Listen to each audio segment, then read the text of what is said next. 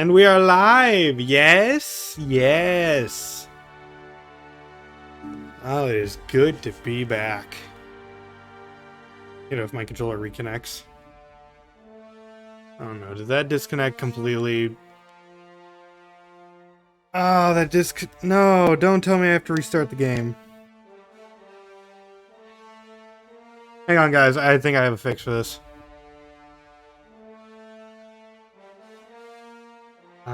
I might not need to restart.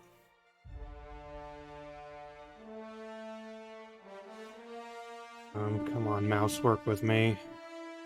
This is why I play games with controller. I do not have, like, a good mouse pad.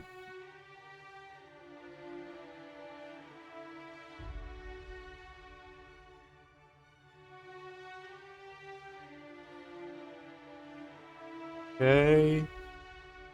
Clicked a couple things. Aha! We got it!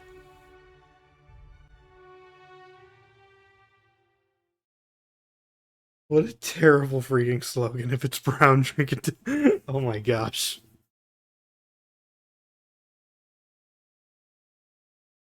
Yeah, we're all good. Y'all can hear me out there? Yep, I'm coming in loud and clear. That's nice. I always love to see that.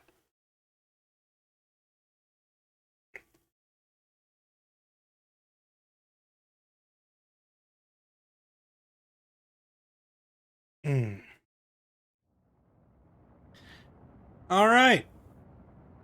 Anyway. My controller's not working again. What the heck? How did it disconnect? How?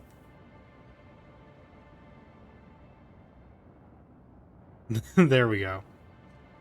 Okay. Might be a little bit laggy as the game loads everything into place. Ooh, grenade launcher. Hey, you got it open. Okay, so this is our team, Vicar, Max, and Felix.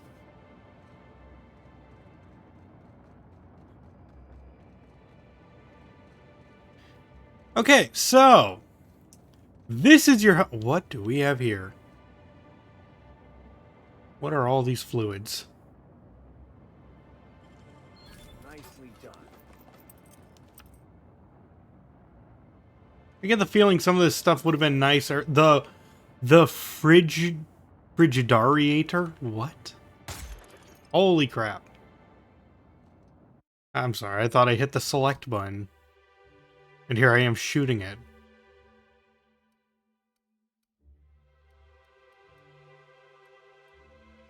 Ah, here it is. It's an ice weapon.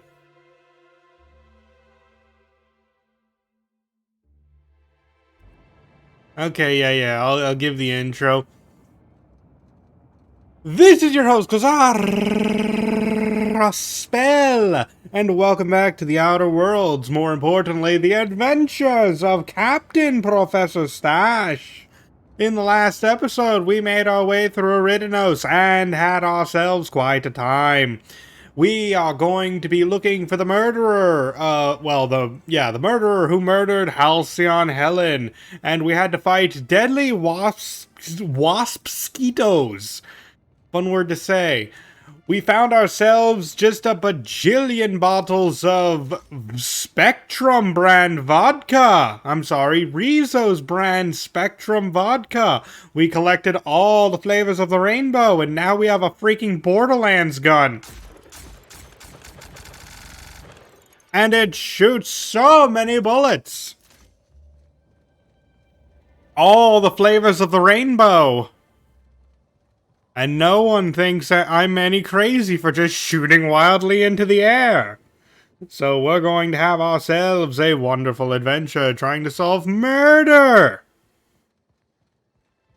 I'm not going to do that too much longer. Don't worry. I won't wear that out.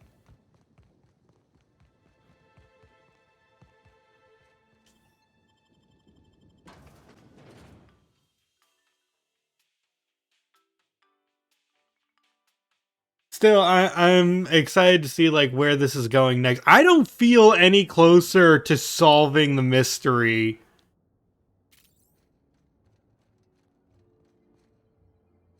Ooh, Spectrum Brown.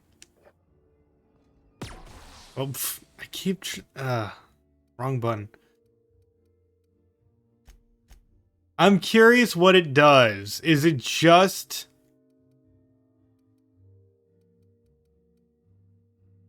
Let's see. Base health minus 25%. Brown vodka willies.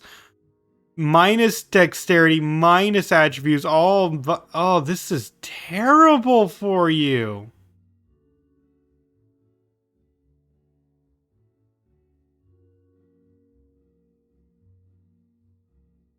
Yeah, it sells for a lot though. Holy crap. It's this one bottle sells for 313.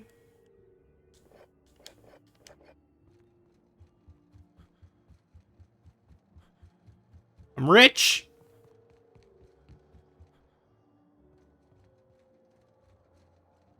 What floor would you like to visit?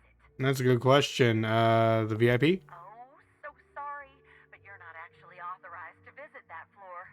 What authorized floor can I bring you to? Oh, so... Next stop, the finest seat in the house. So why do I need to go back to my penthouse? Oh, there's an intruder! I understand there was an incident at the orchards. The pollination cycle began without my authorization. Fortunately, you managed to save most of the hive. The waspitos are essential to the orchards, you see. Losing them would have cost us months of production. Wait, what do you mean it happened without... Hold on one second. I understand that the pollination cycle began without my authorization. It needs your authorization? That's shady. I suddenly don't trust you, like, at all. I don't even remember who you are. Okay, Ludovico. I'll try to remember that name. The orchards can be a dangerous place, but my workers understand the hazards. Something about this incident troubles me. The circumstances are suspicious. But let's concentrate on the matter at hand. Have you discovered anything? Reach for a cigarette, the plot thickens, Administrator. You have my attention. Let's see. Dr. Blossom is dead, murdered by an unknown killer. His workers also have neck wounds. That's true. That's deeply upsetting. Dr. Yeah, I reach for a cigarette, and instead of smoking it, I just freaking eat it. A murderer on the loose, Inspector. As if the death of Halcyon Helen wasn't enough of a blow to our facility.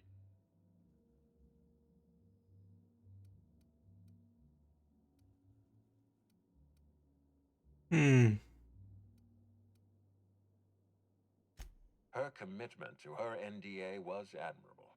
I'll make sure to accelerate the payout of her death benefits to her next of kin.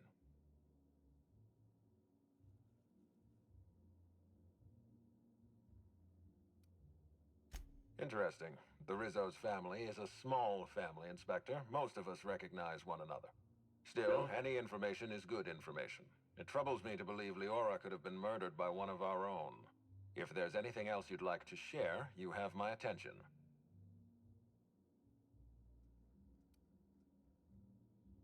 Insisted. That's interesting. We'd scheduled a tour of the lab for Helen. Purely a public relations event to be held sometime in the indeterminate future. Then again, Helen and I were not well acquainted. I can't speak to her intentions. All I know, buddy, is that we needed, like, someone operated the Waspitos. So you're at the like, I don't know anyone's name right now, and you're suddenly at the top of my suspect list because you could do something no one else could. Or we'll have to find out how they opened up the Waspitos. Is it just me, or do some of his syllables echo? Like me? Or the game? It might be feeding into the microphone. Little of consequence. We'd tour the grounds, pause at some locations appropriate for a portrait, let her shake hands with our scientists. Public relations. Okay. Well, if it happens to more characters, it doesn't sound like game feedback? Okay. If it happens for other characters, I'll try tinkering with some stuff. Let's see, I found evidence she was at a picnic. A picnic? I don't recall approving a private social gathering at the orchards. I'll have to make a note of this information. Thank you for bringing this to my attention. Was there anything else? That's troubling, to say the least. Any transfer of proprietary data is strictly prohibited without my permission.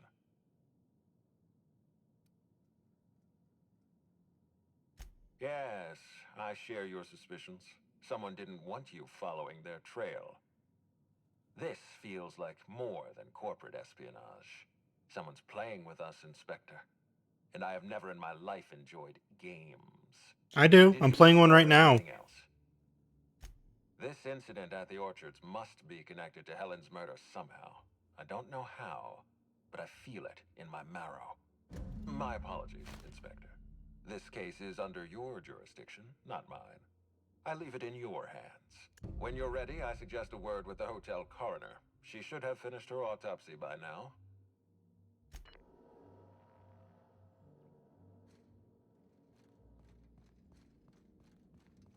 Hey, I've been ready to confront that guy. I was just gonna Wait, who the heck are you? embarrassed himself. What are you doing? Oh, sweet gibbering law. Where'd you come from? I was having a full-on conversation over there. Just get back in character. Whoa, whoa, whoa. It's not what it looks like. It's supposed to be whoa, whoa, whoa, it's Rizzo. Why are you going through my things? Looks can be deceiving, friend. For example, what looks like misappropriation may, in fact, be a misunderstanding.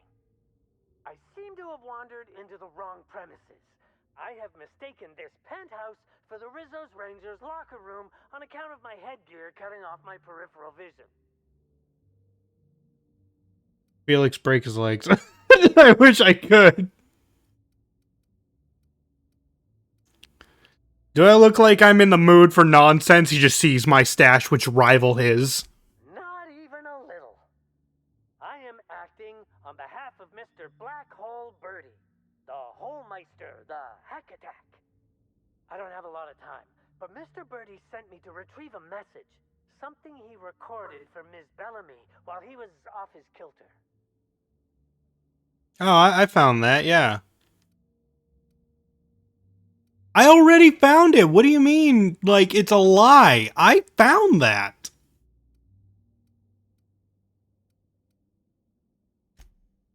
It's extremely difficult for me to tell you no. In fact, I'm experiencing enormous mental anguish right now.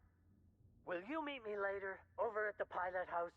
I swear, from the bottom of my employment contract, I will tell you everything I know about Ms. Bellamy's demise. I figured you'd understand. Big penthouse like this, and you never know who's dropping eaves. Meet me over by the pilot house. It's the land complex with the big old engine that keeps us flying. I'll tell you everything I know, I swear.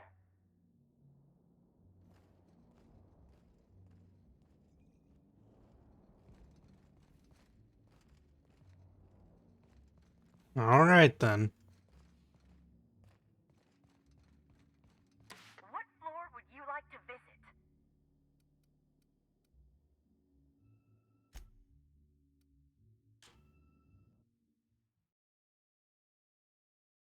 Okay, you guys are still hearing it. Let me try some things.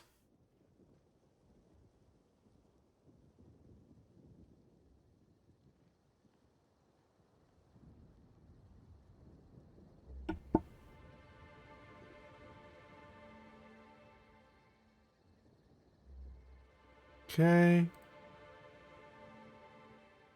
Hopefully you guys don't hear any additional sounds now.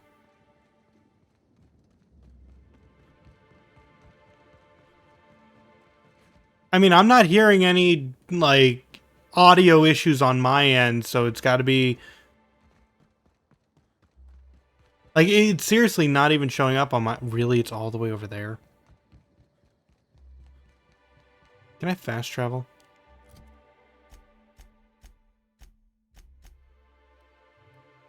I have not been over there.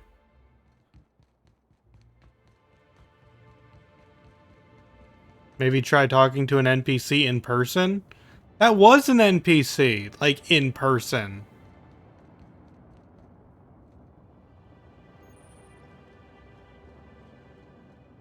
Why does everyone want to kill me? I haven't even done anything yet. What the fuck are you doing here? Hey! Don't you ignore me!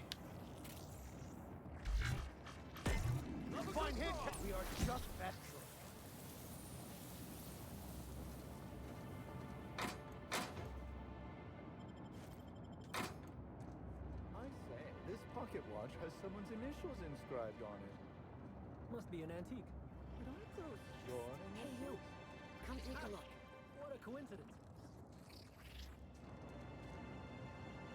You are really just okay with that! Purchase a replacement Do you even have anything on your neck? Doing this.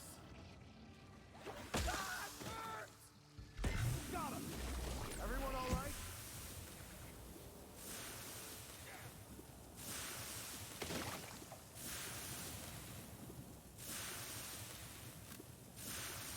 Jeez, that burns. Hey, you look like you need some stuff. Fancy watch? Spare cufflink? Single earring? You want it, I've got it. Is this all lost and found? Junk. My friend, this is not junk. These are people's prized possessions. Priceless personal effects, beloved souvenirs and knickknacks. Huh? Oh, well, some of the guests left this stuff behind. I figured. I would certainly not admit to that, even if it were true. Take a look for yourself. Okay. You doing okay? Your eyes are shifting around a lot. Me? Oh, sure. Terrific. Never better. And as soon as I pay off my docking fines, I'll be back on my feet and in my ship. Docking fines. So it turns out Slug has some pretty strict rules on vehicle docking, and I may have broken a few of them. Who'd think Slug would be so strict? You sure can. Buy some of my goods, and it'll count towards paying off my docking fines. And the delinquency fees that are accruing on top of them. Okay, let's see what you got. Well, you're selling the usual ammo, so I'll buy that.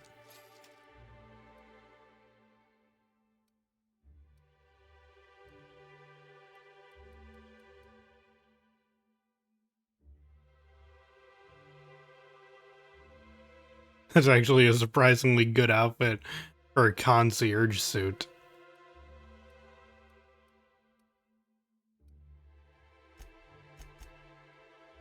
Why don't I sell you my junk?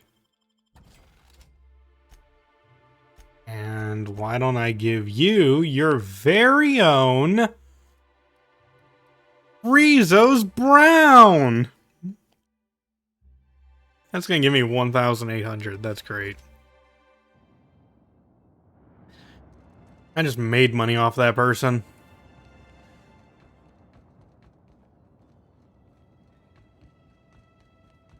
Okay, place your bets. Are they dead?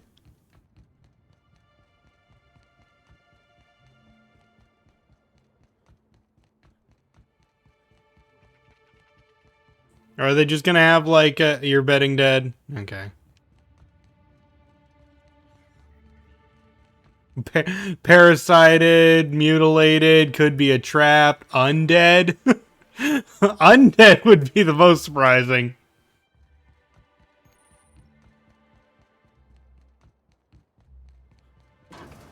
Excuse me, sir.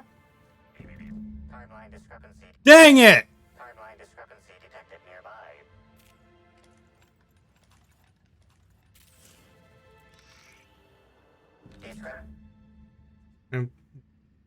Rizzo's company policy clearly states that all proprietary mascots must exhibit signs of physical life. Oh my gosh! You're technically a true discrepancy amplifier.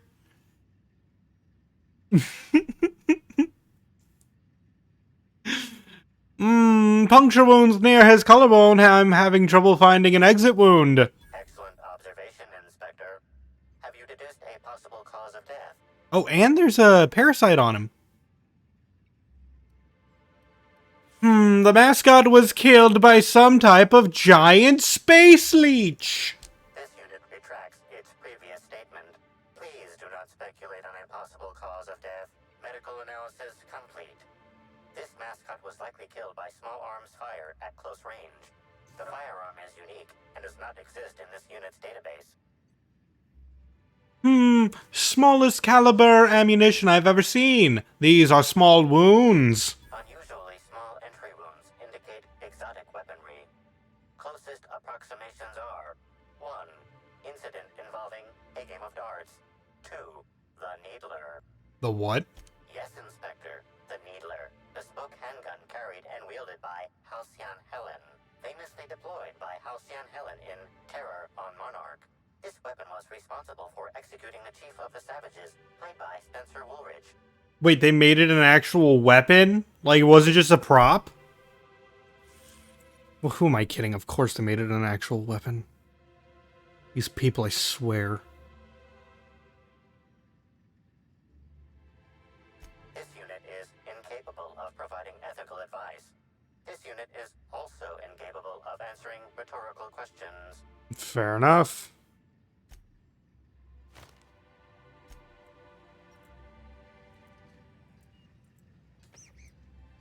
Did that squeak when I picked it up?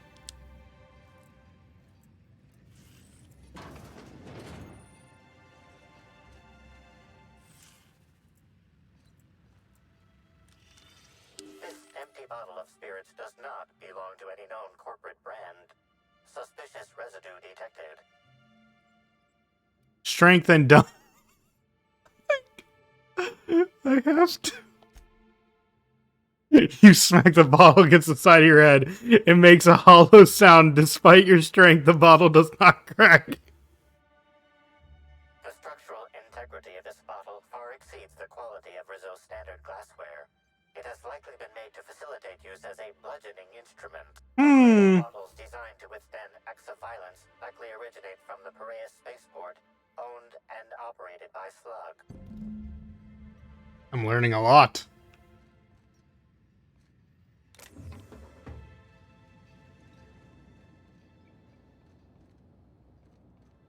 Gotta find Birdie at the spaceport.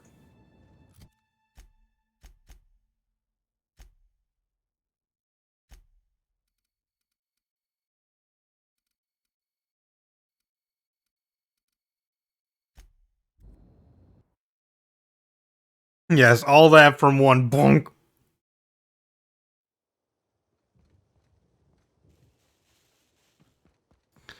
I would have absolutely loved it if it did shatter. Oh my gosh, really? There's just... the people, run!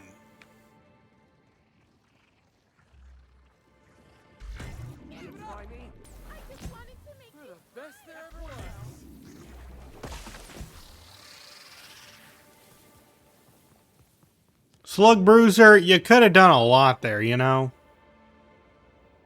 Inspector, good to see you. Let me just grant you access and... Welcome to the Piraeus spaceport. Okay, that was easier than I thought it might be.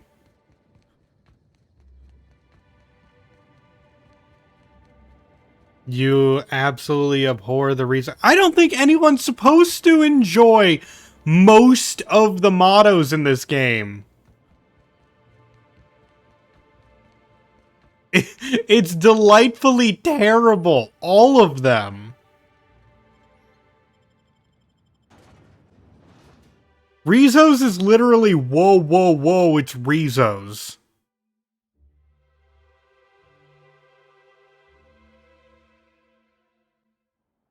It's not the best choice, it's Spacer's choice. I don't remember a lot of them. Captain. Hey, you! We've been looking for you, and by we, I mean Slug. Been real busy sniffing around Eridanos for clues, haven't you, Inspector? See, Sluglight Underground don't like that much. Why? What's Sluglight? You think he means slug or sublight? You think he knows? Should have kept your nose where it belonged, Inspector. Slug's sick of all your meddling in their affairs. Our affairs, I mean. We're... Draw, you damn breadworm, draw! Okay, you're not actually Slug. You want to say that again, pal? Dilated pupils, rapid breathing. You're high! Had to turn to Adrena for courage, huh? What? No, my head feels great. And once I don't have 6 tongues, I'll tell you what I think of your slander. Now stop moving around so much. Oh, wait. I am high on adrenatime. Maybe this was all a bad idea. Hey, any chance we could reschedule? Maybe do this whole showdown business, never? Get out of here. You don't need to tell us twice. Come on, all. Let's get the hell out of here. That was surprise. I love that. That exchange came down to, you're gonna die here. Or, like, my character just goes, you're high. You know what? He's right. Let's leave. Like, what?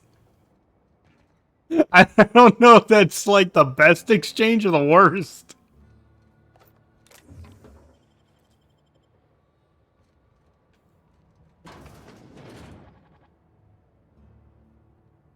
Yeah, it's like an ASDF movie.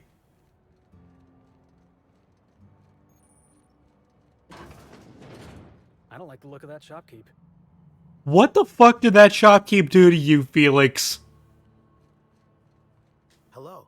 Welcome to Eridanos Dry Goods and Sundry, the most standard and unremarkable general store this side of Halcyon. I'm marketeer Joseph Dempsey, here to make your shopping experience as pleasant and normal as possible.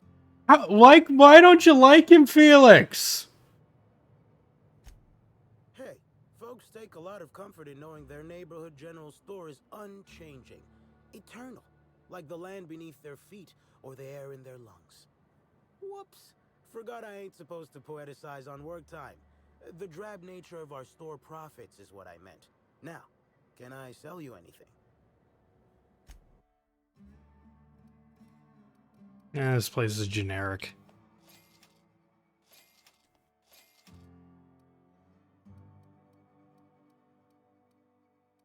You don't got anything good, do you?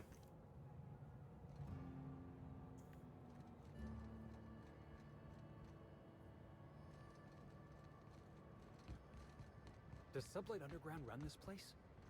What's up? I wonder if all these cargo containers are stored here for any legitimate reason. Or just to give Sublight more opportunities for larceny. Probably both. Now you better look away. Okay, so Black Hole Birdie wants to talk. Why do you people wear these hats? What do you want? Boss, it's Birdie Holcomb. Black Hole Birdie. The Holmeister? The Hack Attack. Not so loud. How'd you know it was me? I mean, he's kind of, do you have any idea how many tossball posters your face on it?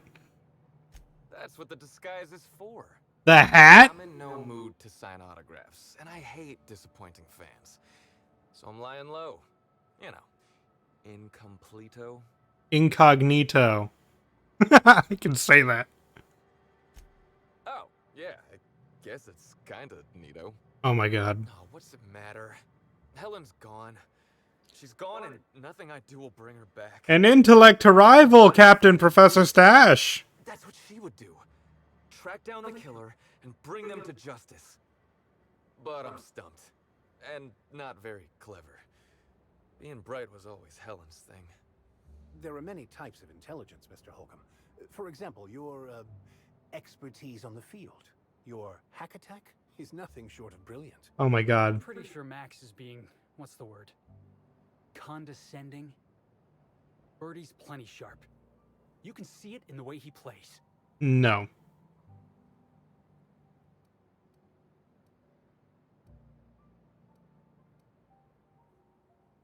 Oh, so you're the inspector. Hope you have more luck figuring things out than me. You probably want to ask me some questions, huh? I'm sure you're asking everybody questions, so you can find Helen's killer. So, how do I help? What were you doing the night? I was getting blotto with the rest of the Rangers. Blotto? I love that the only response is what? You know, soaked, muddled, preserved. Oh, right. Yeah, he was drunk. What? The team noticed I was in a bad way. When Are any of those words actually mean drunk? I told them Helen and I were Splitsville. They wanted to cheer me up. We were up the pole afore evening. The hotel staff said we was bothering the other guests on account of all the crying and yelling and practice body tackling. Zeke said we should move elsewhere, get some air. Blotto is... Oh, okay, apparently everyone here... I'm the only one out of the loop, sorry. We ended up at the Wilderness Exploitation Reserve. I think somebody wanted to pet a woolly cow. There was this one cow off away from the others. Zeke figured it'd be a laugh to get her drunk. One thing led to another, and I think we might have maybe, you know, stolen her. You stole a cow? What is wrong with you? I don't know. We were drunk, and we made bad choices. She was all alone. I know how that feels now. It's so hard to be all by your lonesome. Okay, I'm gonna throw this out there. The worst part is that we probably have to find this cow to prove that he's innocent. Split up, because I know I was on my own at the pilot house for a time. I reckon not. See, I went to the weather station. I was looking for where Helen stashed her data pad for safekeeping, right? She'd asked me to get it, mind. I wasn't stealing. I'm no thief.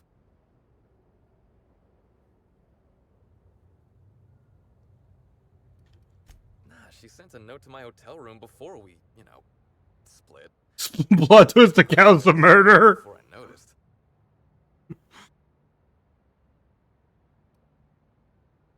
She needed something done, and I could do it. Simple as that, okay? I found the data pad at the weather station, like Helen said, but then a guard found me. She started yelling about how I was trespassing and in serious trouble. Thing is, it was real dark out there. So dark, she couldn't tell who I was. Wait, what? I wasn't keen on conversing, okay? I was drunk and holding someone else's data pad. And also, maybe I was crying a little, so I booked it. And like the Rangers were down by 3, and I just bronzed the toss ball in the Friday zone. I'm going to pretend I know anything about toss ball. I've been telling you everything I remember. All that's left is the part where I ran from the pilot house straight to my friend's... I mean, to my... fridge-rator.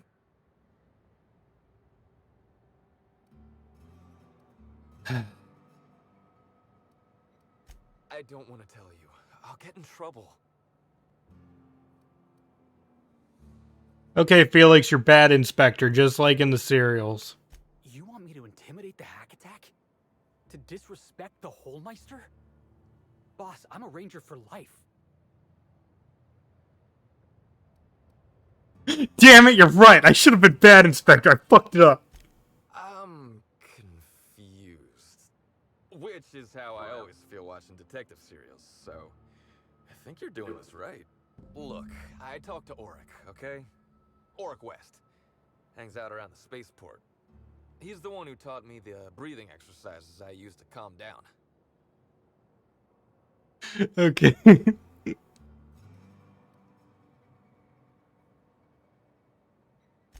confidant is like confidence. What's torrid mean? I knew that last one was a stretch. You're a real weird guy. You know that? So now you have the whole story. After I talked to Auric, I went back to the hotel. Woke up the next morning with Helen's data pad in my hand and the hangover to end all hangovers. Don't know if I'll ever drink again. Alright, let's see the data pad. Oh, yeah, you'll probably want to... What did you do with it? Of course. Of course. Helen sure did have the prettiest handwriting. Oh, you do have it. Come on, pal. Sometime today. Here. Take it. Look, I know you're grieving, but at the same time... Dumber than a bag of hammers. I tried for hours to crack her notes, but it's like I said. Being bright was Helen's thing. It certainly isn't mine.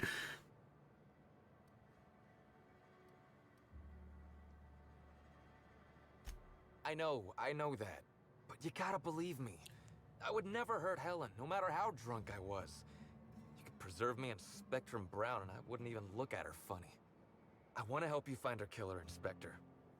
I knew Helen better than anybody. And it could be handy to have a guy like me around, in case anybody gives you trouble. It's better you're not involved. I get it. I'll head back to the Grand Colonial then. Unless you need me for anything else. Alright, that's a good start. We gotta go to... Why do I have to go see the administrator? Let's go see Auric. I think I prefer the rest and go. That's nice, Felix. Hey, pal. Over here. Yeah, I know. I was coming to you anyway. Let me just say it before I make, like, terrible, terrible choices. Hey there. You're looking to unwind, friend? Maybe you're on your way to the bar for a good time? I was already just having a good time at the bar, to be perfectly honest. Adreno? Something with a little more kick?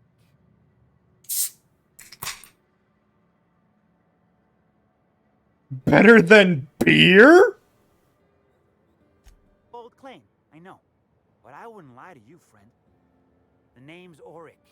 I deal in, shall we say, holistic pharmaceuticals, natural substances and the like.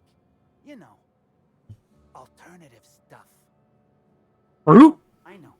Ooh, it came out of the ground. That's where worms live. I get it. I do. Why go for that homegrown shit when you could be pumping your body full of effort accelerators? Says it right on the Anti-Cleo's box. Better than nature, right? Well, I'm gonna let you in on a little secret, pal. Those pharmaceuticals the corporations manufacture, not all of them are as good for you as the board wants you to believe. What? Alternatives. That's the way to go, pal. Trust me. No matter what ails you, I got what you need. This sounds too good to be true! What do I sell? I've got premium shit, my friend. Vitamins like you wouldn't believe. Calcium, vitamin D, reverse vitamin D. I got everything, my friend. Guys, he's got reverse vitamin I D! got stress solutions, aromatherapy, eases the mind, diluted mantisaur essence, best kept secret in the business. And if you're a real freak, techniques to calm yourself by fooling your own mind. If they can tame the rage of a certain well-known tossball star, they can help anybody. Okay, I just want to talk to you about Bertie Holcomb. Wait, you ain't a sheriff, right? You gotta tell me if you're a sheriff.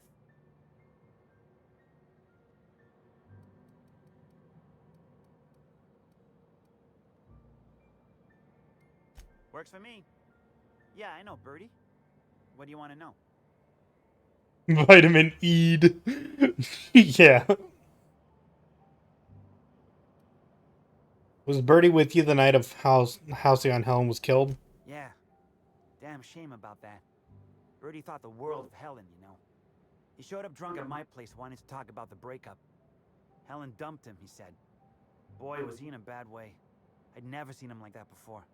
We talked for a while, and when he felt better, I sent him back to the hotel. Told him to drink more water and get some sleep. You actually sound like a decent friend, what the heck? Yeah, that was me.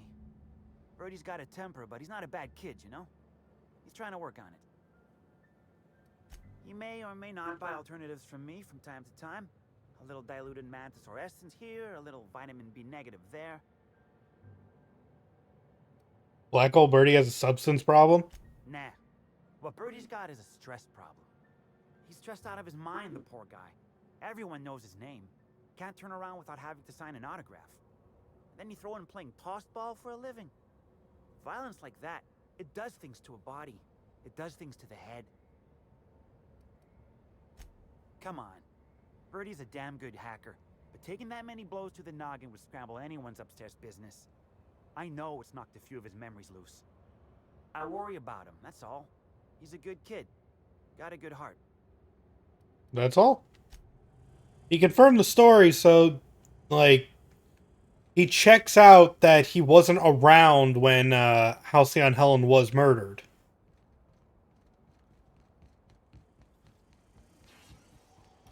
That's a lot of vending machines.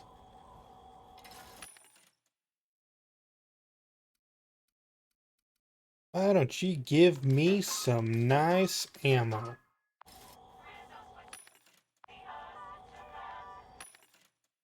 Yeah, just listen to all those jingles, everyone.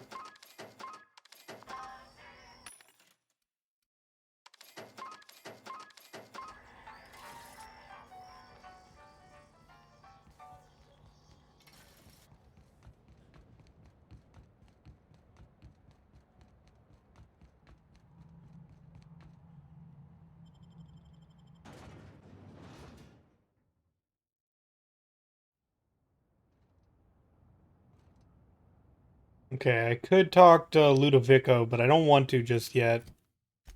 He'll probably ask me, like, what's going on. I'm gonna speak to Dr. Goodnight.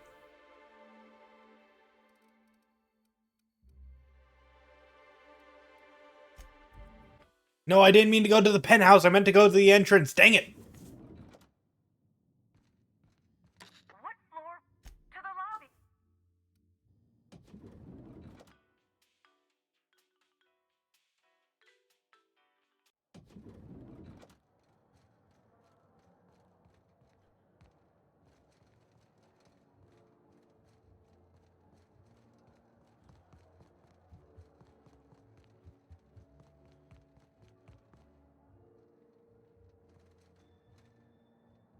I probably shouldn't pick every door. I don't even need the experience anymore. What am I doing? Inspector, not a moment too soon. I've just finished my autopsy report. Let's hear it.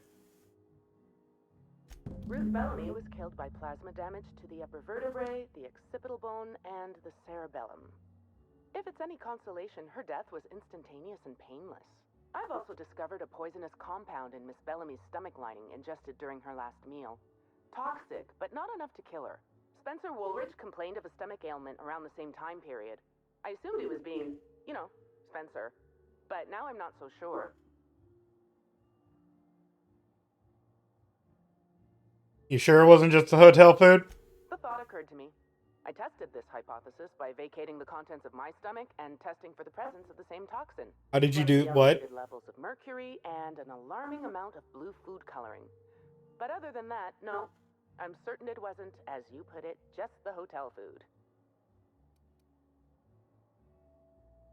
Yeah, when we were talking, you called her Ruth Bellamy. Oh, how curious. I do believe you're right. I wonder if this has something to do with the autopsy process. She was Halcyon Helen up until the moment I brought her to the operating table. But as soon as I cut her open, I stopped thinking of her as Halcyon Helen. It's almost as if she stopped being an icon and became a human being. I guess that makes sense. I had a feeling you'd understand.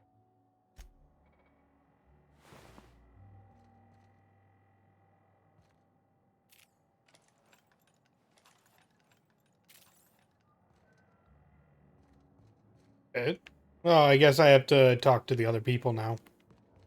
People possibly poisoned her! The brochure never mentioned anything about Waspito. The Grand Colonial Front Desk warmly welcomes you, Inspector. Give me the Pleasure gossip. to see you again. How may I be of assistance to you, Inspector? I'd love to, Inspector, but I don't really have the authority. Moreover, the guests were promised exclusivity. If I let you up there, I'll never hear the end of it.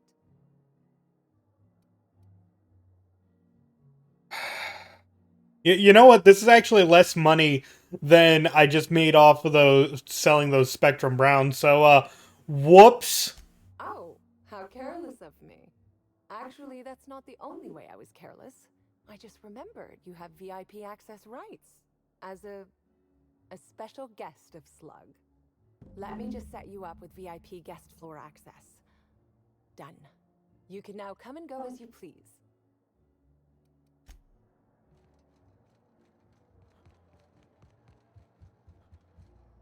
What floor would you like to visit?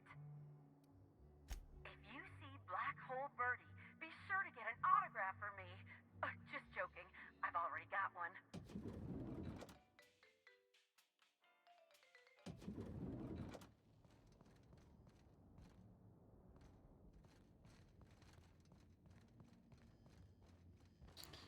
Just need to talk to my special friend. About time you arrived.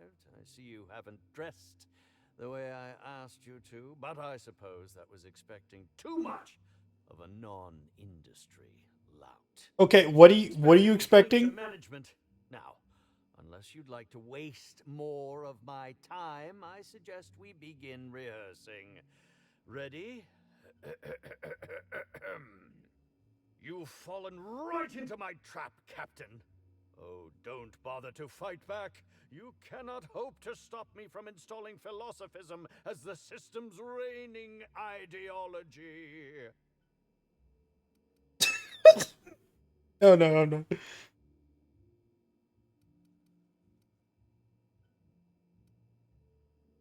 You'll never take over Halcyon, you fiend! How does the scenery taste? Good, I trust. Wait a moment. You're not wearing a bellhop's ID, which must mean you're not Owen's understudy. That man can't even be relied upon to find his own replacement. Oh, no, this is curious indeed. Who are you, and how did you get in here? Just a marauder, no sun move. No. Name's Professor Stache. I'm Captain. That doesn't sound right. And yet you found your way to my humble hotel room. Why do I feel there's more of a reason for you to be here than you let on? Murder! I think I know, you cheeky little sprat. Now, what shall I sign first? Your weapon? Your wallet? Or perhaps something a little more personal? Undergarment signatures have been popular of late, or so I've heard. How about you sign? I'd be delighted. Oh, damn. My pen's out of ink. I'll just get you a portrait of my face as a souvenir. I'm sure I have the prints around here somewhere. By the by, how did you get in here? The only non-staff individual cleared to enter guest rooms is supposed to be the inspector for Bellamy's murder. Oh. Hello. Hello.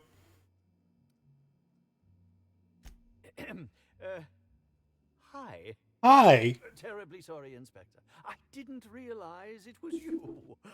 Understand that I am beyond willing to comply with your search for the fiend that did Bellamy in. You know, now that I look at you, you're the perfect reflection of me, back when I starred in the Marauder's Bane. The absolute picture of justice. Ask me anything at all. I might even give you a straight answer. That's fantastic. I just want to punch you right now. I hear you were poisoned? Indeed. The agonizing bowel pain was most undignifying. While I've certainly had no shortage of inadequate hotel meals, this was most explicitly pronounced. I suspect poison. And who would be most likely to poison me but Chef Anwar? Oh, we've clashed almost non-stop about his slop preparation. He must have tainted my meal in retaliation. Can you think of anyone other than the chef? None that I can think of. I treat all hotel staff equally, and with the minimum level of respect that they deserve. What a saint. Why didn't you go to the clinic? Is that a jibe? Could you imagine the tabloid headlines? Spencer Woolrich, Aetherwave star, spotted in gastronomic distress. Oh, unseemly hardly describes the half of it. To my knowledge, a lot of people already don't like you, man. It probably wouldn't change the mind of too many people. How alarming!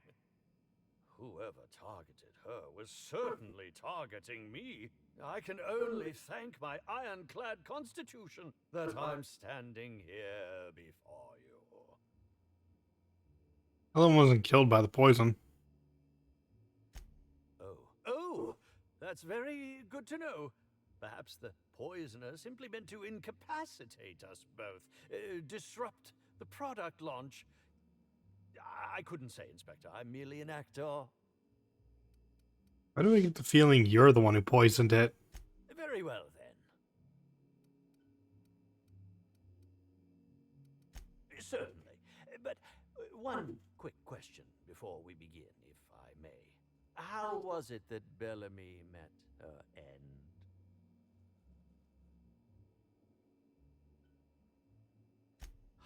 How awful!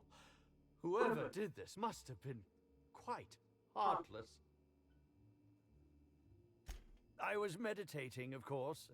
That's how I get into character. Let me guess, no alibi. Respectfully, Inspector, it is rather counterproductive to commune with others while meditating. Fantastic. All actors have their methods, and this has been mine ever since I met that wonderful prophet of profitability. She taught me it for my role in The Unemployed Cometh. I had to lie face down on artificially heated pavement. The director wanted our suffering to be convincing. Needless to say, being able to leave my body helped to mitigate the pain, both during the 8-hour shoot and with the second-degree burns afterwards. I owe that woman much. Okay. Yeah, actually, only since I've been at the Colonial. The Unemployed Cometh was shot on site. That makes it, a few weeks. I cannot recommend her services enough. If you haven't been to see her yet, you really should. I'll answer whatever you wish.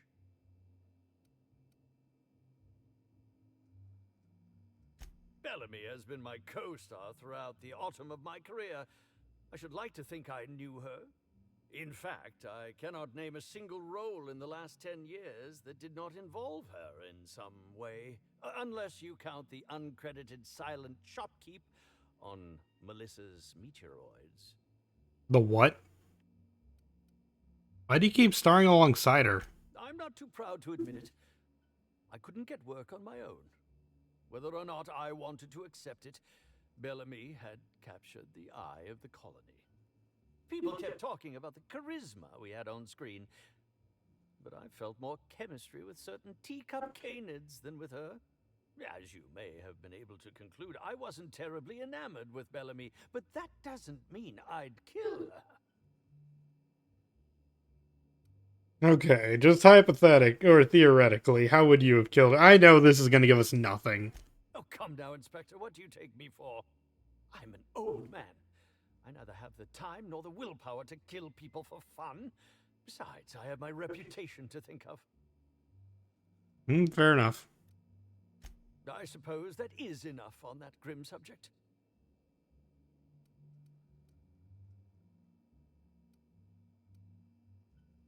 Who are you exactly?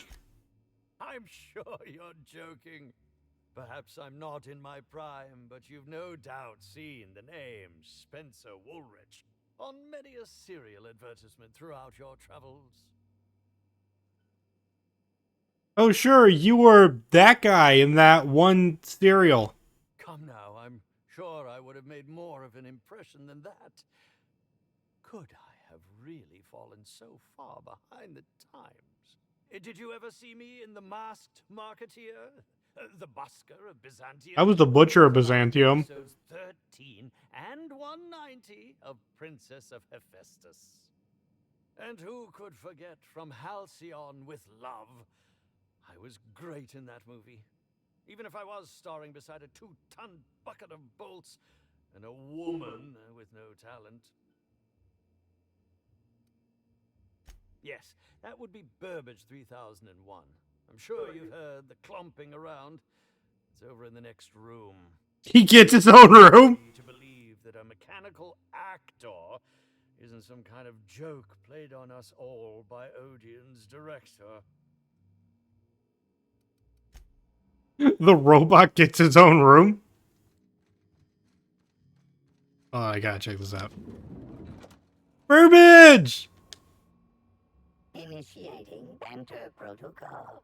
Now simulating familiar and welcoming demeanor. Greetings, theater aficionado and or dumbstruck fan. You are standing in the vicinity of Burbage 3001, the latest and therefore greatest automechanical actor ever designed.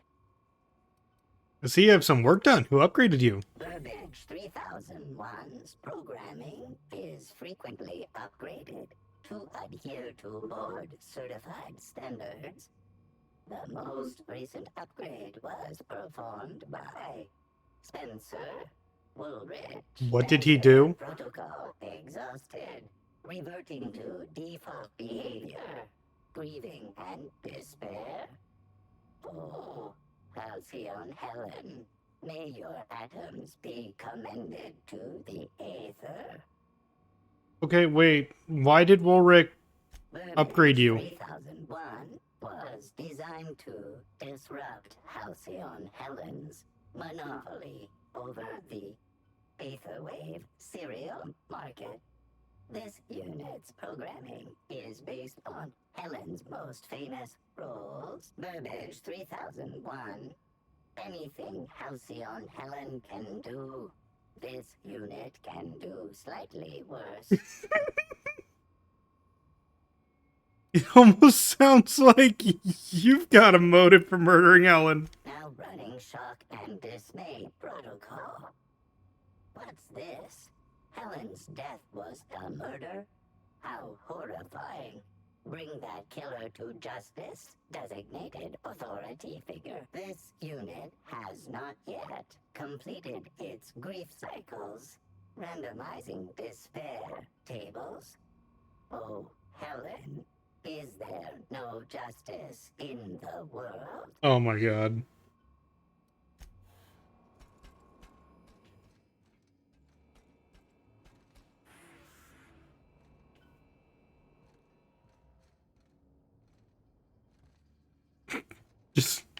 Just the scenery.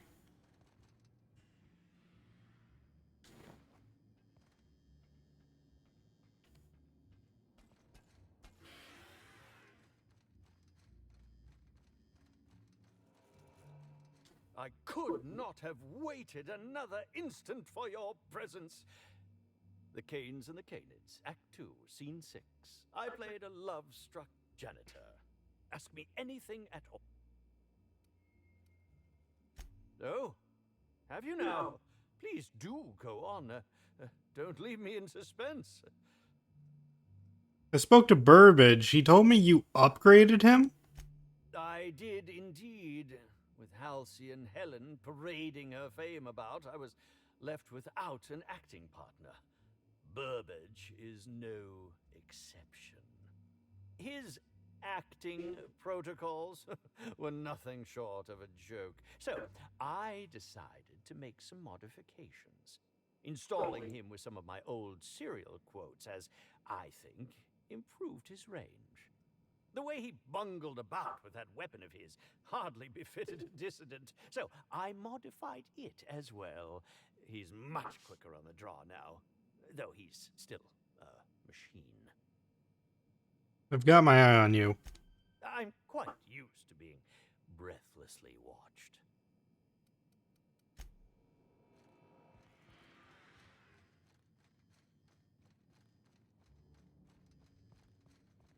What floor would you like to visit? To the lobby we go. In what way was the droid's gun upgraded? I don't know. I didn't see a gun.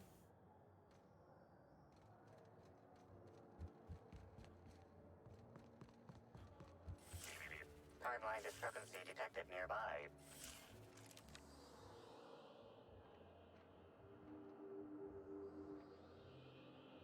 This is a bottle of unreleased Rizzo's product. Helen appears to have attempted to use it to spell something as she expired, but all she managed was a sticky bee. I figured it out. She wanted some Borst. Likelihood of Helen using her final moments to spell the first letter of the food she was craving, 0.0002%. So you're saying it was it was possible. I'm pretty sure that's right. I'm pretty sure I'm right. Let's move on. This evidence has been recorded for later reference. Now generating pre-approved compliment. Splendid work, Inspector. Thanks.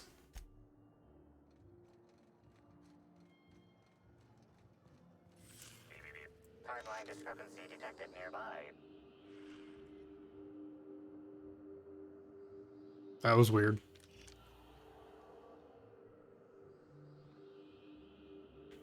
Analysis of this stovetop reveals an alarming degree of grease buildup. That's it. Approximating proximity to volatile gases and chemicals. Chances of an explosive combustion upon next use currently at 92.9%.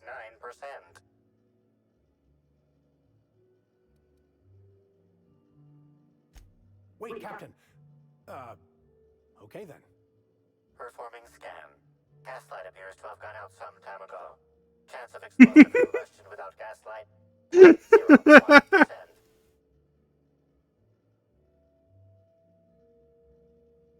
I almost killed us all. Searching slug work logs. No work log found. Creating conjecture. Slug has likely not fixed this issue due to a lack of responsibility on the part of their employees. Most corporations have regular cleaning procedures to prevent damage to company property. Slug, already unlike most corporations in a variety of ways, does not. That or the employees tasked with inspecting are shirking their duties. For shame.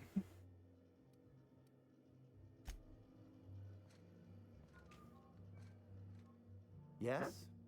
Are you here for the double rack of smoked sprat? Well, I'm sorry to disappoint you, but you'll have to wait.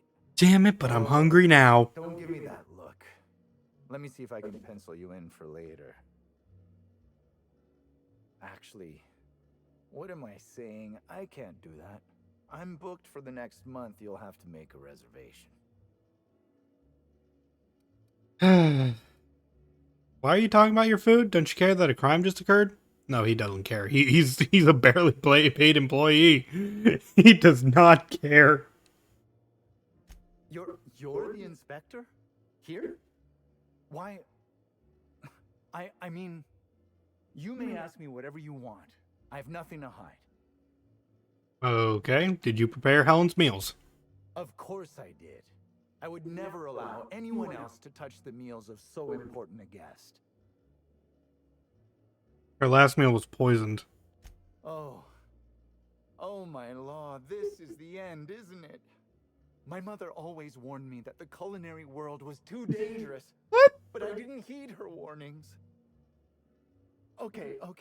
I wasn't the one who did it, but I might have been mistaken when I said I was constantly watching Helen's food.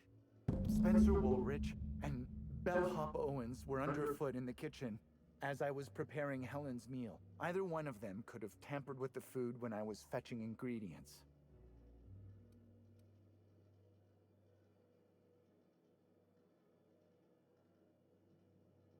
I understand your reluctance, but... Oh, I just remembered. The kitchen security camera.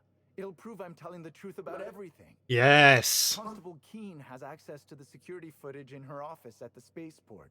If you visit her, you can figure out what truly happened with Helen's meal. That sounds like our best bet.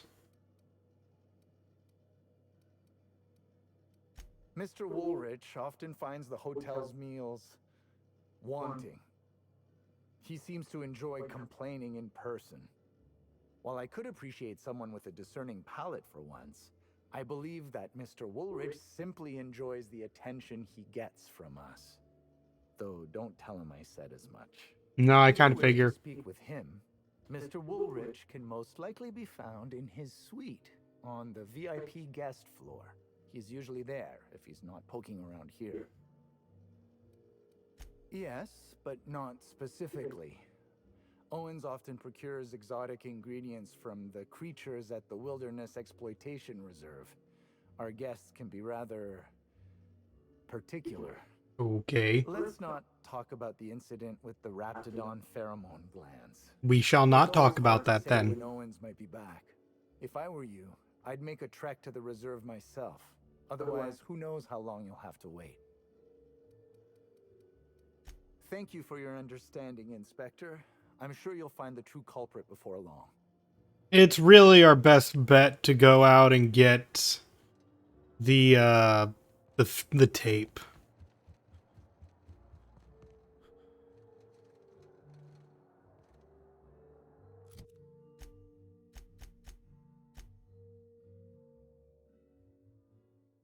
Wait, what happened to getting the tape?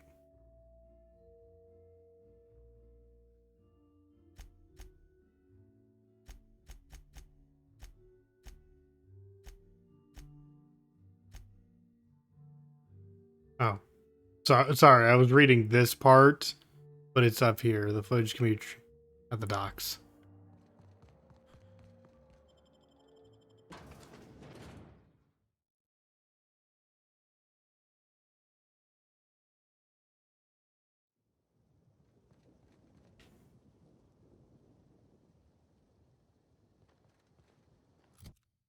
Please tell me I already have something close to there.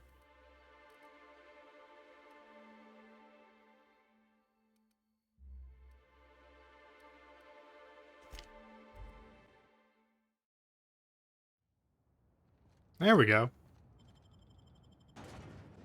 This place is huge, and I can appreciate that, but at the same time, please stop being so big everywhere. I'm just trying to solve a murder.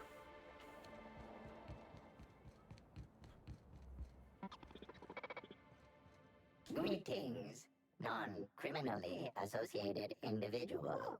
The Rizzo's constabulary is currently not closed due to a threat infestation. Bureaucratic processes are currently suspended.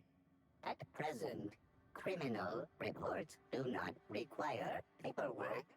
Please lament only in marked lamentation zones. Thank Please goodness. speak clearly into this unit's recording instruments.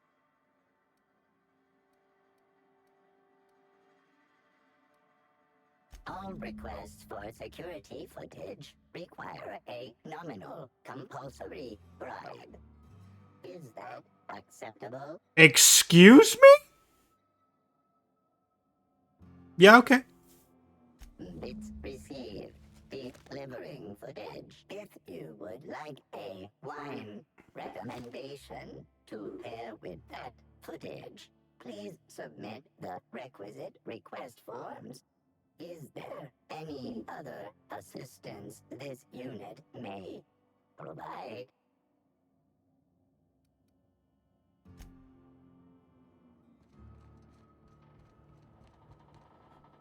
Okay, can I actually look at those?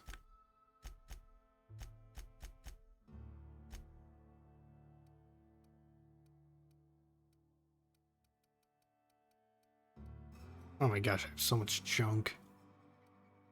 Here we go. I was hoping when I pushed inspect, it would actually just, you know, inspect, like, let us read it. Okay, so shows Helen's last meal, shows the chef working on the dish, then Spencer Woolrich and Bellhop Owens enter. Owens hands something to Spencer, then leaves. Spencer then appears to say something to the chef, who turns away and walks off screen. Spencer quickly empties something onto Helen's food and exits.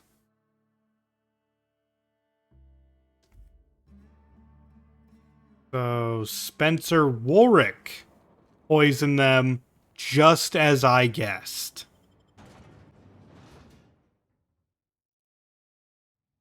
I did say that, right? I did say that he possibly poisoned the two of them. Oh my gosh, why do I keep doing that?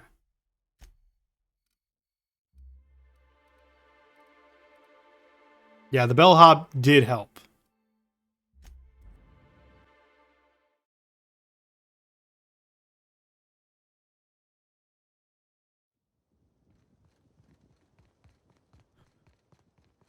Like, my problem is that I'm thinking like many steps ahead, but I'm not saying everything.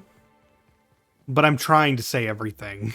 Like, I'm like, you know, it's like, oh, okay, wow. How about you just leave, Raptidons? Why are you even here? You run a shit hotel! We make quite a team, my friend.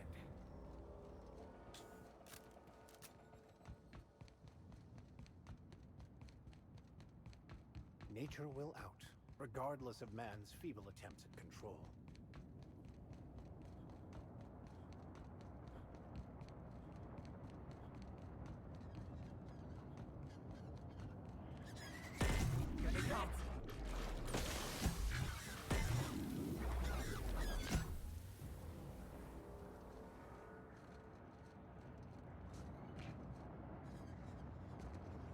Do I want to know what's down there? Oh, it's more hosts. Great.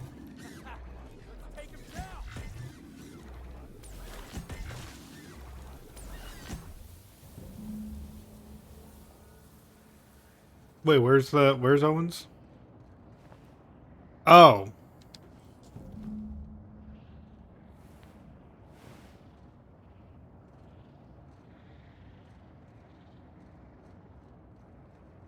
You know, while I'm here, I might as well take a look. Heads up! Nice hit! Here's a little trick I learned in prison.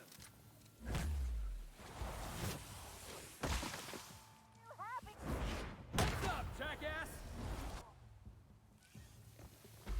And that dude's affected by 5 status ailments at once. Oh, I'll take a look if he has neckworms in a second.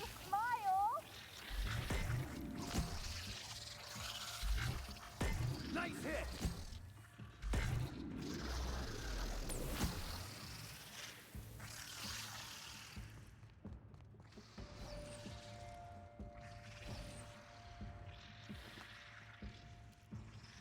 No, I don't see any.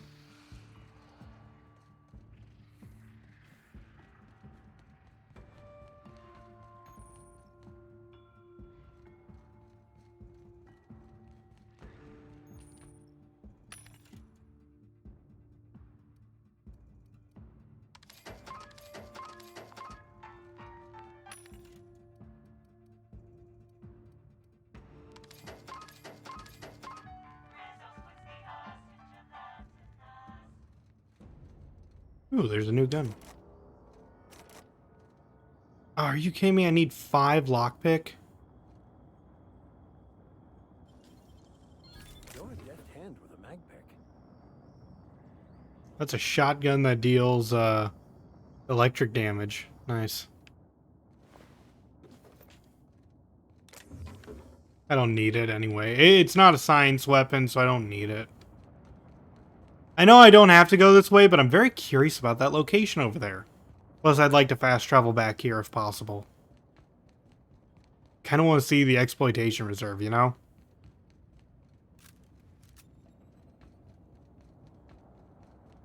And yes, I know Borderlands 2 also had a had a location named this as well. It's where you fought. I guess that would be spoilers, so I'm not gonna say.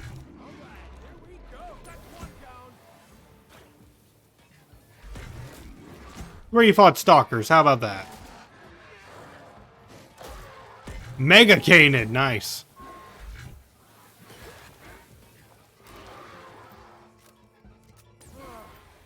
Oh, that's the last of him. My leg stop being broken.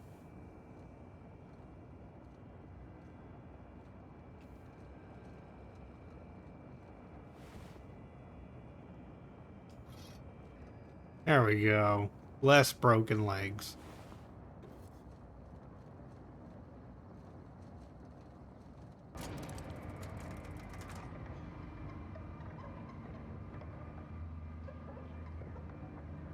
I'm just hoping there's like some super thing up there that's gonna make me use this.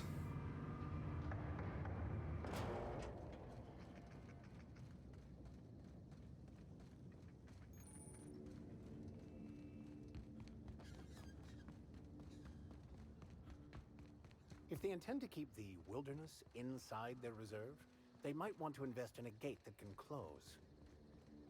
Oh my gosh, it's one of the cows. I want to pet it.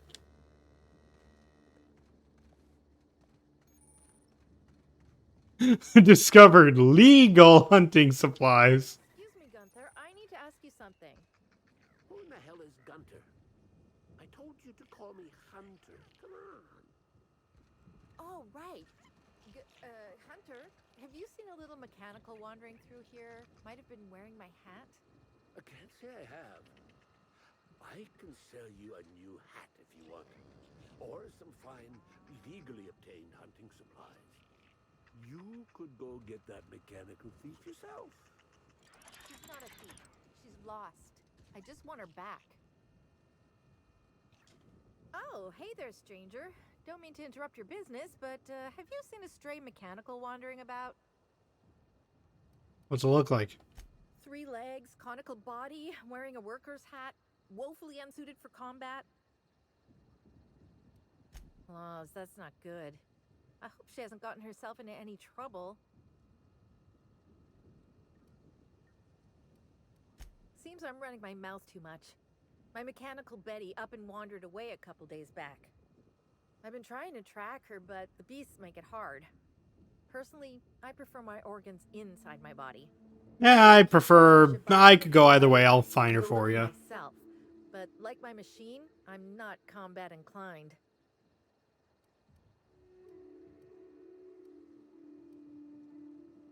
Hey, thanks so much. It would have been mighty lonely without her. Being unemployed, I mean. Be lonely being unemployed. If you find Betty, try sneaking up and hacking her. If you can't do that, finding a way to stop her current routines should send her back home. Welcome to Hunter Legal's Legal Hunter Supplies. I am Hunter Legal. How might I help you today?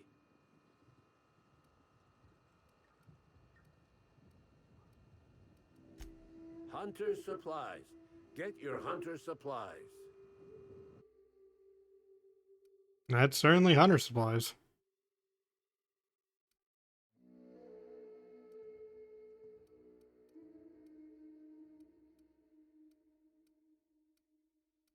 Yeah, it's just some good... It's just some decent weaponry. Like, just normal stuff. Sorry, I keep trying to open up my menu, but for some reason it's different now.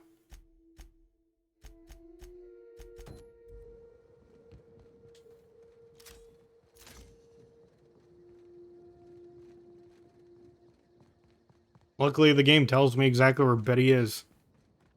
Put your gun down when not in combat? But Captain Professor Stache is always in combat! Who knows when I could be murdered?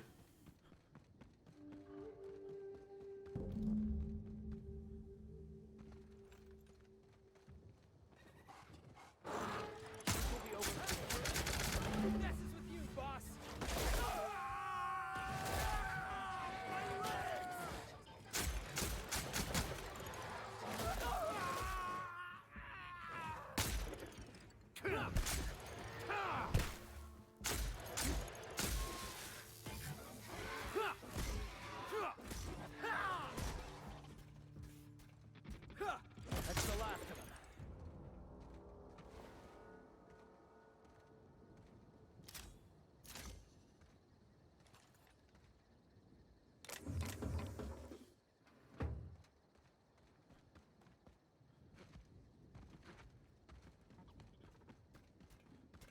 them. I guess that's it then. That was easy.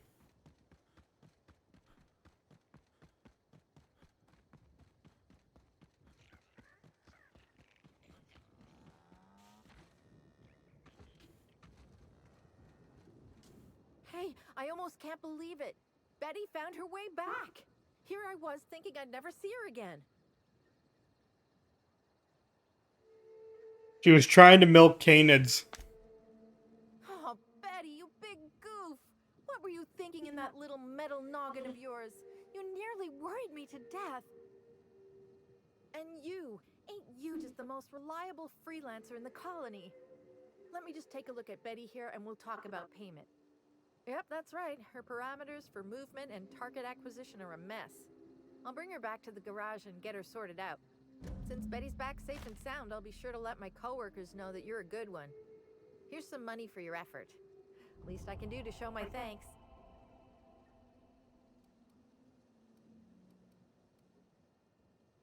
I won't. That was nice. Simple little quest.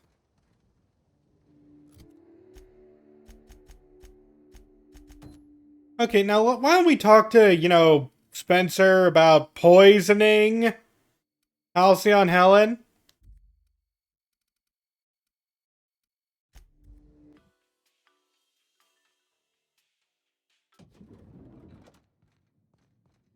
What floor would you like to visit? If you see Black Hole Birdie, be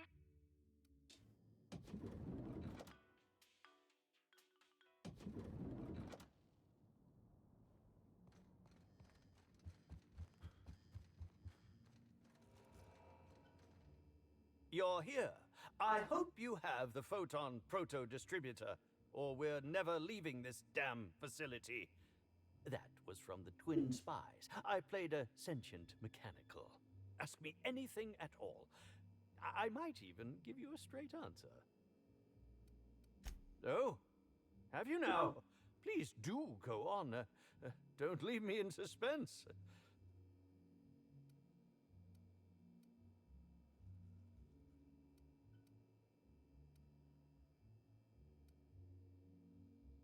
What? That damn bellhop promised discretion. Well, if you must know, it's an appetite suppressant. How do you think I keep my form so lithe? Terror ray glands keep me from feeling hunger pangs. Tampering? No. I just happened to be passing through the kitchen and saw a dish that looked good. If being hungry is a crime, you better... I have footage, you bastard! Oh yeah, I could also say this. Oh, well, there's... maybe I just wanted to see what was in it. Oh, law. What a pathetic defense. As it so happens, I may not have had the terror ray gland acquired for personal use. I may have placed it in Bellamy's meal. But before you indict me, please, just listen. I wasn't trying to kill her. Oh, this should be good. Just listen to me, please. She would have had to eat 6 or 7 of the glands to die. And even then, it would be an extended, arduous process.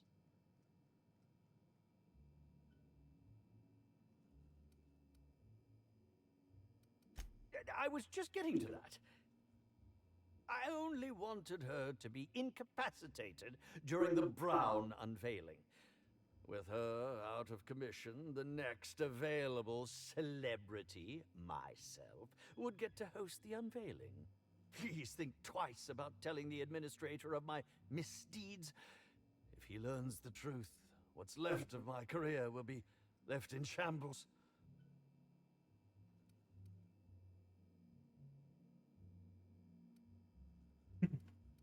A bit cart? You're going to place my future well-being on whichever way a bit cart lands? I cannot believe this. Fine. I hope it falls in my favor.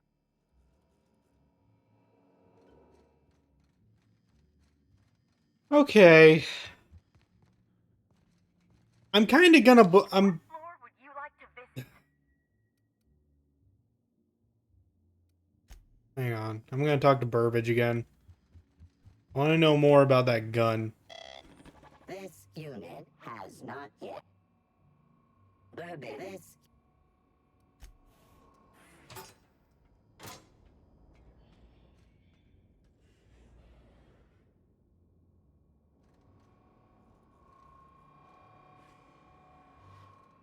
Where's your gun, Burbage?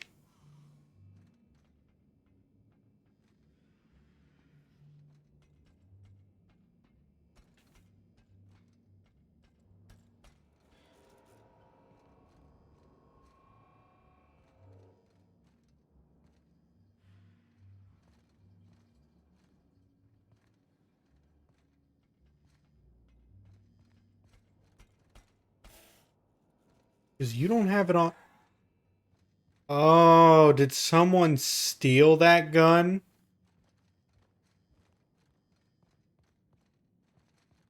What floor would you like to visit?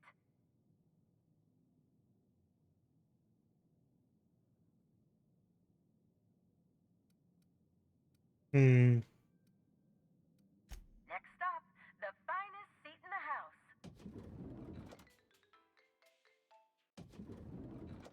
Here's the thing, though. He wanted, he was modified to be Halcyon Helen, remember? There's a chance that he had something like... I'm just thinking too far ahead. Maybe he had the Needler. No, I'm skipping steps in my head. I'm sorry.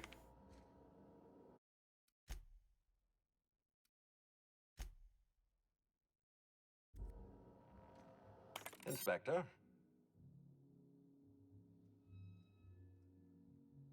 I'm pleased to hear that.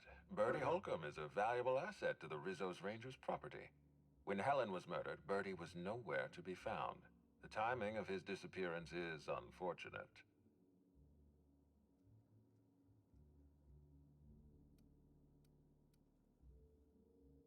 Try not to feel too bad for him. Bertie is a brilliant athlete. The universe has balanced his talent by making him a slackwit. Go easy on him. He just lost the love of his... There was an incident with a woolly cow.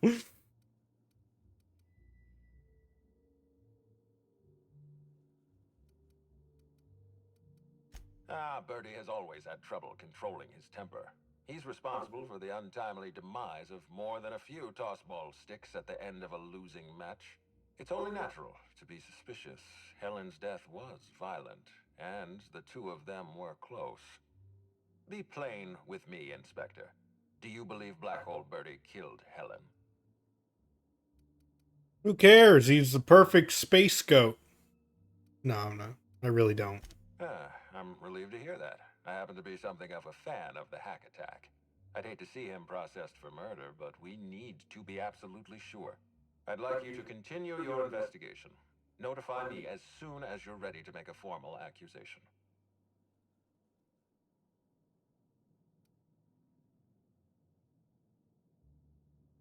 I appreciate that. I'd rather keep Bertie within the public eye than let him languish in a bar at the docks. If you're through investigating Bertie, I recommend looking into Cedric Kincannon. He's been entirely too comfortable since we began this investigation. I don't trust Cedric when he's comfortable. Excellent. I trust you have a name for our poisoner.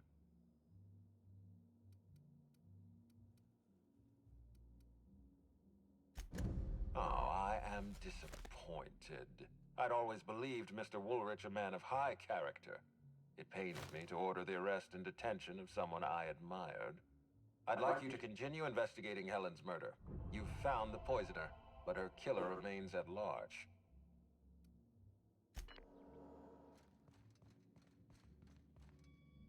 Alright, we still have more people to investigate, though.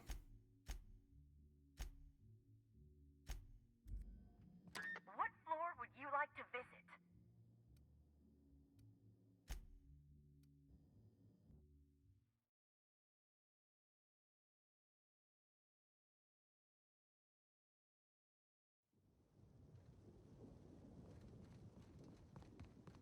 Because you just know with a game like this, there's going to be a grand killer. One that you're going to need to do absolutely everything to figure out who killed them. And honestly, sometimes it's even your employer. Trying to find, like, your employer wanted someone so freaking stupid that they'd think that you'd never solve the case.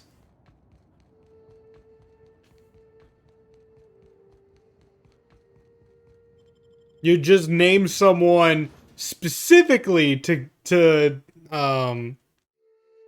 get paid and nothing else.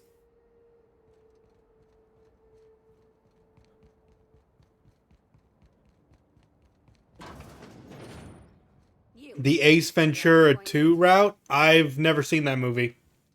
You're not allowed up with... Well now, this is unexpected. I should put this gun away. I'm torn. I despise rudeness toward Eileen, who is entirely invaluable to Slug, and yet I do enjoy this bold, dare I say brash, approach you're taking. Now then, here for my alibi, I assume? Absolutely. Let's see. That night, I was... torturing Elliot Nasser for information on missing cargo. That was a messy one. Didn't break until nearly noon the next day. Can you imagine? Do you, like... Yeah, how can we verify this? An excellent question. I had his body dropped off the edge of the land complex. Great! I'm not sure what happened to it from there, scientifically speaking. Maybe it dissolved? Ultimately, though, it doesn't matter. You'd be a fool to believe me, regardless of what I told you. People lie, and I am, incriminatingly, people. Then how am I supposed to trust anything you say? It's as I said. You shouldn't. If it helps, however, you might consider pursuing not my means, but my motive. Why in the name of the architect would I kill Halcyon Helen? She was making me a fortune.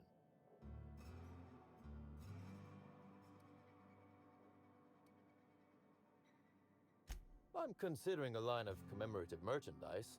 Still, that's nothing compared to what Helen would have made us in the long run. I'd offer to assist you in your work, but I've a mystery of my own to solve, I'm afraid.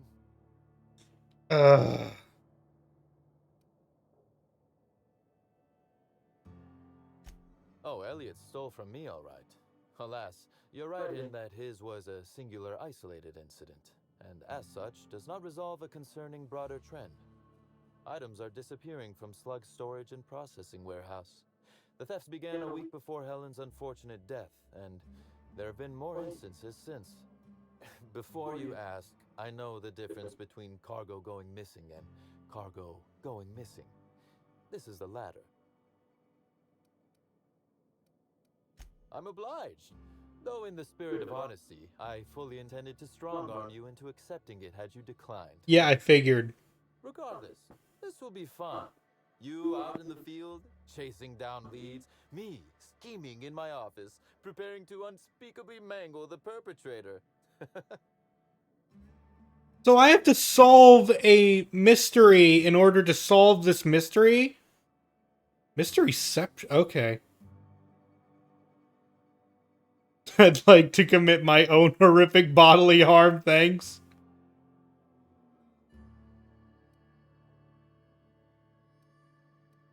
Really, Inspector, no need to flatter me. I assure you, you're already very much in my good graces. You'll want to speak with Ella Tinsley, the warehouse foreman. I've cleared her as a suspect myself, but should she refuse to cooperate, shoot her. Oh! No, I'm joking. If she won't cooperate, tell me and I will shoot her. Oh. And you feel free to search my office for clues while you're here. Don't hold back on my account.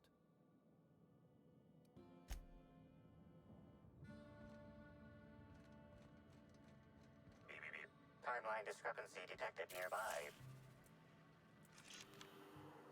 This copy of TK contains 142 fewer pages than a standard copy. The missing pages were likely removed to create sufficient space for the hidden listening device inside. The what? Transmission receiver location unclear. Inspector, please consider speaking into the device in order to trace the transmission and reveal the receiver's location. Moo! Poor woolly cow impression transmitted. Transmission analysis complete. While the precise location of the receiver could not be pinpointed, it has been narrowed down to a smaller, approximate range.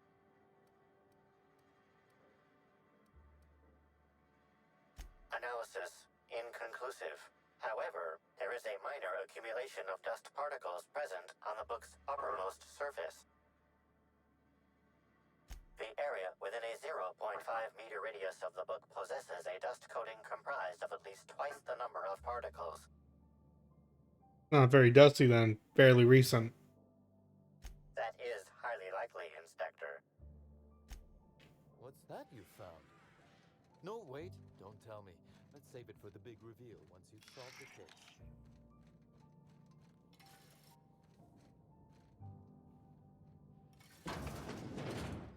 I'm very curious about this receiver. Who was getting this information? And why? Glad my box hauling days are over.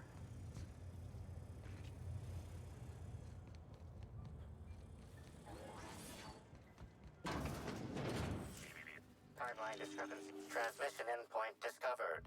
The receiver in this book matches the transmitter to the listening device found in Cedric's office. It's somewhat grime-covered. Ew, how long has this been on the ground? Based on the accumulated mix of sludge and detritus, the receiver has been present since approximately a week before Helen's death. Due to the high level of foot traffic in this area, this unit is unable to determine who placed the device. Great. Well, there goes that.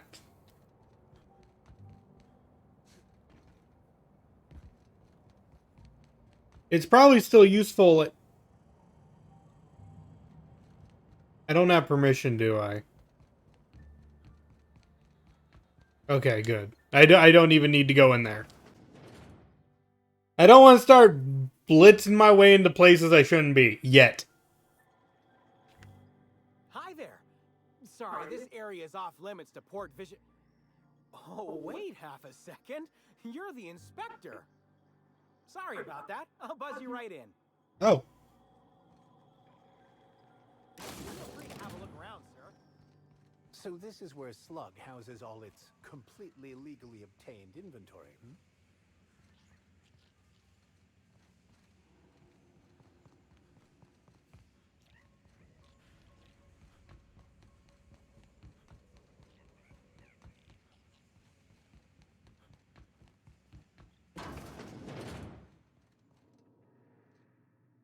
You're the inspector, aren't you?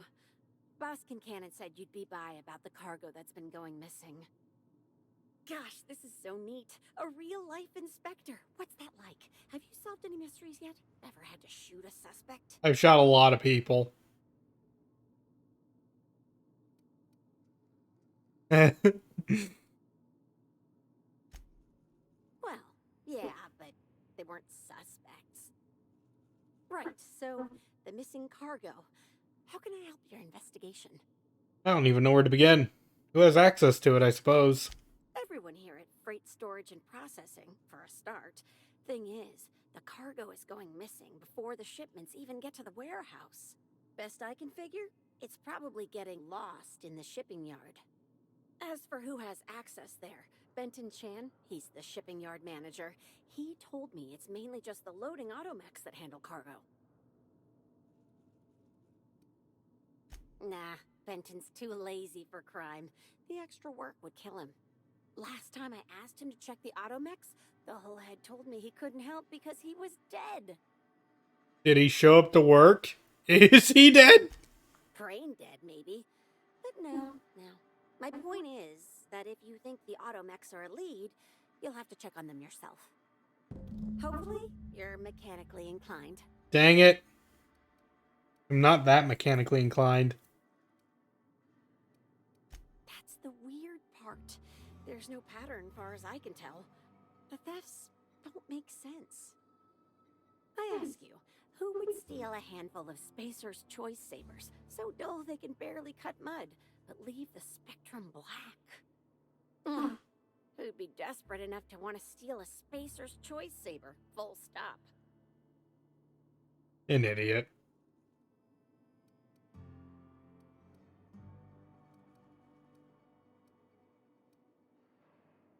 Yeah, probably not. No one's dumb enough to think Spacer's Choice Sabers are worth half a damn. Then there's the most recent theft. 5 boxes of pens and a couple of sodas. I can't decide which one's sadder.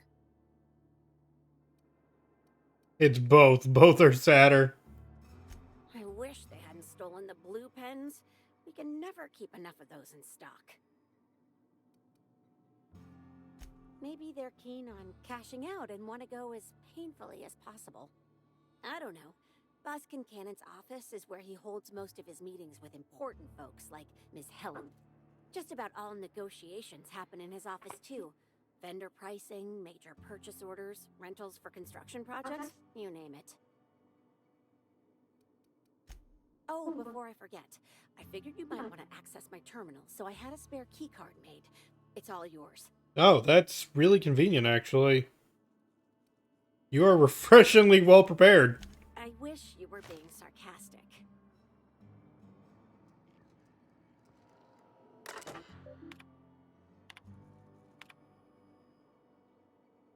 Pen, soda, I'll never understand.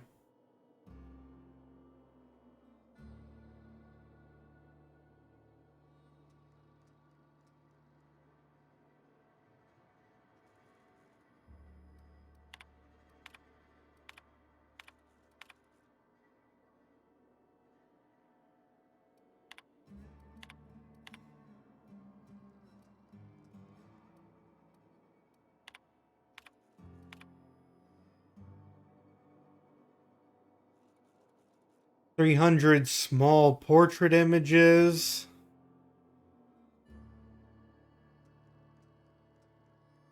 Wait, here's a list of what's gone missing.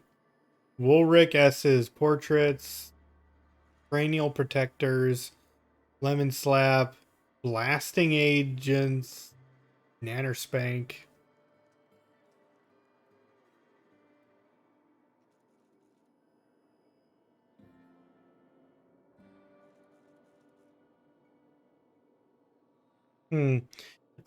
Like all I can think of is like if he stole 300 small portraits and pens, he might be, I don't know, trying to forge signatures of this guy in order to, I don't know, get money? Yow!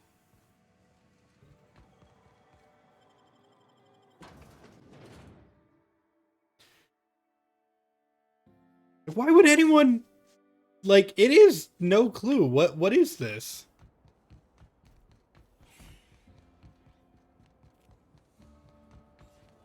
I hope my dumbness allows me to just try to smack them with percussive maintenance.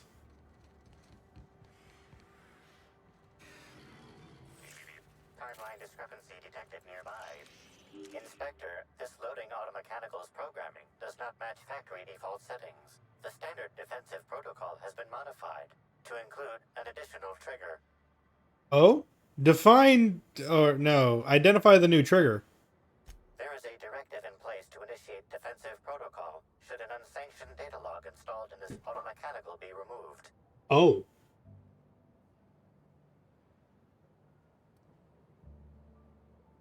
Slug automechanical maintenance records indicate this particular unit is frequently reported as out of position or missing for periods of time.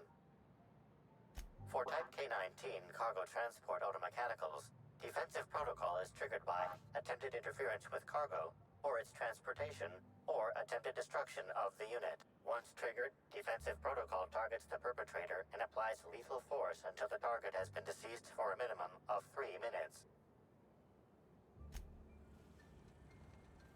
Loading automechanical unit K-14 is fully operational at 99% power.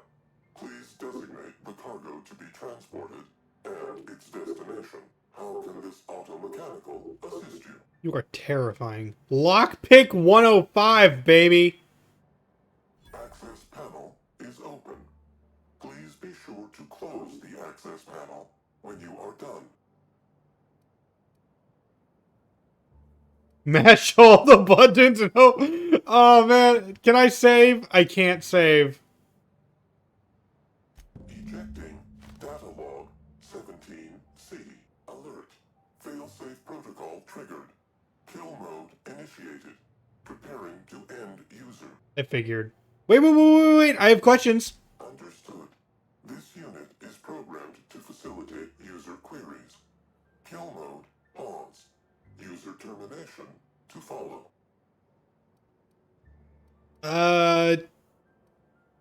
What's on the data log?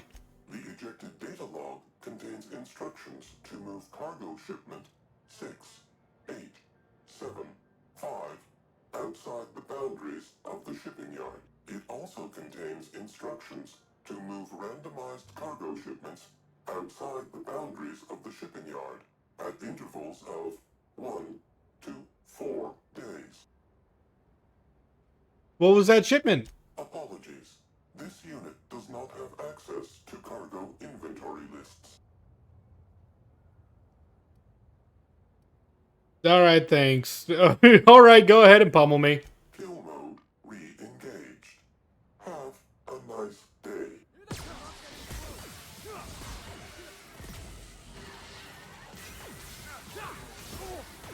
I do love this stun gun.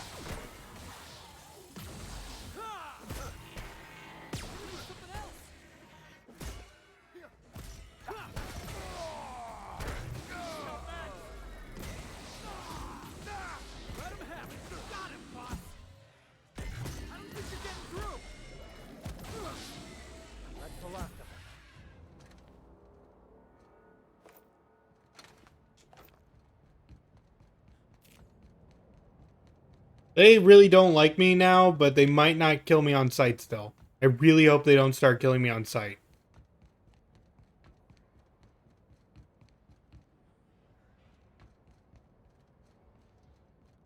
They're not trying to kill me on sight. Good.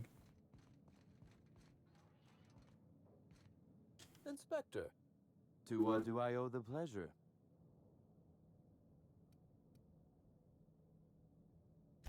Ooh, I love this part. The big reveal. So tell me, what happened?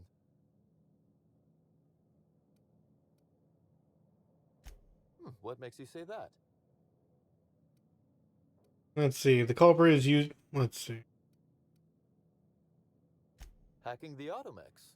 So that was our skimmer's game. But why?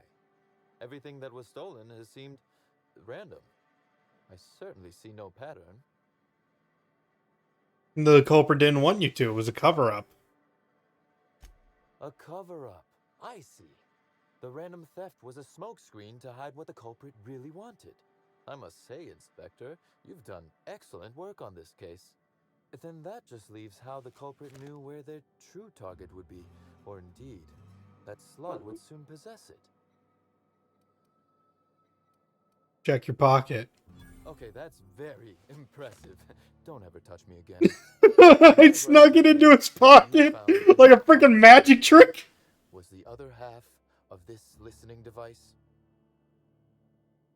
That's great. That's great. It's just like, where is the listening device? Check your pocket. What the fuck?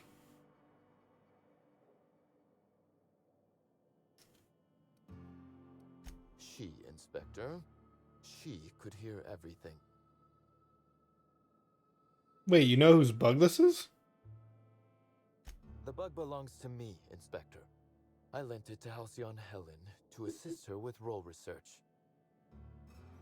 And she used it to research slug shipments instead? Unbelievable. I helped her. Gave her whatever she needed. I thought we were doing each other a good turn.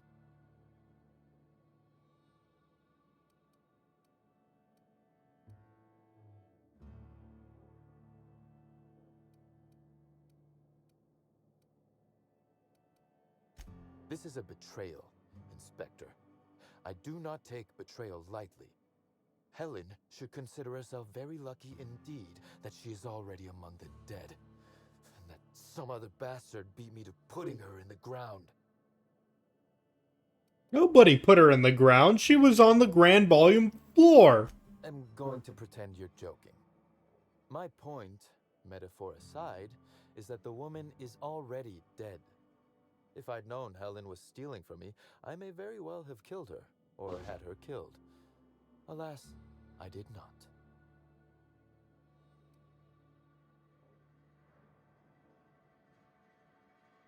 Oh, that is good, Inspector. Now you are thinking in the manner you must if you intend to get to the bottom of this mess.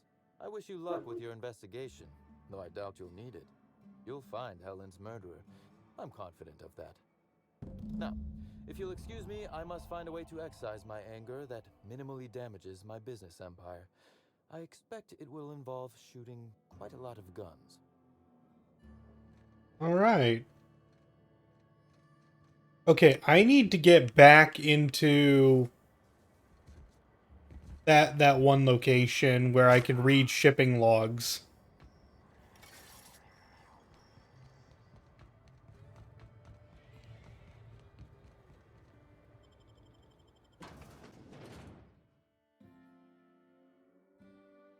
Because I wasn't paying attention. Which one is 6875? And why was Helen trying to steal it?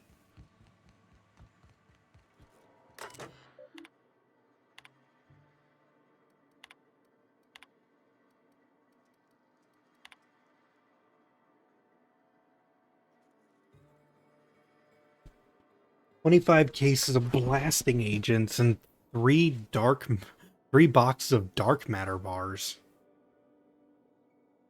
Blasting agent. Okay.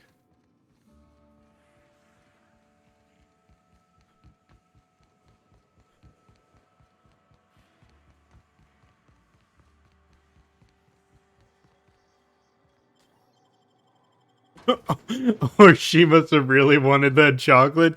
I'm fairly certain it was for the blasting agent, okay?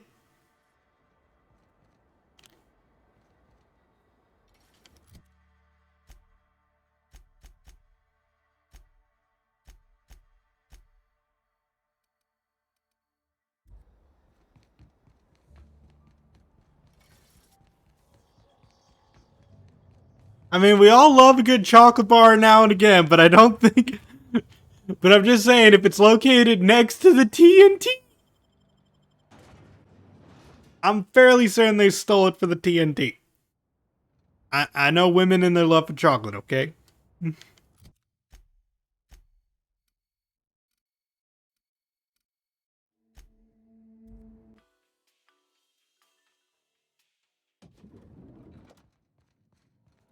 Inspector?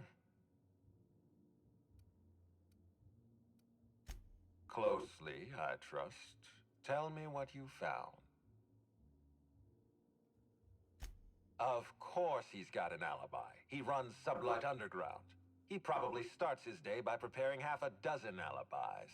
With that in mind, do you think Cedric was responsible for Helen's death? No.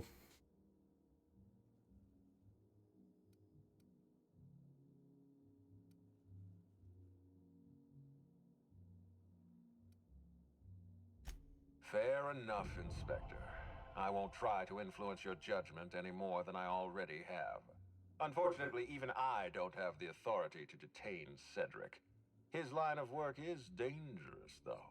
There's always a chance for an accident. Well, I'm glad to hear that. I've already lost Dr. Blossom and Constable Keene, but at least Cedric's alive. The universe is a just place.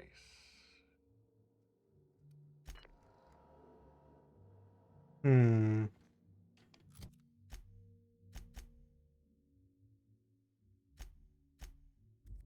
That doesn't sound right. What floor would you...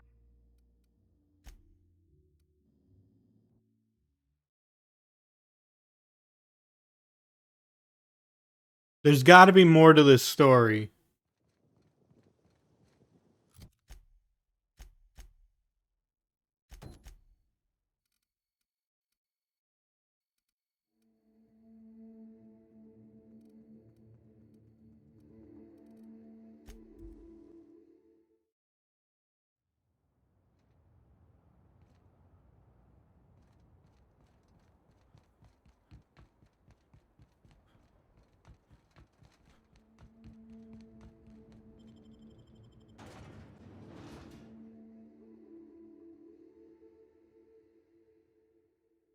He seemed almost surprised that Cedric was alive.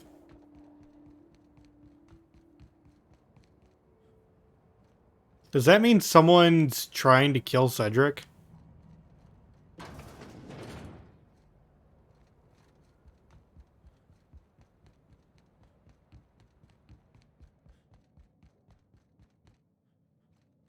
Inspector, do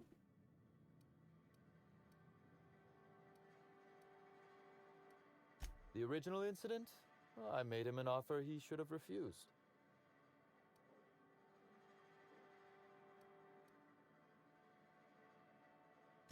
Oh, no, not like that. Our combative relationship stems from paperwork, mundanely enough. Rizzo's contracted Sublight to construct the Eridanos atmospheric complex. Had Lou wanted Rizzo's to retain full control of Eridanos, he shouldn't have skimmed the revised contract I sent him. Lou's an administrator, for law's sake. I thought he would adore all the fine print I added. My power grab, as Lou called it, planted the seed of hatred. And Lou, obsessed with what should have been, has made sure to water it daily with his bitterness and anger. Hmm.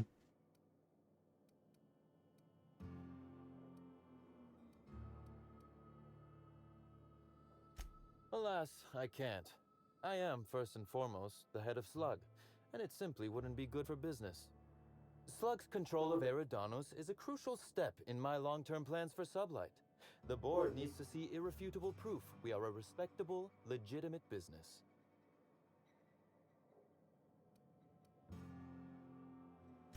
Because one day soon, Sublight will obtain a seat on it. Meanwhile, our dear administrator is still laser-focused on old slights, which can be a nuisance. He's grown increasingly desperate to catch Slug with our hand in the proverbial cookie jar as of late, convinced we're involved in less than legal business opportunities. Well, you are. I wish I could wink, but it always looks like I have something caught in my eye. Bar fight? Drunk Raptidons? Sounds as though you've already sorted it out yourself. In short, Slug has not sent anyone to rough you up, Inspector. That would be acting against our own self-interest. Then who might have? Now ask yourself this. Why would anyone give thugs slug gear and send them after you?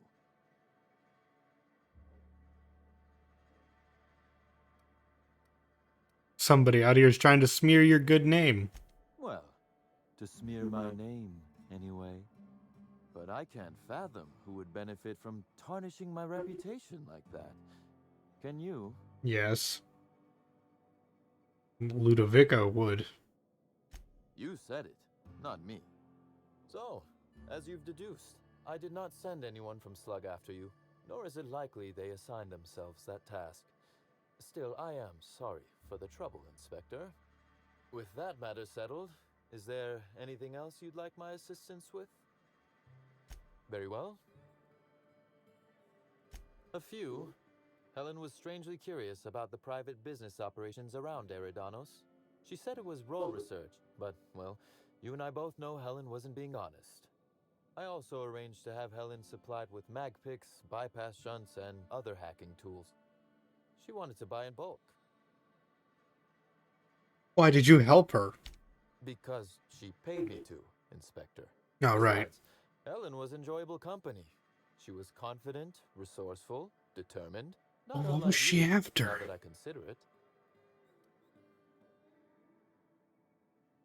That is the question, isn't it, Inspector? Yeah, what happened to the blasting? I'm very curious. Do you believe Helen's death was a mere crime of passion? Or one of petty career jealousy? Hmm?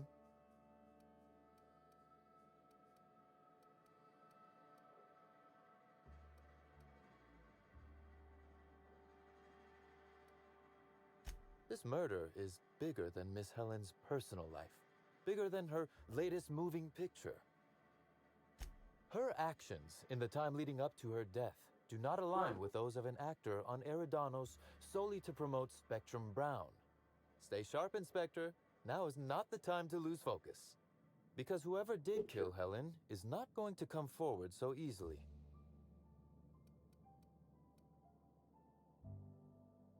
I might. I just might. Your point, Inspector?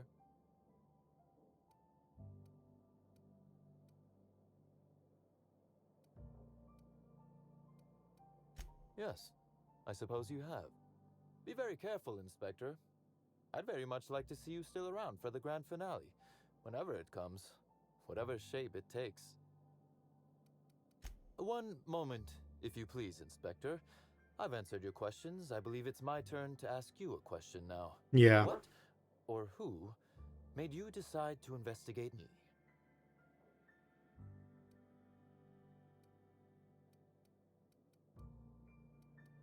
Was it now? Thank you for your honesty, Inspector. Thanks very much indeed. Now then, did you need anything else? Yeah. I know, like, if I'm wrong about Ludovico, then... Or is it Ludovico? Yeah. But I gotta find out where that blasting agent was used. We gotta find an explosion. And 25 cases of it would make a big explosion. And we have not explored this area, like, at all. So I wanna take a look at this. That or the explosion's going to take place inside the hotel. Which is extraordinarily likely, but I just want to explore, like, this area first.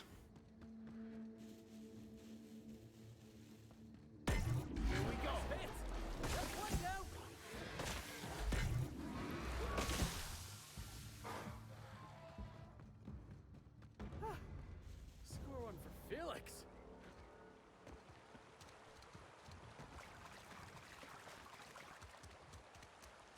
What the heck is this thing?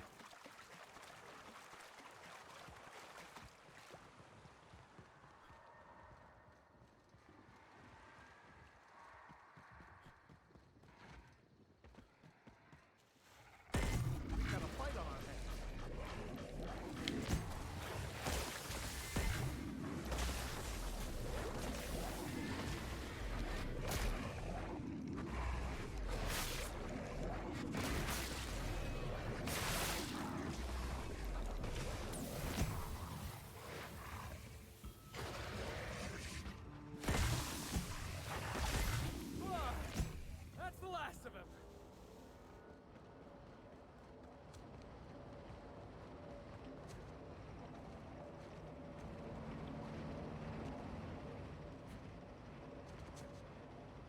Pseudo feral forest.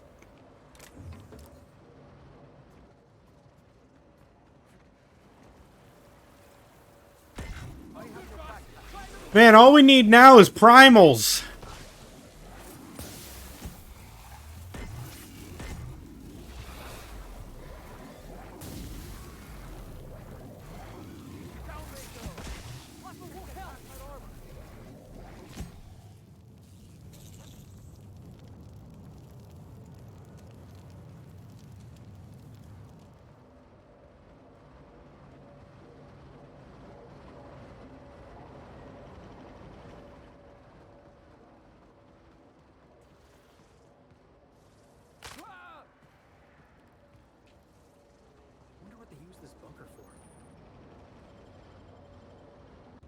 Okay, I found some caves.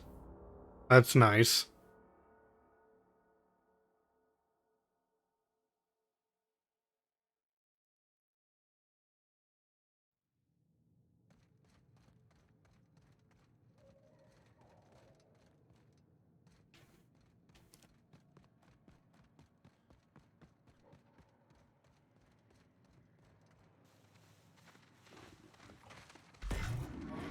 Canid host? Them too?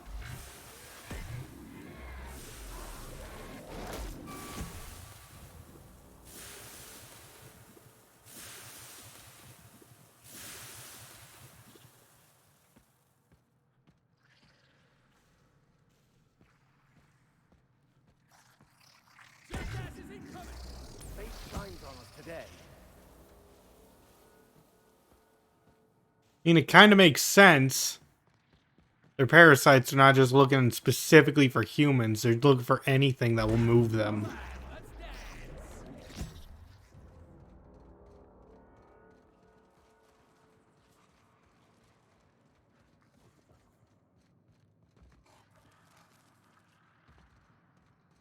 I have your back, Captain.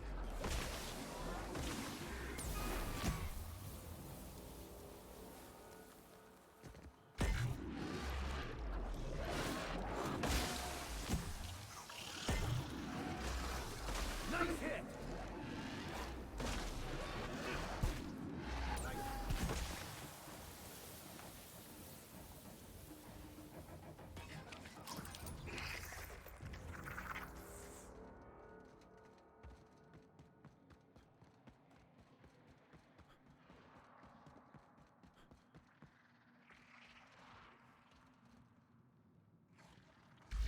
Here we go.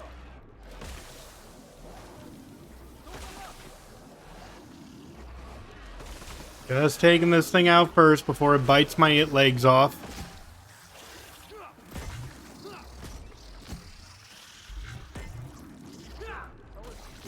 Incoming. Another one? Yeesh. I love how we're ragdolling this thing. Oh!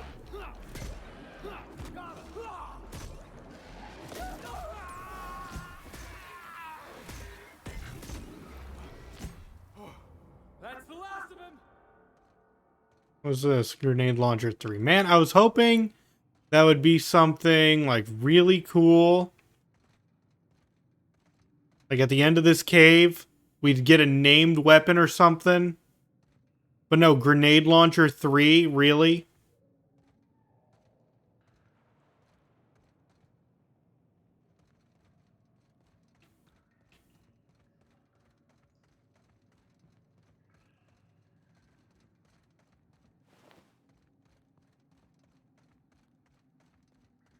This can't seriously be the end, can it?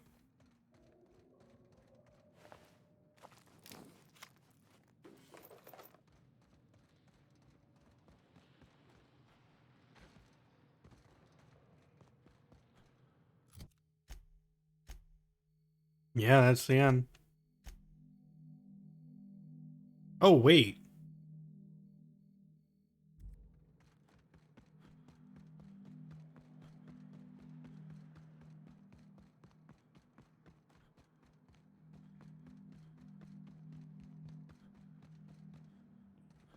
What the?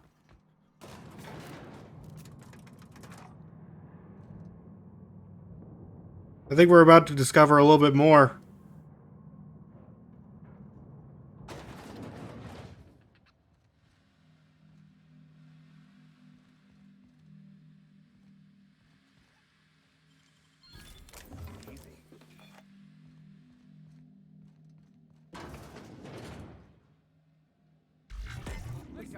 We got some hosts down here. Yeah. Now that was fun.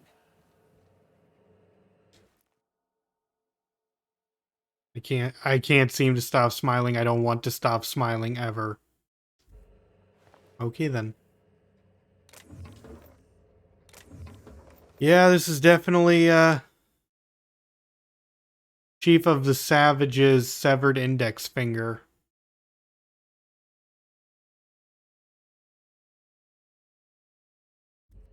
Okay.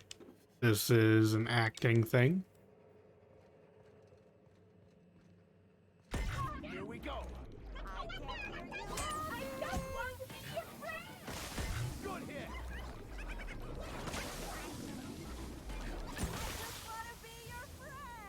I'm sure you do.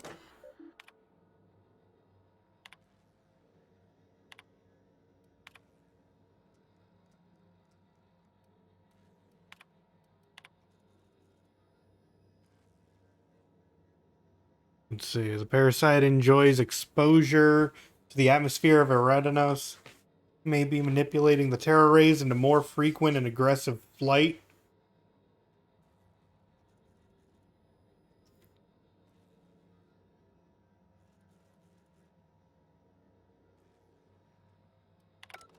Okay, then.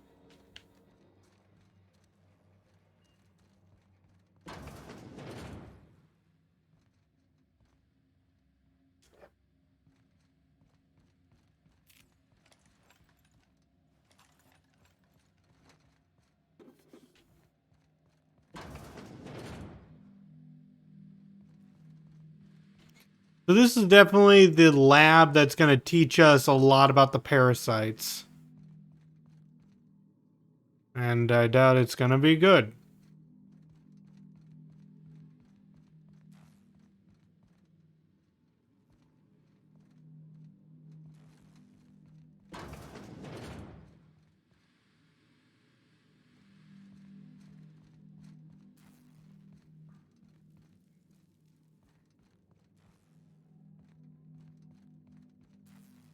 So these hullheads sit around in circles and try to invite profit into their life?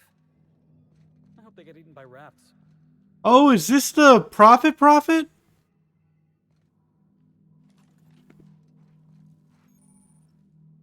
Hello! Welcome to the Prophet of Profitability's Private Prosperity Retreat.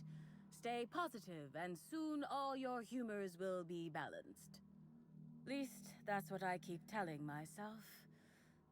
Anyway, I'm Aaliyah Mason. I work as the Prophet's right-hand woman. What can I do for you?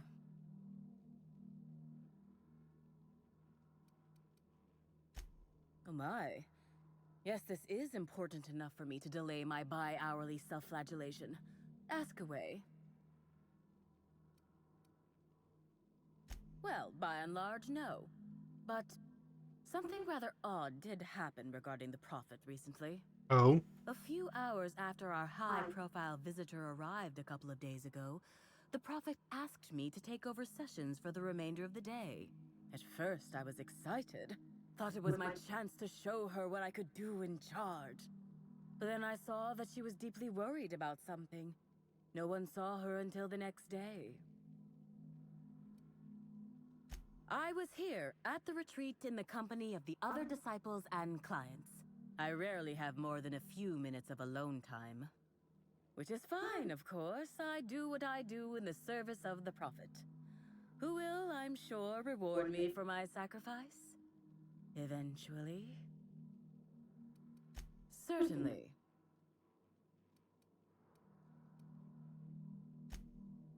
Oh, terribly sorry if I gave you that impression. I had a cramp. It's better now. I mean, it might be nice if I had a little inclination of whether the Prophet appreciated all the cooking and cleaning and hours of meditation I do on a daily basis. But whatever she thinks isn't for me to question. I'll do my best to be more chipper. Of course, I've been studying under her for years. I know each of her techniques more or less by heart, and even have some variations of my own, such as the quintuple daily stomach purges. She promised me that I'd be allowed to open my own branch of the retreat someday soon. Of course, I've been waiting on someday soon for coming up on 4 years now. I'm sure it's gonna happen anytime now. Sure. Actually, before you go, I want to report something suspicious. I noticed the prophet dragging something, a bundle, away from the retreat after that high-profile guest arrived. Normally, I'm the one who does her laundry, so it was strange. Especially because whatever she was dragging seemed oddly human-shaped. I think so. Had the right size and shape. I could have, but I generally don't have the time or energy to leave the reserve to contact anyone. Plus, there's always the possibility that I'm mistaken. The prophet hasn't been herself lately, but if I misinterpreted the situation and reported her improperly, I'd ruin my chances for opening my own wing of the retreat. Timeline discrepancy detected nearby.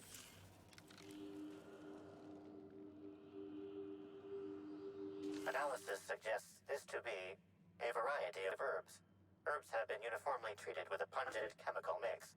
Warning: ingesting, smoking, or inserting non-corporation sanctioned substances into your ears may be harmful to your health. Why would we put them in our ears? Burning these would generate some pretty toxic smoke. Side effects from extended exposure include dizziness, nausea, and unconsciousness. Additional likelihood of organ shutdown and/or death.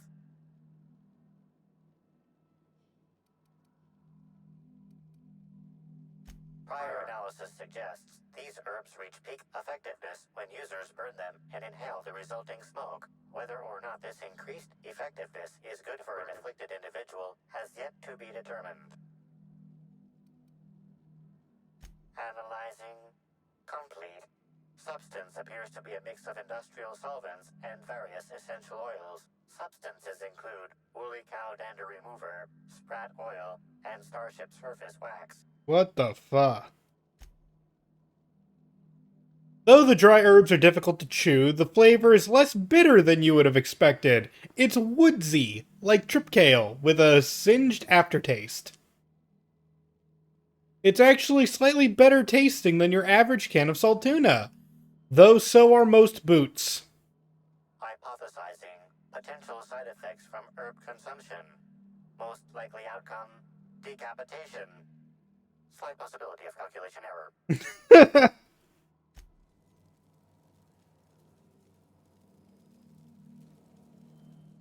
Fruitful and productive welcome, brother. I had a feeling you would visit me. I offer a wide variety of productivity seminars.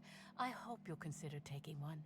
But I should remember my manners. To what do I owe the pleasure of the Special Inspector's arrival?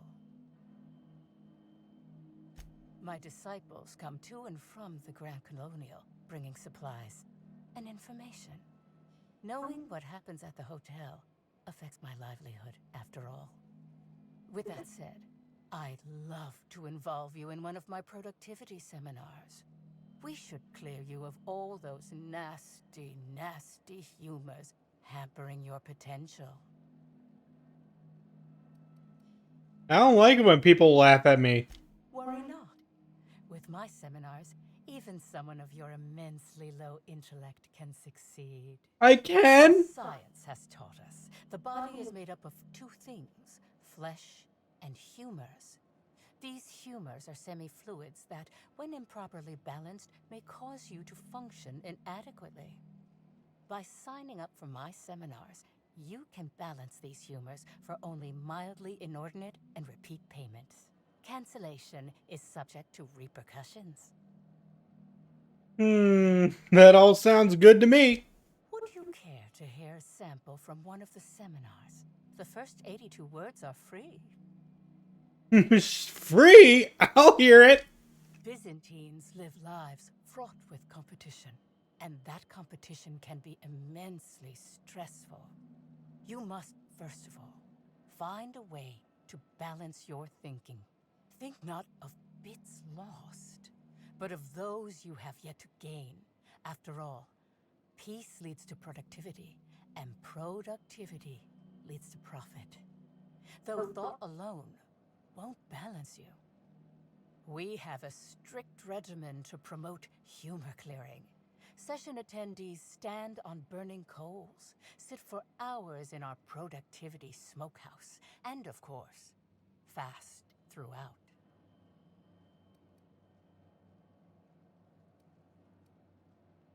So in order to be productive, I need to suffer. Precisely.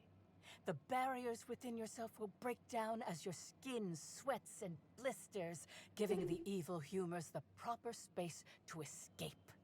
It's my patented method. You seriously just sound like a sadist.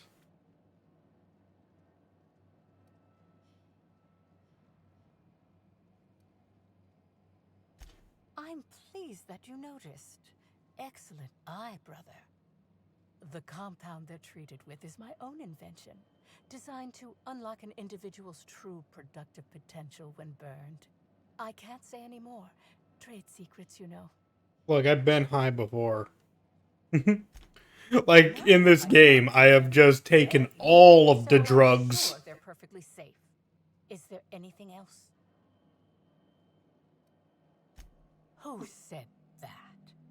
I'll be sure to give them a special seminar on not needlessly implicating the person who puts food on their table.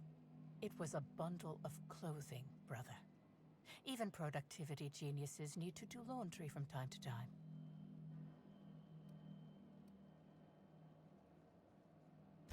I don't know why you seem to suggest I don't get others here, brother. Customers are my lifeblood. I had a visitor, yes, but as it turned out, some of my productivity techniques were too much for them. I had to drag them out by hand. You just said they were clothes. Police came and collected them shortly thereafter. I'm sure whichever attendee it was is perfectly safe now. Oh? I'm surprised. I wouldn't think the two of us would have much to discuss about her. We may have had some terse interactions before her death, which I most certainly regret. But beyond those, well, never mind.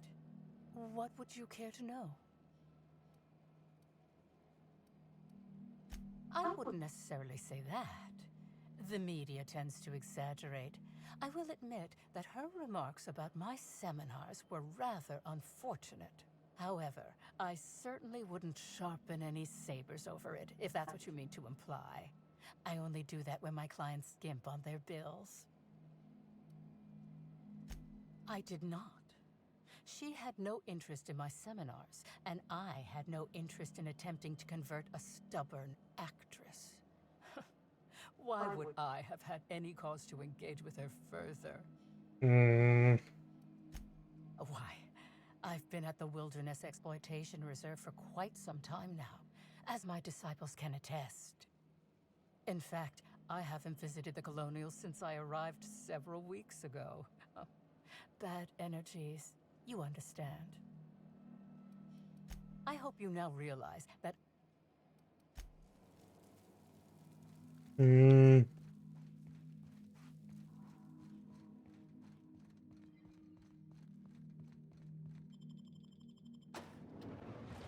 really don't have anything on her.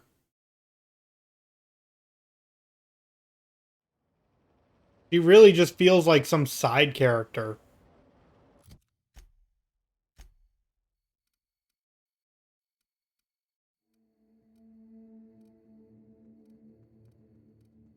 We gotta find out where that blasting agent was used.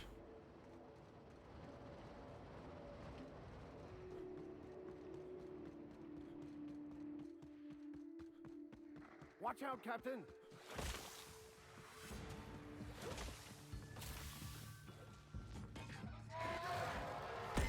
Find his captain! Got him, boss!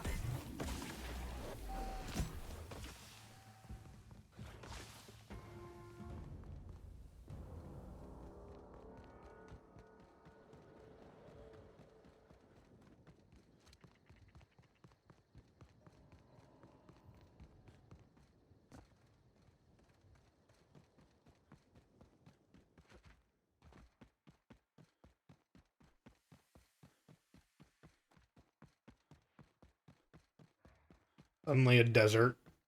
Okay.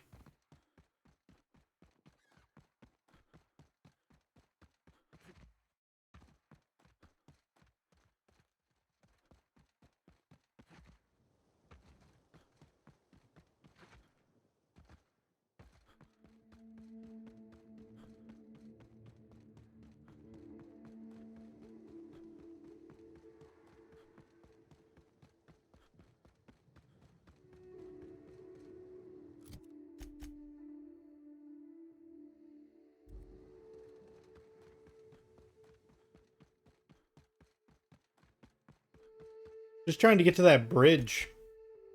Like, here or here to investigate this place, because we have not been here yet.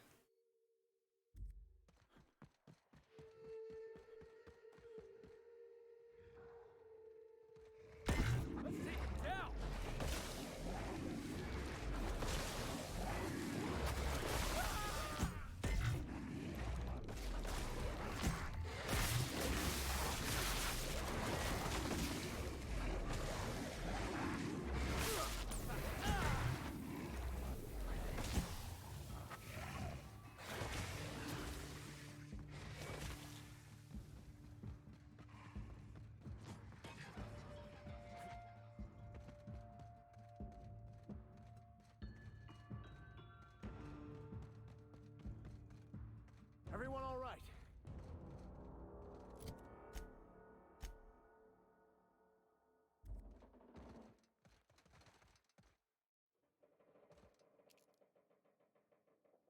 What the heck is that place?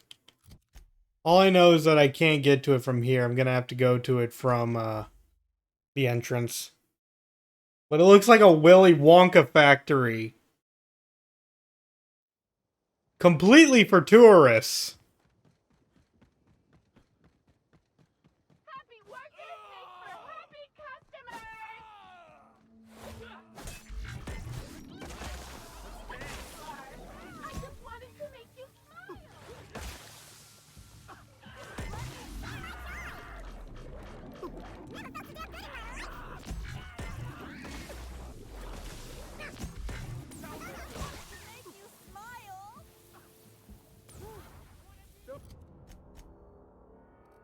Okay, no. Come on, game. Render the map. There we go. The best with the best. I need to go through this one.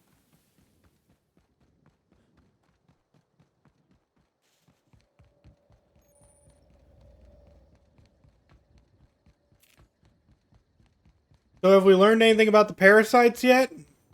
Not much that we didn't already know. Like, I don't specifically know anything about, like, why they were made, but we know that they were studying the parasites. But I don't know why they're using them in their products. This place looks like one of my more colorful hangovers.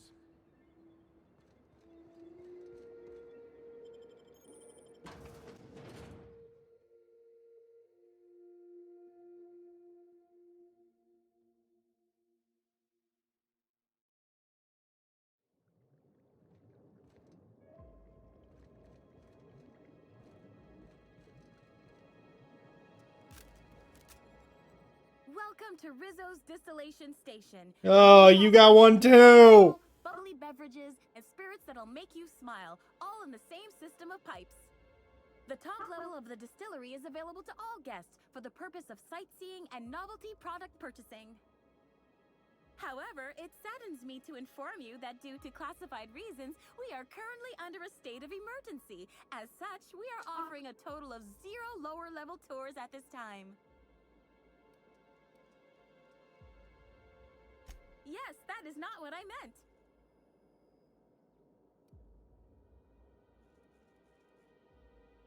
Nice try, visitor, but I am not authorized to either confirm or deny details pertaining to our classified state of emergency. Yes, but not at this time. Access has been barred to all non-essential level workers. Wow, so you are! Gosh, could I get an autograph? I'll put it on my desk right next to the one I got from Black Hole Birdie. He's so smart and strong, or, well, at least he's very strong. Oh, and I must forget to inform you, Inspector, you are still not authorized to enter the lower levels at this time. Please contact Administrator Ludovico if you feel this decision has been made in error.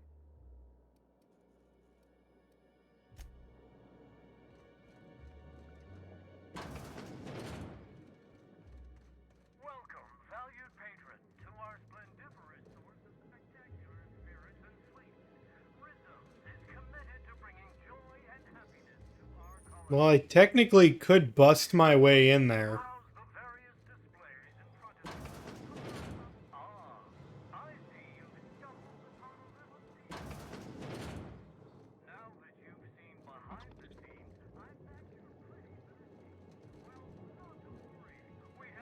You know, it's gaudy as fuck, but I actually kind of dig it. Like, if this was an actual brewery, like in real life, I'd kind of give them credit for style. Thank you greatly for stopping by. On behalf of Rizzo's, I hope you enjoy viewing a small...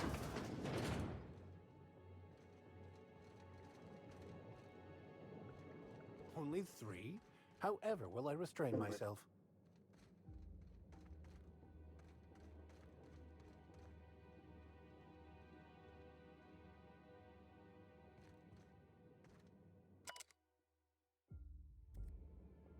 I was nearly attacked by a terror ray on my way here. Hmm.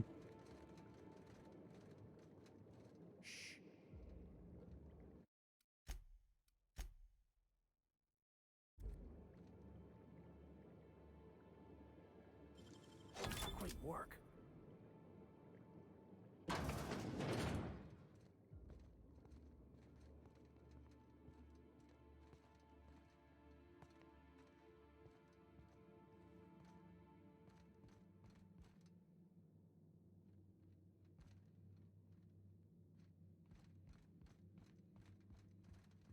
Okay, so these are more of the offices I kind of expect.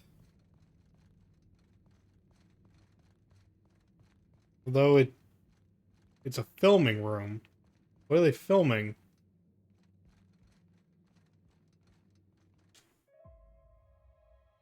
Halcyon Helen was here.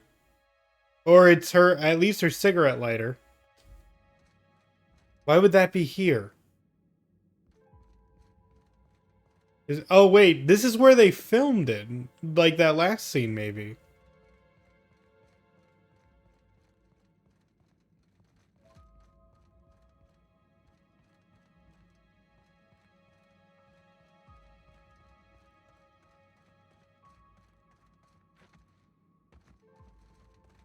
Yeah, they were maybe shooting a commercial, but still.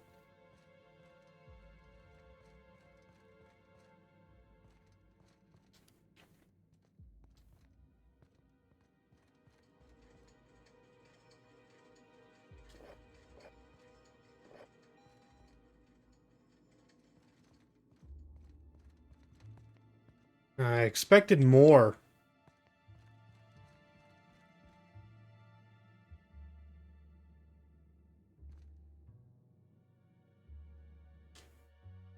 Needler prop. Okay, so there was a prop. But there was also a real thing?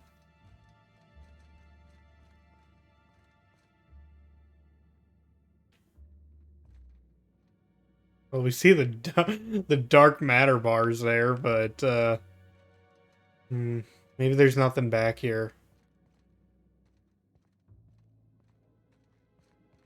Darn, I thought for sure.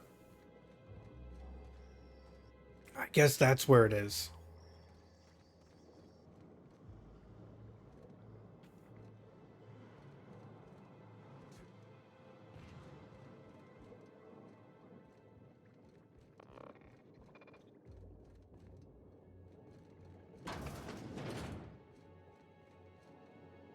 You again! I sure was hoping you'd stop by so that I could please...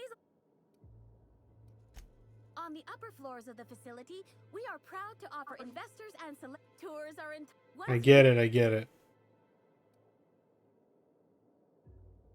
Wowee, your deductive skills sure... According to my records, we're currently sold out of all Premium and Premium Plus pass. Also, golden ticket sales are suspended for the time being due to... A current state of emergency? I would be most happy to accommodate your request, were I able to, but I would need a clearance level of Spectrum Violet or higher to contact the administrator himself. Lovely! I wish you the best, most pleasant luck with that endeavor. Okay, fine. We gotta go back to Ludovico? Gosh, I can't remember that guy's name. Ludovico, yeah. I was correct, though!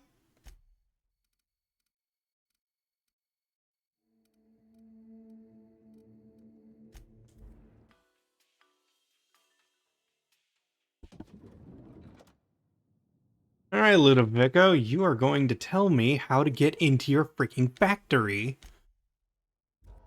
Inspector? What? Inspector? But that's how I contact him.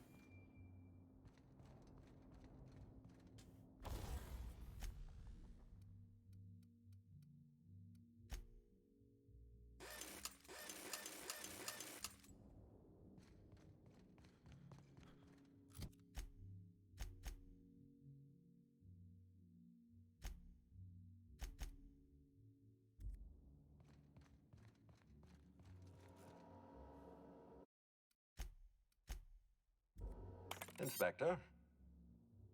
Are you confident you've finished your investigation? Law speed. Are you... Law speed.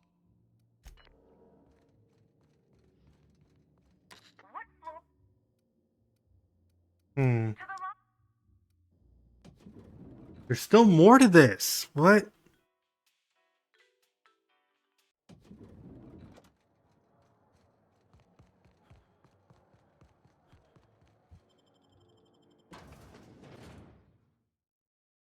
Maybe I need a different person.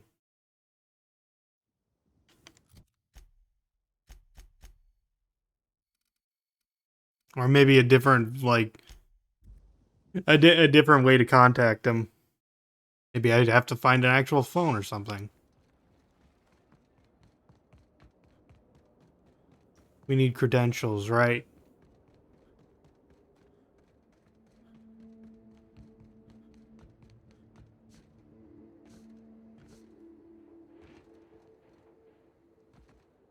We're all part of the Rizzo's family.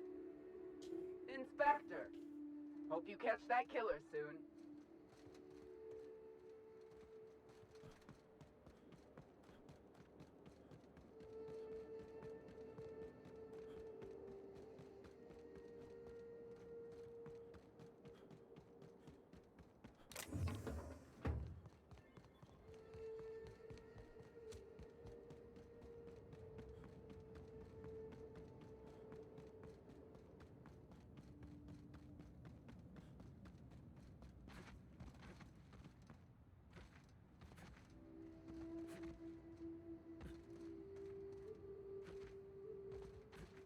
Can I, like, jump on the rails and hug this?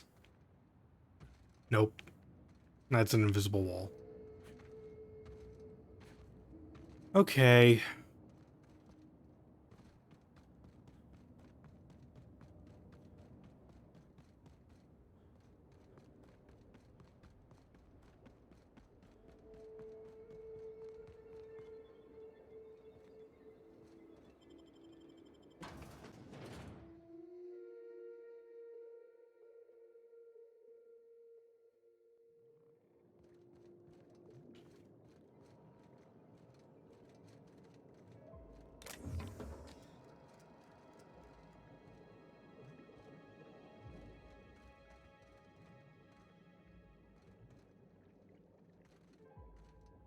You know, I never imagined Spencer Woolrich would outlive Elsie. Mr. Kincannon really knows how to run a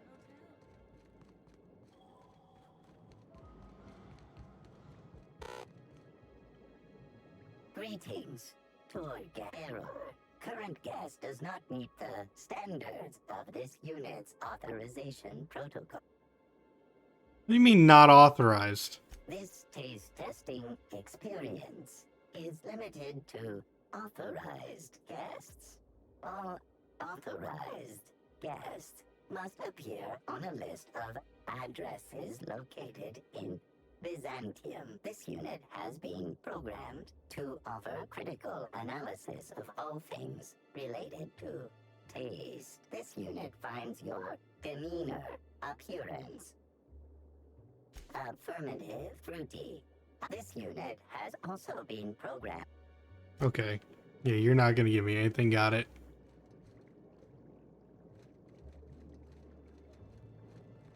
Vodka green, vodka blue, indigo. Oh man, if you needed all of them, they're just right here.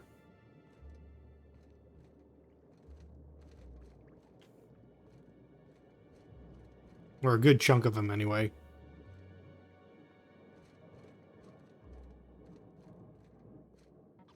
Hmm.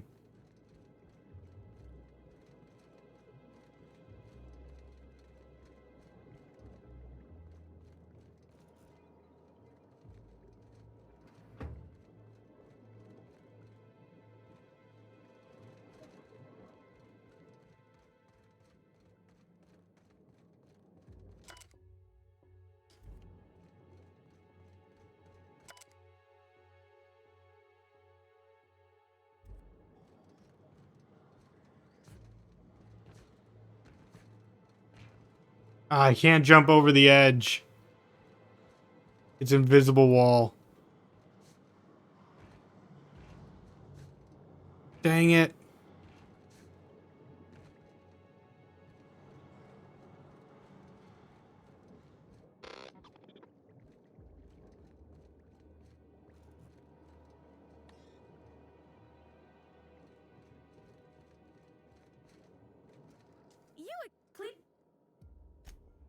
Oh my! But I've endeavored to follow every contractual clause and law to the letter for my entire life. Correction, for the purposes of honesty, I've endeavored to follow every contractual clause and law to the letter since my morale treatment in the RR&DD lab several weeks ago.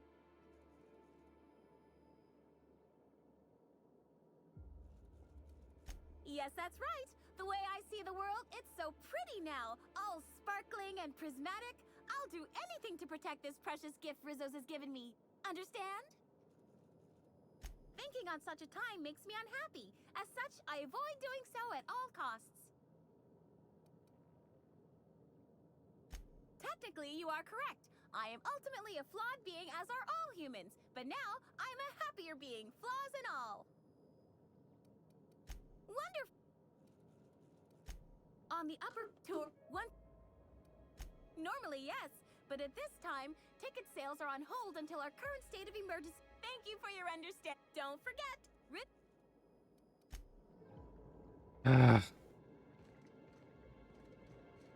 Like, I can't talk to Ludovico.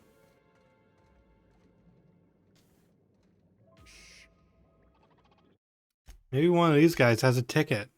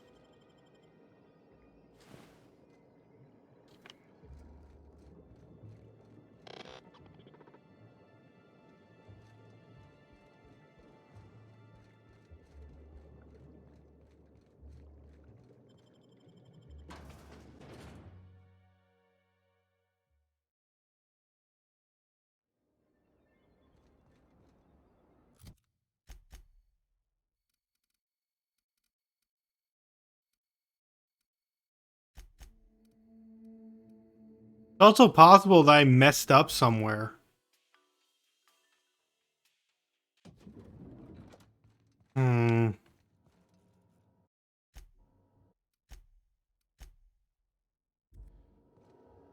Inspector?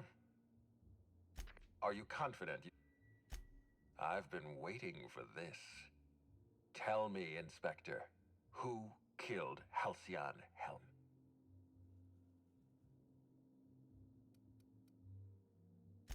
I beg your pardon. You think I killed Halcyon Helen?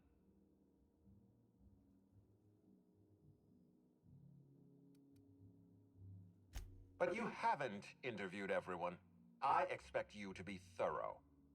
I expect you to deliver the name of Helen's killer. I expect you to deliver results, Inspector. And if you can't withstand the pressure, then I expect you to resign. We're done.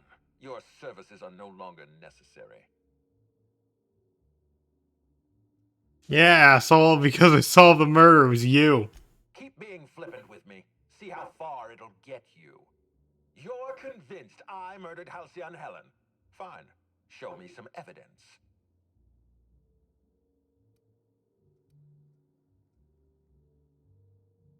Are you insane, or do you take me for a fool? No, I'm not going to wait. You had your chance. Wait, don't move a muscle. Someone's just tripped my alarm. And my security defenses. And killed my patrols. The What? distillery is under attack. Someone's after me, Inspector. I need you over here right now. What? I thought you said my services were no longer required. Forget what I said. I'm renewing your contract as of this moment. Damn it. Someone's interfering with my transmission. Can you read the... So guys, should we help him out, or... Whoever the real killer is, I got a feeling they're going after Mr. Ludovico. We need to catch up to him. Fast. I guess, if we have to. Getting kind of tired of kicking my heels up in the penthouse all day. You literally have not been. All right, I got nothing going on. We should definitely go. As for helping him, maybe we take the wait-and-see approach? From the depths of Terra 2 to the heights of Eridanos, there's no mess that your SAM unit can't unstick, unclog, or unsully. Think of this as an opportunity to teach Mr. Ludovico the importance of compassion.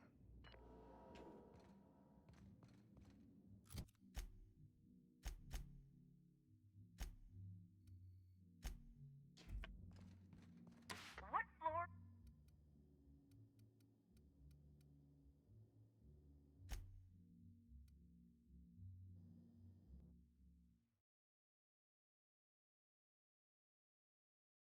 Well, let's try to see. I don't know what.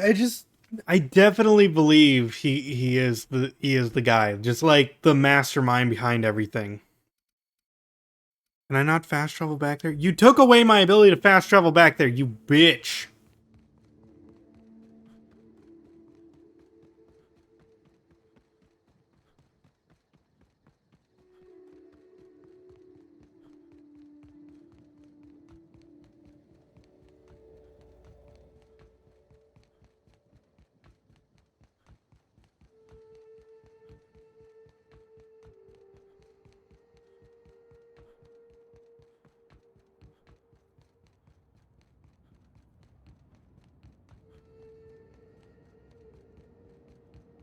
If there's nothing outside the gate, I'm just gonna say you should have just let me fast travel. Oh, there's more parasites. Nice hit. Here we go. Prime, I just want to be your friend.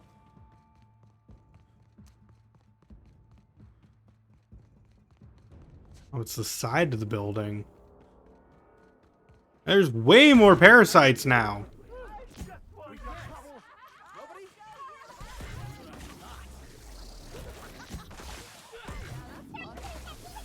Oh my gosh, I just thought of something. The parasites are behind the murder? Maybe. But here's my question.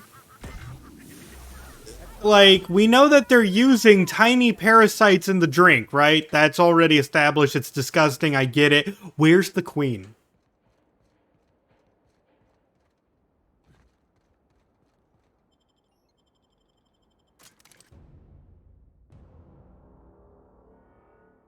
Like, that's a legit question I have right now. If like, they have to be getting the insects from somewhere.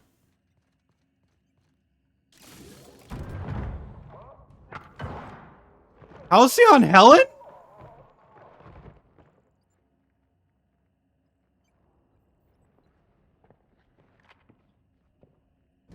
you. I had a feeling you'd catch up to me sooner or later, Inspector. I was just hoping you'd find me standing over the administrator's corpse. What? What in law's name?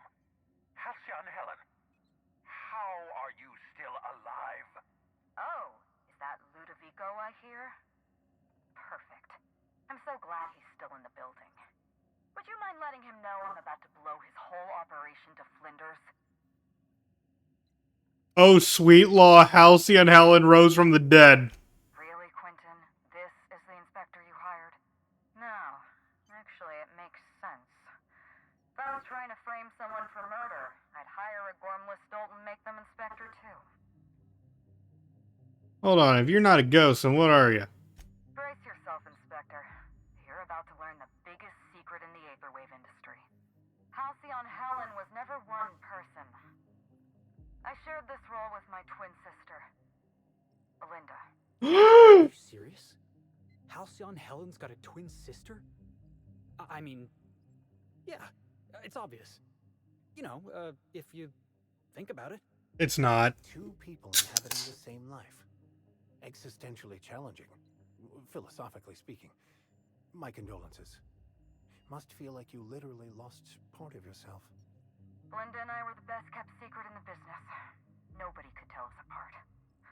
And certainly not a peevish, petty, miserable little worm like Quentin Ludovico. So when I discovered the truth, when I realized what Ludovico was about to unleash on this colony, Belinda paid the price.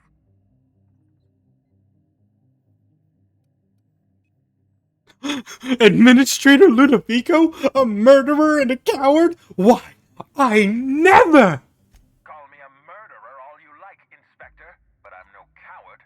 I bloodied my hands to save this colony. There's my confession. If it means defending Halcyon's future, I'd do it in a heartbeat.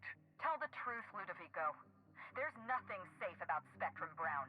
You want to infest this entire colony with those disgusting parasites. They're not parasites. These creatures are symbiotic life forms. They belong to the highest order of life form, capable of living in perfect harmony with humanity. The symbiotes evoke a feeling of joy in their host, a bliss so pure, so profound as to render the most exquisite recreational substance obsolete. Watch, it's behind him. Like he has it attached to his spine. I want this colony to smile again. A host only turns violent if they're carrying too many symbiotes, or if they see you as a threat. In its natural state, the relationship between symbiote and host is perfectly harmless. Listen to me. I never wanted to take a life, but I had no choice. I couldn't let anyone destroy this colony's only chance at real happiness. But what about Helen? What about all the innocent people she's killed? No one I crossed off was innocent.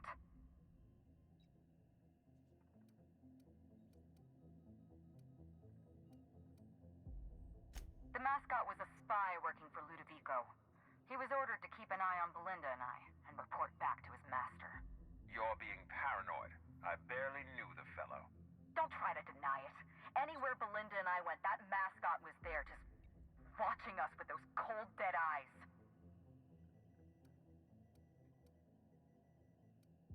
That doesn't surprise me at all.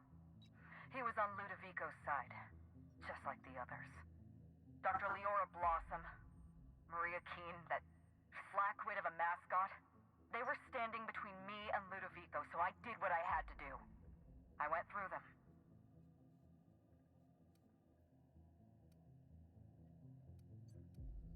You know what you need to do. Help me avenge Belinda.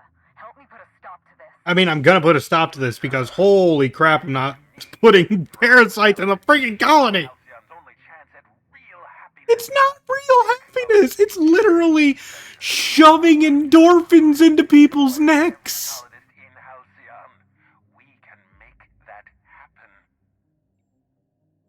Oh, and I'm with you. Ludovico's out of his mind. Sounds good to me. Let's get out of here. We don't have a lot of time. We need to get out of here. Not so fast. I've sealed the bulkhead doors. You're staying right where you are. I'm sorry to do this to you, Inspector. Truly I am. If it's any consolation, Helen has brought some remarkably powerful explosives. Your death should be instantaneous. Goodbye, Inspector. Helen, we won't meet again. Damn it. He sealed us in, but I think I know another way out. Follow me and stay close. You got it.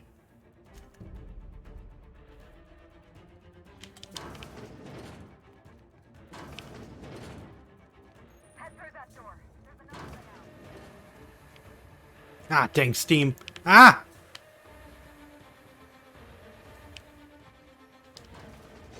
Impressive as always.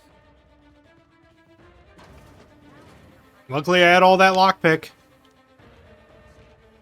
Come on, go.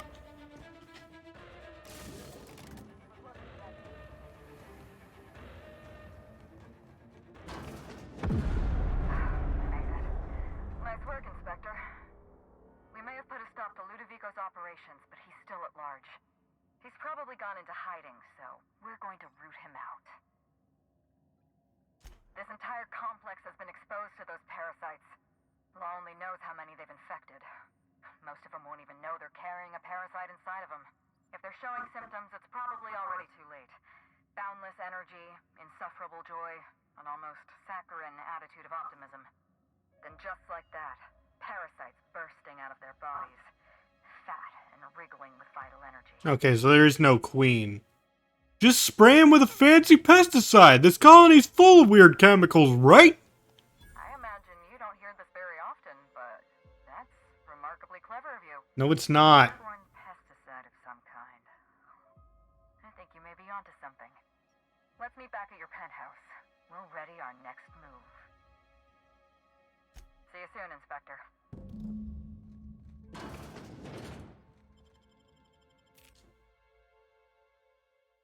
Yeah, it's only the brown that has the parasites in it.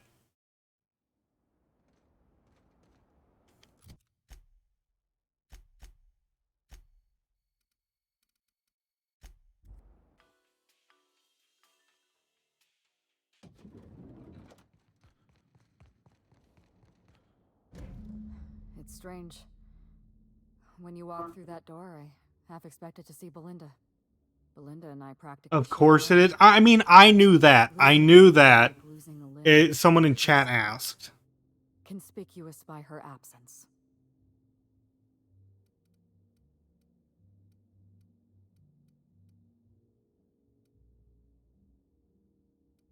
Thank you, but no. I can't grieve properly while Ludovico's still breathing. So let's see if we can't solve that problem first. We shut down Ludovico's distillation plant, but he's not gonna sit idly by. If he can't use Spectrum Brown to infect the colony, he'll resort to some kind of backup plan. I stole this formula from Dr. Blossom, a failed prototype of Spectrum Brown. Look at this. The prototype had the opposite effect, and actually made you immune to the parasites. That's a lot of numbers, and what's that squiggly thing? That's a question mark. Look, never mind, just listen carefully. I need 2 ingredients. Essence of sprat and a pod of parasite eggs. Please, for the love of the law, don't eat either. Go to the spaceport warehouse and look for the sprat essence. You can find an egg pod in the wilderness reserve. That's the place with all the trees. Mmm. Please, let's not give Spacer's Choice any ideas. Essence of Sprat is not a perfume, thank the law. Sprats have an adaptive immune system. They don't suffer from the diseases and parasites they carry. It's one reason why you'll see them in every corner of the colony. Dr. Blossom experimented with Sprats and accidentally discovered a way to become immune to the parasites. That's probably when she decided to switch to human testing. I borrowed a centrifuge from the research lab. Use the ingredients to synthesize an antiparasitic. Yep, no problem. I know exactly what all those words mean. That's reassuring to hear. I have complete confidence in you, and I'm not regretting my decisions at all. You'll be fine. The equipment was designed to be used by your average Rizzo's worker. It's practically idiot-proof. It's gotta be. Once you're finished, head to the pilot house. We'll hijack the control system and disperse the cure into the atmosphere. That should kill off most of the parasites. Most. The more severe cases are beyond saving. I'm afraid there's not much we can do for Groundskeeper Yarbo. There is one other thing. While you're at Piraeus Spaceport, have a word with Cedric Kincannon. I know Cedric. There's nothing he wants more than a chance to eliminate Ludovico. We could use him on our side. Best of luck, Inspector. I'm counting on you. Hey, I don't know. Should I recruit Cedric? Because he wants to kill... he wants to kill Helen.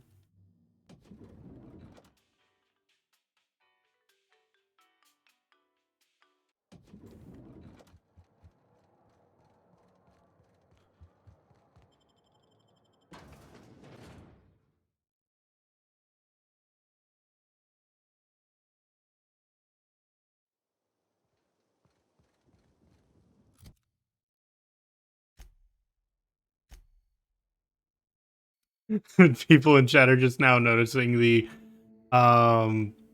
parasite in the bottle, which I have pointed out since the very beginning of this DLC.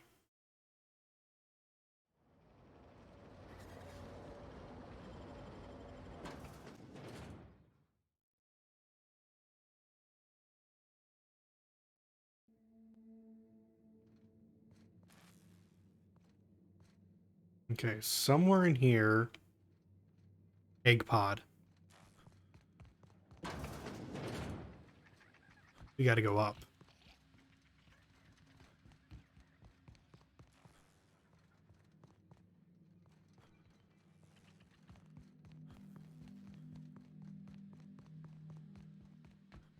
Wait, wasn't I already in the place with the egg pods? Dang it, I already was in this place with the egg pod.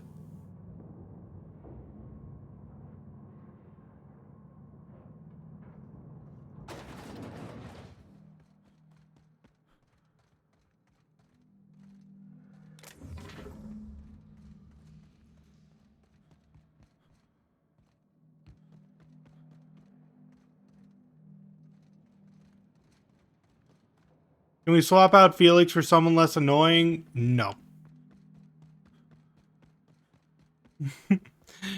We decided early on Felix is gonna be like, this is his DLC.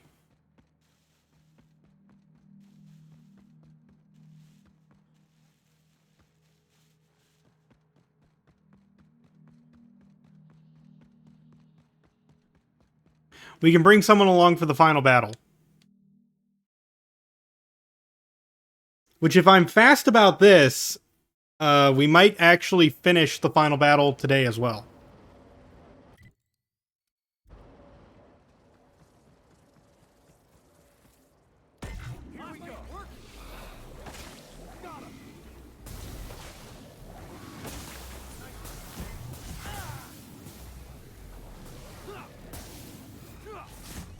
Brute! I need a heavy weapon.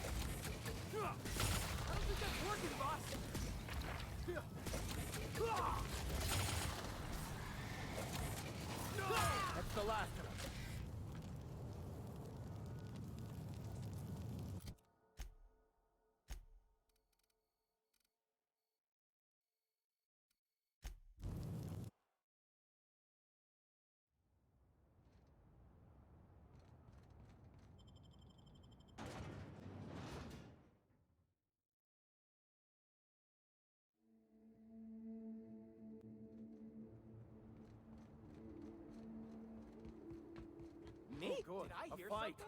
Maybe. Oh wow, that's a lot of hosts.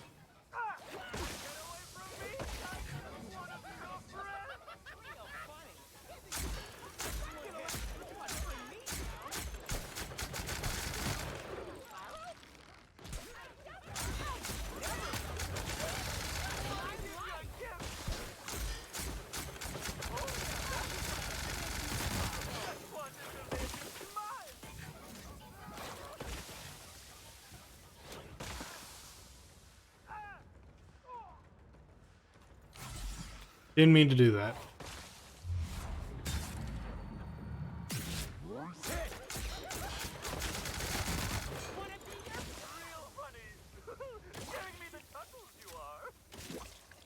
Dang, is all of Slug infected? Or most?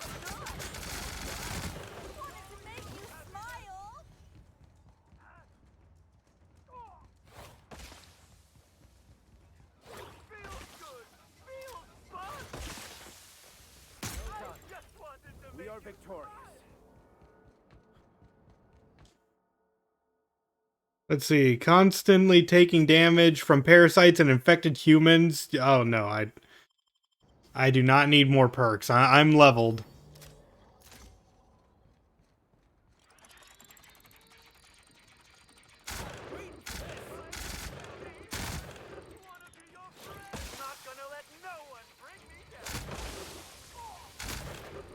Score one for Felix.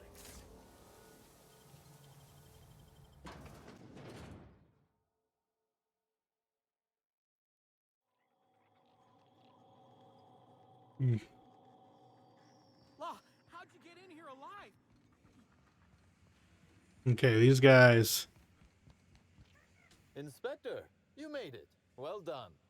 I'm afraid you may find the spaceport is, at the moment, less hospitable than usual. My apologies. Regardless, you must have some purpose here. Do tell.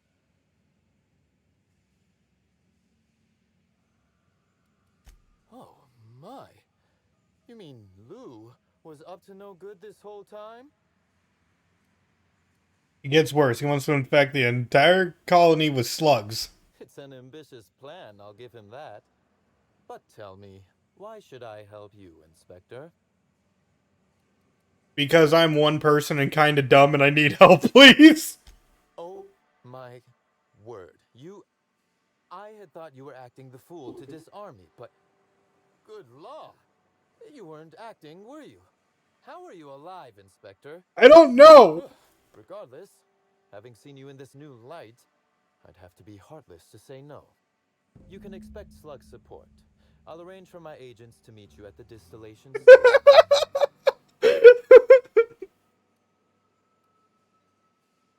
Tell them to bring the best weapons and any personal issues they'd like to work out through violence. I'll do that. I think one of our checkpoint guards is going through a divorce. Woo! As thrilled as I am to assist you in taking down Lou, we have barricaded ourselves in here for a reason. I imagine you have a plan for getting out of the spaceport safely? I really don't. Are you really? Inspector, you are a marvel. Excellent work. I'll admit, I'm awfully fond of my agents. To see them restored will be a great weight off my soul. Thank you.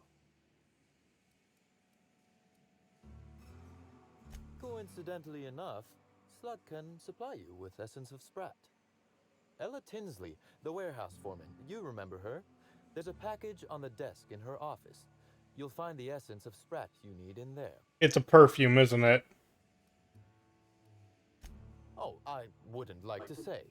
Customer-supplier confidentiality and all that. Now then, is there anything else I can do for you while you're here?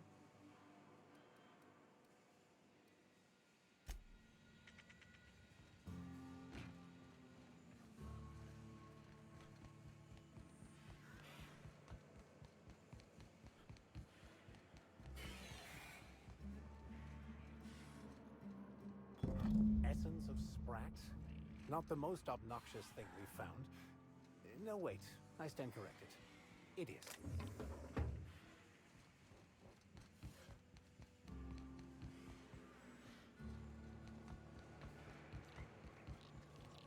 I still love, like, oh my gosh, this DLC has some of the best dumb lines in the game. I'm not kidding, where it's just like, please help me, I really need help, I'm that stupid, and it's just like, oh my god, you're being serious.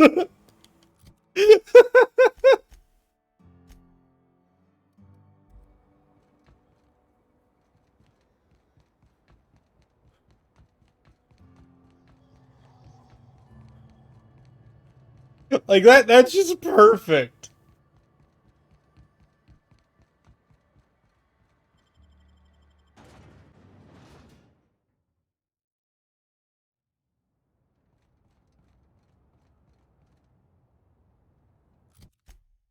Okay, can I teleport? Well, I can at least go to the entrance.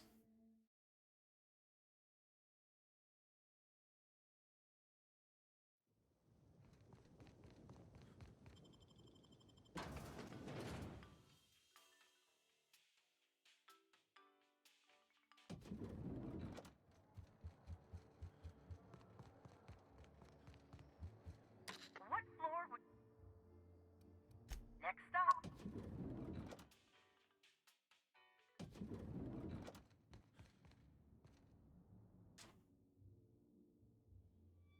Pour in the stuff and push the thingy! You pour the gooey stuff into the test tube and toss in a handful of the other stuff. There's a sizzling sound. Something smells like dead sprat. You push the thingy. The centrifuge spins up. It's delightful. You can watch it turn for hours. The device does its work without any additional input from you. A swirl of bright colors entertains your eyes, and a few moments later you hear a bright chime.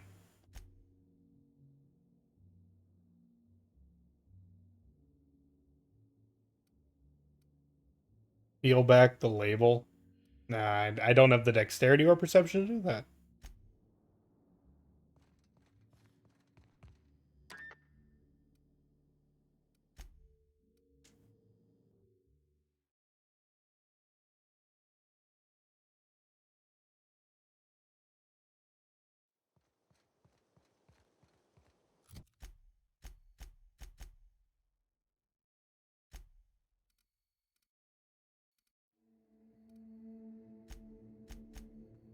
I'm trying to teleport. Come on, game. If I could give one complaint to the Outer Worlds. Oh wow. Oh wow, that's a lot of things.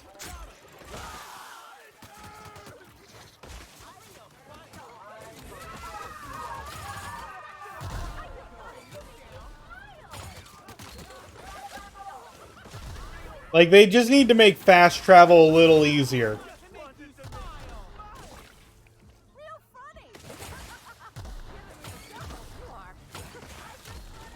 Well done. We're still alive.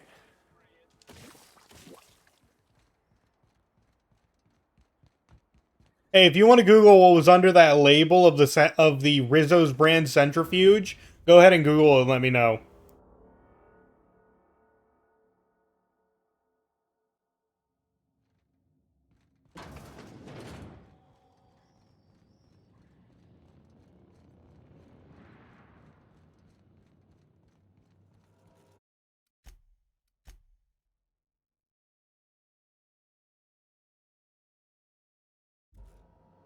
Greeting protocols suspended. All non-essential protocols suspended. Phaeton is standing by for larval compound dispersal.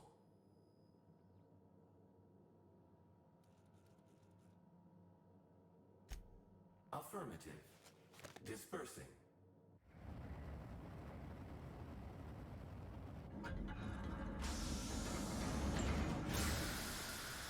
There's an actual cutscene in this game?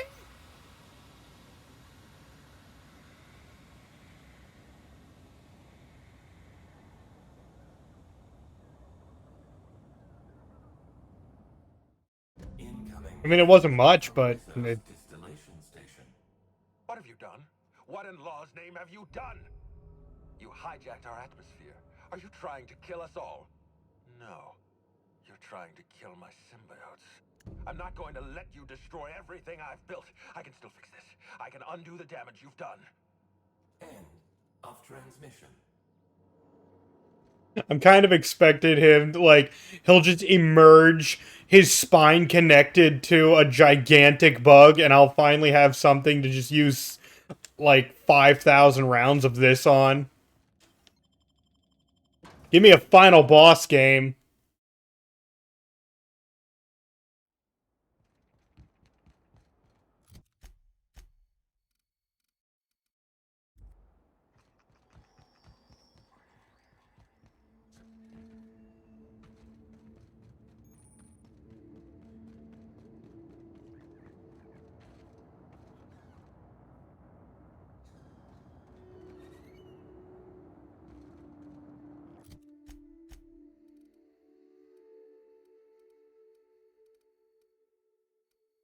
Basically, as close as any other location. Wait, did it take away my fast travel to that location, too? Are you serious?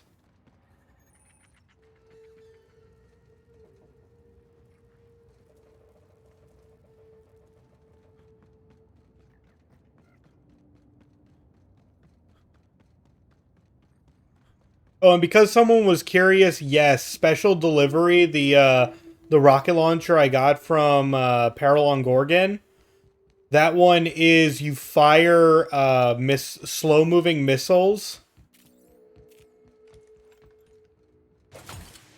And if it finds someone, it will home in. It's super cool.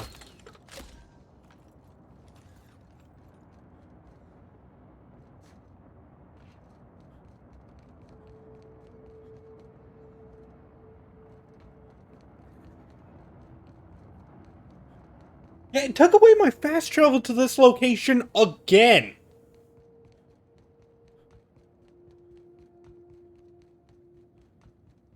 You're gonna need more than Frenzied Host to beat me at this point. The first 16,000 didn't work. This one won't work either.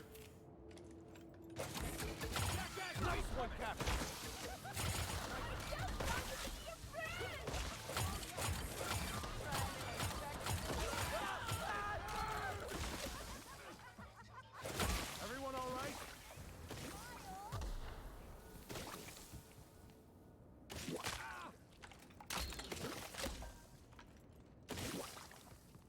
I don't really recommend using it indoors, though. I think it might be able to hurt you. This, however, is just a gun.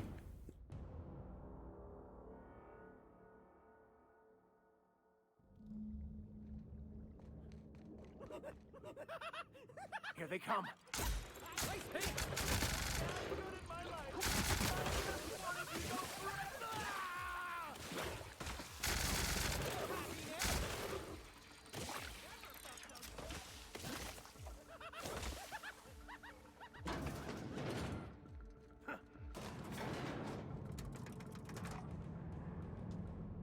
You two look like you're having a good time.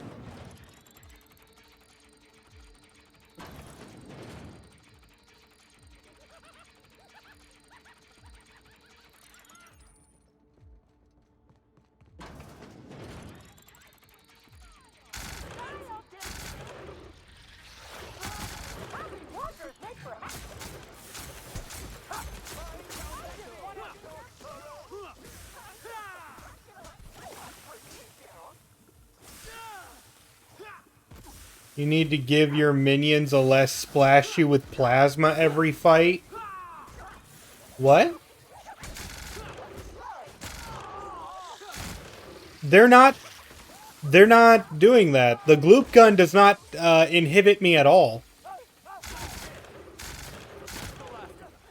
It's the hosts that are splashing me with slow-moving plasma.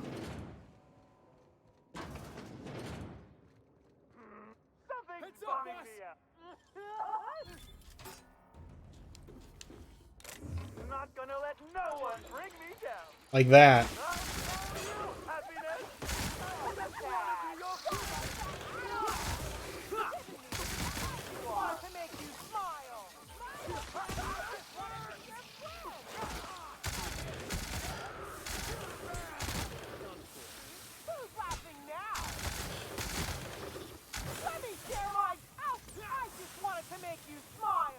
Yeah, I don't care if you want to make me smile. I'm just kind of killing ya. Honestly, you're just making me sad right now.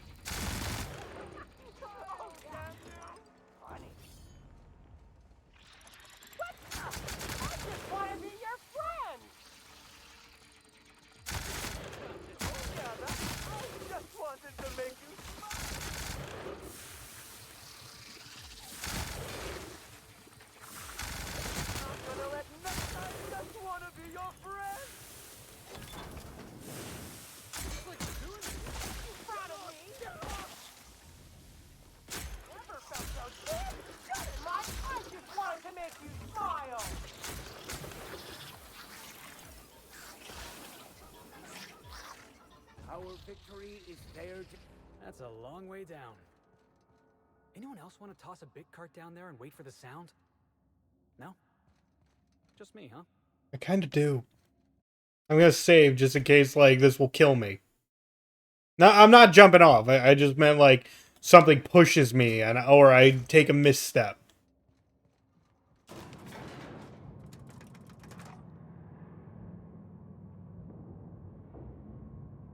I can't drop a single bid cart. You're sad for all the ammo we're wasting on these chump. We have 4,000! And keep in mind, this is just the light ammo. I still have 2,300 energy cells and 4,700 heavy ammo. I'm good. I'm a one-man army.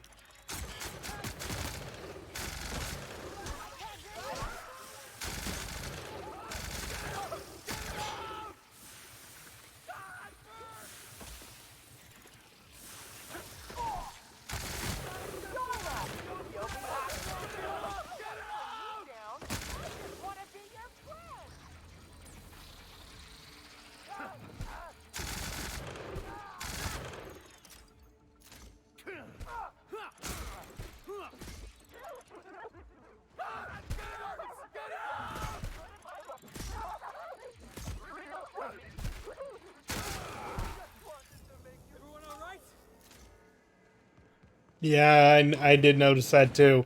We're seeing a lot more of the, like, parasites themselves. Hey, before we take down Ludovico and put an end to his plans, I just want to say, the real parasites were the corporations all along. All right, I'm ready.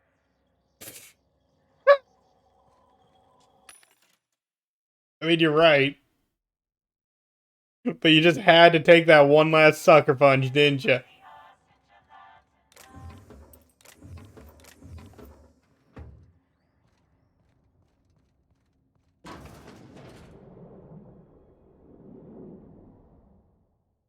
Yes, I know you're hungry. Be patient. I'll feed you soon enough. What? Just a guest. The one I told you about. The inspector. What? Welcome. We were just talking about you. We? Me? I don't see any other dim-witted inspectors around, so yes, you. I know what you've done. Hijacked Phaeton. Contaminated the air we breathe with your poison. You think you've saved this colony. All you've done is robbed Halcyon of its last chance. I still want to see the back of your neck. And you've angered my queen. Okay, yep. I know you're about to start a monologue. Am I the only one tired of hearing this guy? I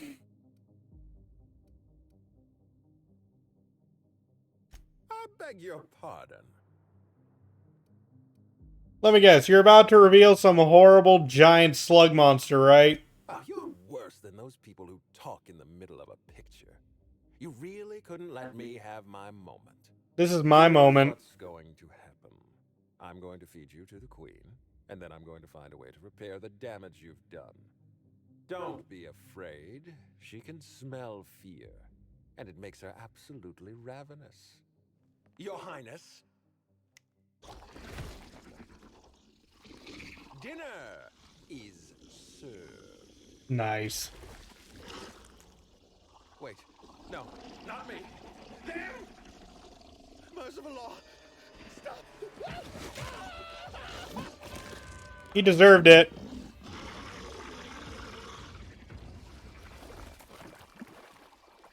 Incoming.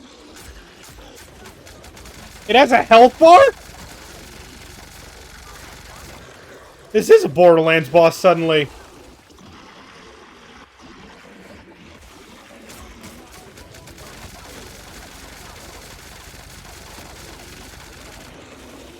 And fruit!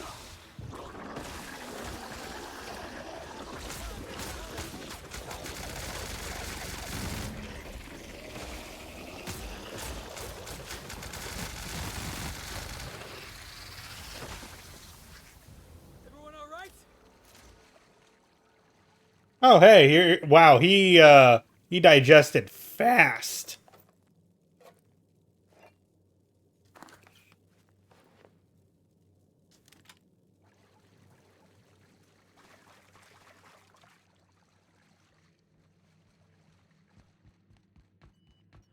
To be fair, he did beat my expectations. I thought it was already going to be, Oh, hey, we could have used this. If you were, like, a science-based character, you could have just, like, turned on all of these, things to kill it. That's cool. For all you non-combat, like, direct combat people. Like, could just used hack to, turn on some machinery to kill it. That's nice. I do like that.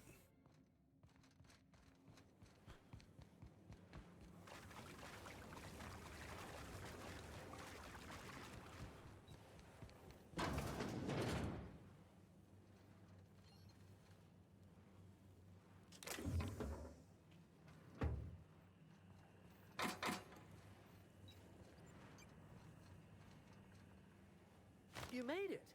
I guess happy customers really are repeat customers. Here, I had something I wanted to give you. This is a golden ticket, good for one free tour of the Purpleberry Orchards. This is my way of showing you that I appreciate you just for being alive.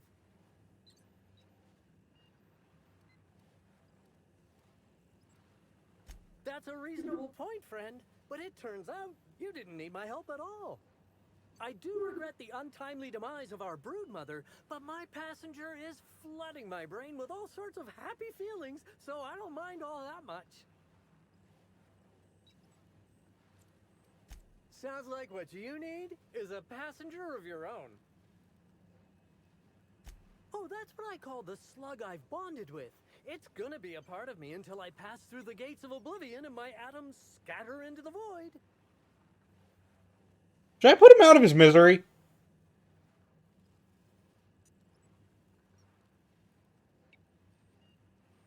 Like, I don't really have any strong feelings towards this guy. Flip a coin? Oh, shoot. Do I have a coin?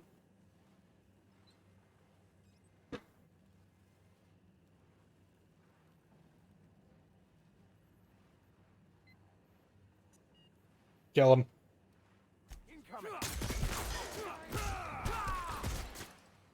He is surprisingly resilient. I was just getting started. He had a single bit cartridge.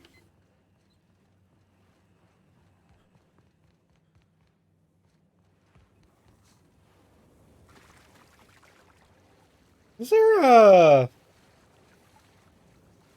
like a brood mother pile here? I mean, yeah, we did get, like, his stuff, but... just wondering if there was one for the queen as well, you know?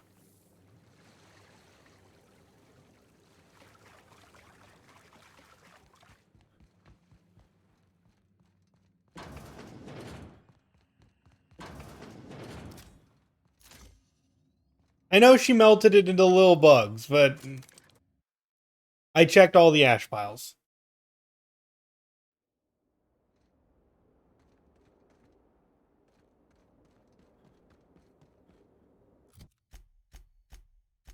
Captain, go home. Speak with Helen, speak with Cedric.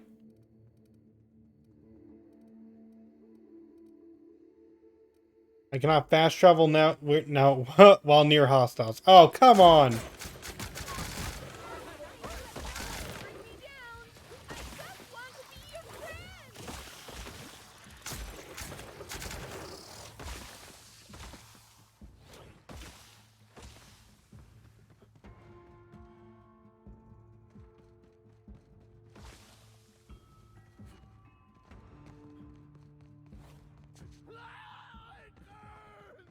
Hang in there, Max!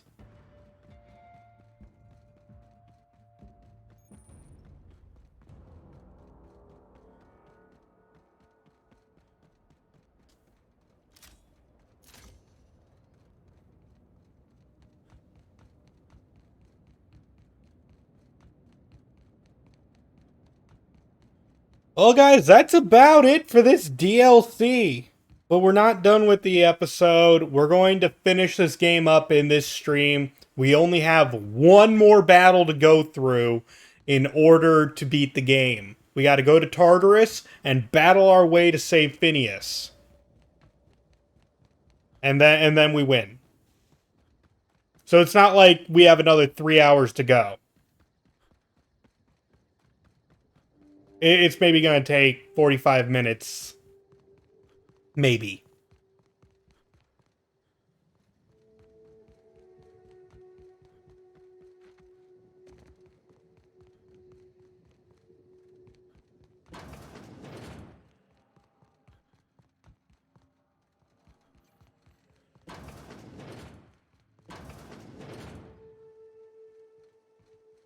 I must have dreamed up 100 different ways to kill Ludovico.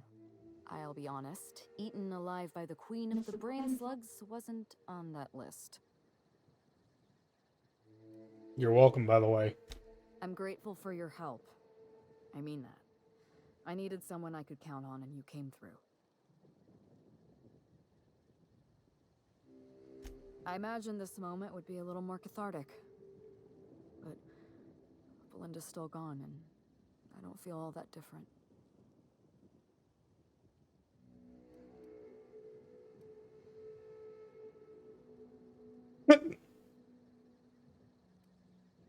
I can't go back to the way things were.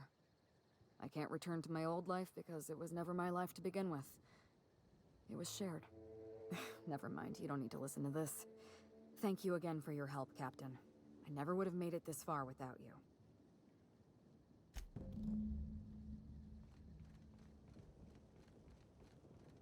You've done us a great service here, Inspector. You have my gratitude. That's it.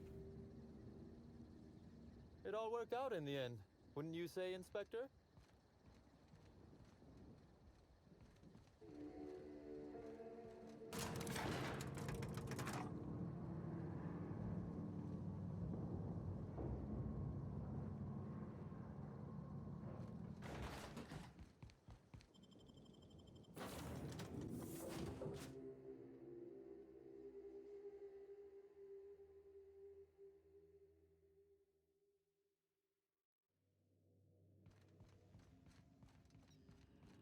Hey, I'm back.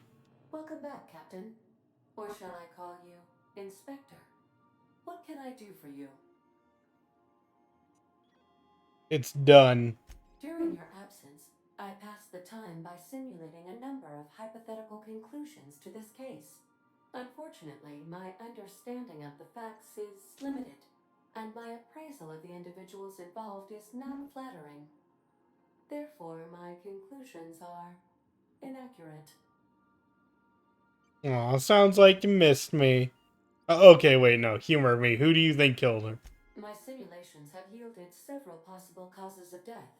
Halcyon Helen may have been killed by one or all of the following: asphyxiating on Rizzo's Spectrum Brown, grappling with a primal while inebriated, killed by an overzealous fan, death by automechanical, or profound loneliness. How close were my estimations? You were so off the mark, I'm starting to wonder how you're my astrogator. Human behavior is difficult to simulate. People are frequently irrational, unpredictable, or behave contrary to their own logical interests. Stellar astrogation is simple by comparison. This information is valuable to me. I will update my behavior simulation protocol accordingly. Thank you, Captain. How can I be of assistance? May luck be with you. Of course, as I am sure you are aware, luck does not exist. But it seems to comfort humans to believe they possess good quantities of it.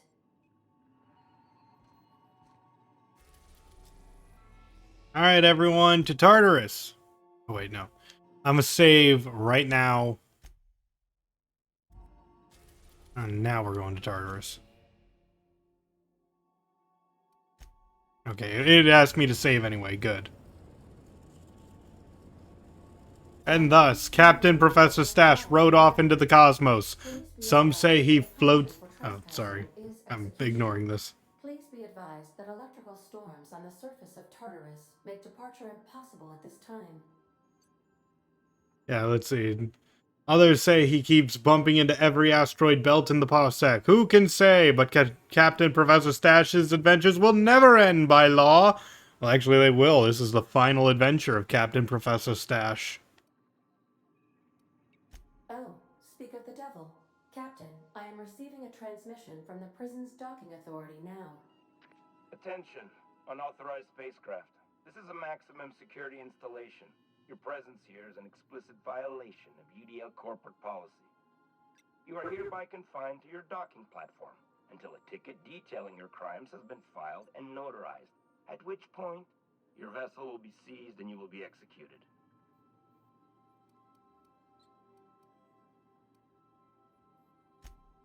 I'm sorry, you people? Did you just cast a generalization on upstanding UDL employees? That's a fine of 200 bits. You're up to 5,708, not including the cost of your execution and the disposal of your remains, which will be assessed posthumously.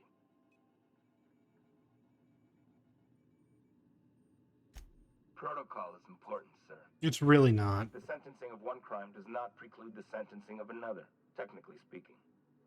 Tartarus Docking Authority signing up. Hang on. Looks like you're gonna have company at the execution. Another ship just pulled into your dock. Wait, is that from the Groundbreaker? What the? Pay no mind to that. Just have a pleasant day. Transmission terminated. How can I be of assistance? Goodbye. Looks like Groundbreaker's here to help. Okay, who's coming with us in the final battle? Remember that you are not insured. Honestly, Felix is the most geared up for this, so unfortunately I'm thinking about taking him. Sam can also come because he's, well,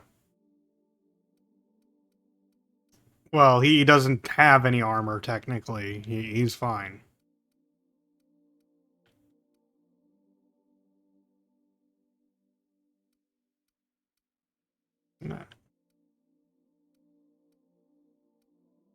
I guess I'll just take who I got.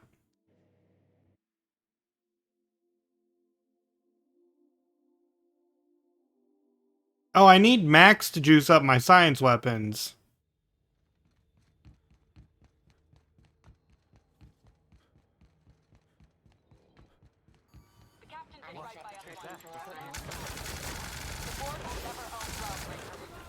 Oh, whoops.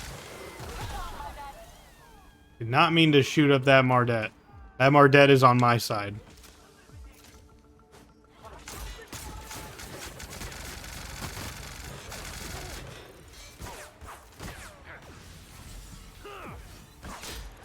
Now I made enemies of the Groundbreaker as well. Okay, no, we're loading.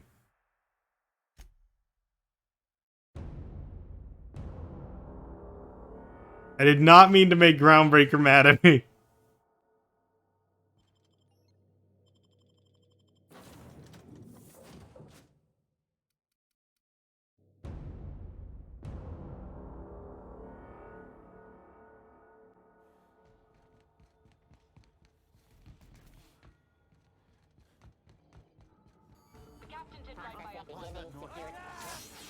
The board will never own Groundbreaker. Not while I breathe. Push on, Mardet!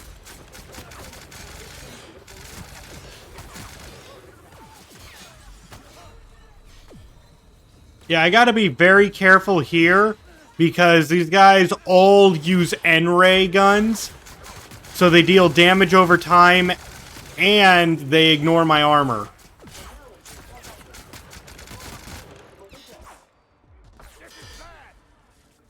I'm only regenning so much because of my freaking massive health base regen.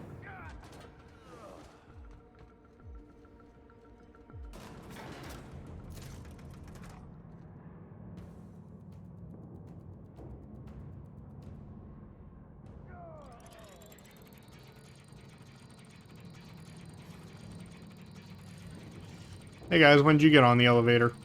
Or at least Sam's here. Just waiting for Max now. I suppose it would be too late to back out now, huh? Fear not, Captain. I'll watch your back. Which one was the Groundbreaker? It was a ship we helped out very early on.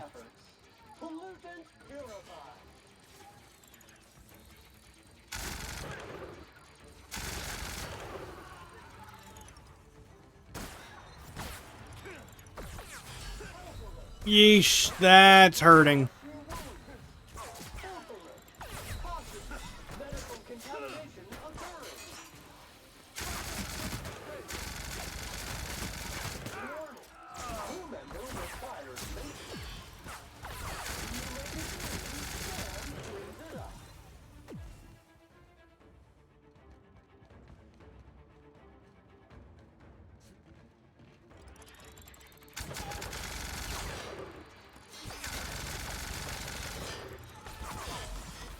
More fruit! Oh no, oh no, oh no!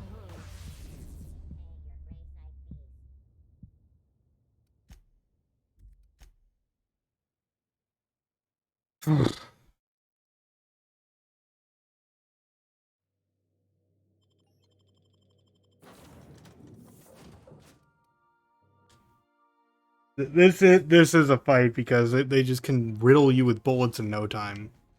Completely shredding whatever armor you got, and I don't got no ID card or anything like that.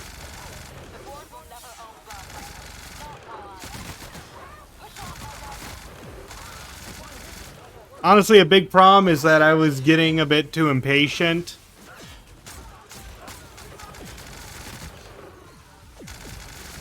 If I just handle things slowly, I can get through it no problem.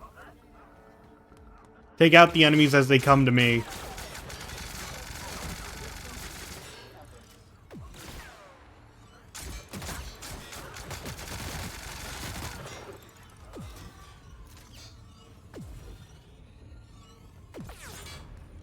Special delivery? Yeah, I could use that too. You're right.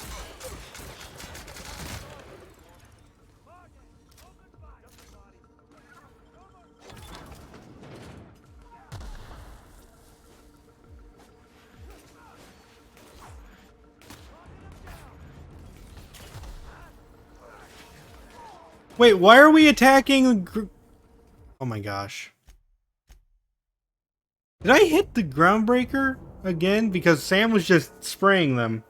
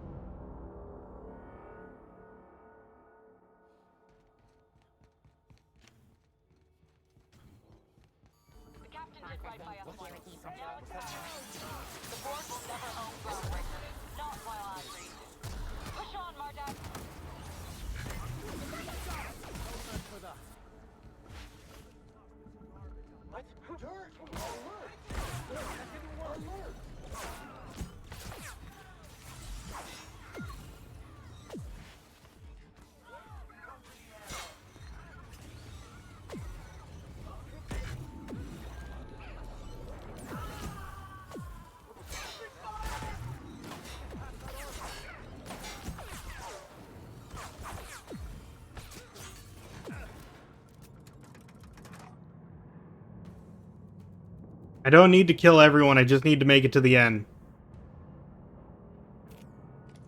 Yeah, let's try using this one.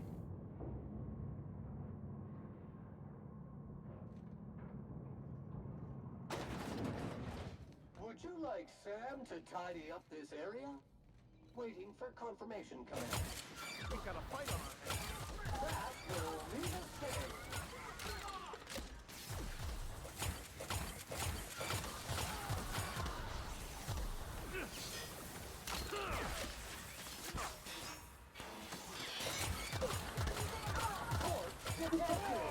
I know I can fire a whole bunch at once, but they tend to all attack the same target when I do that.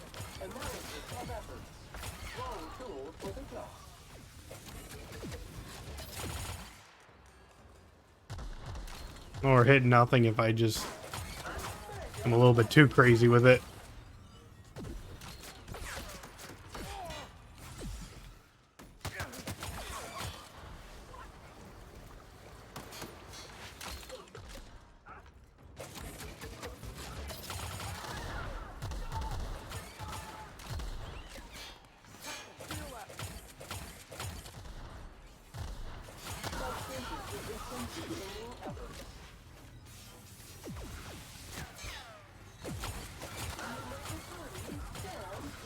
Oh, that was a lot of people I just killed right there.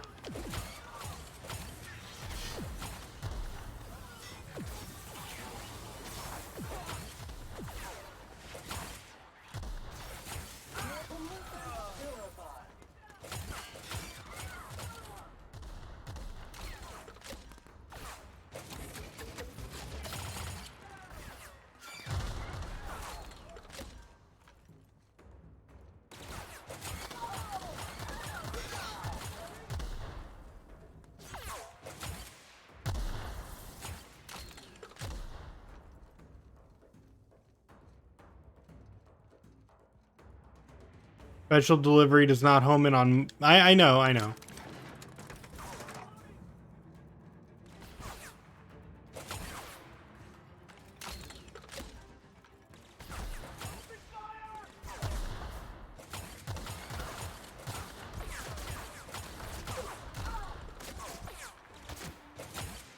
Yeah, special delivery does not affect mind-controlled targets.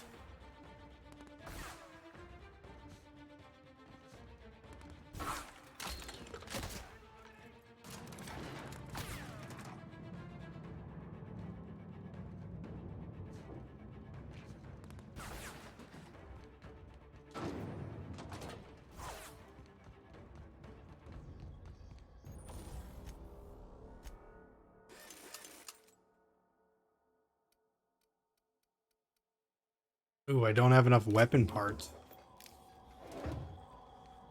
Not that it matters. We're at the last part of the game.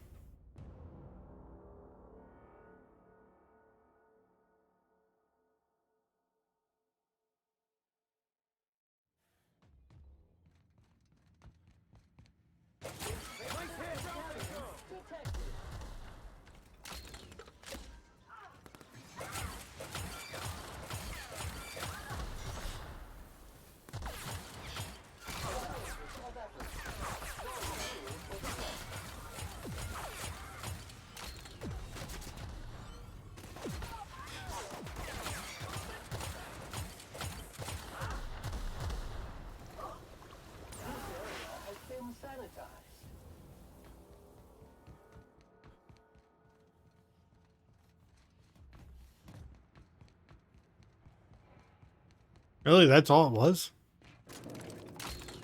Oh no. We just have a lot to go.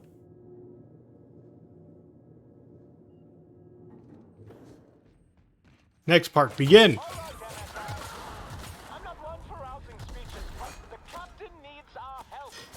And now Sanjar's here!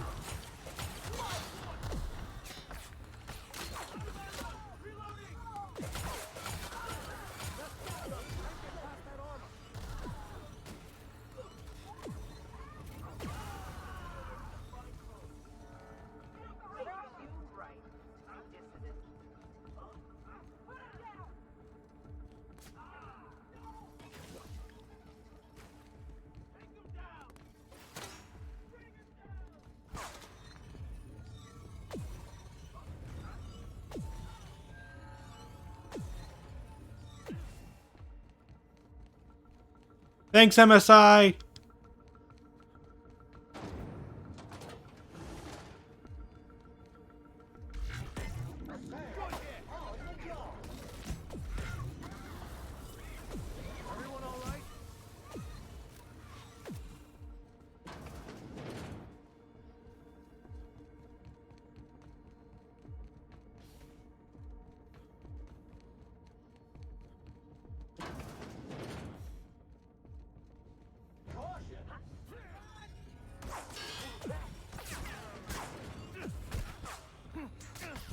I can't use that while I'm in combat, okay.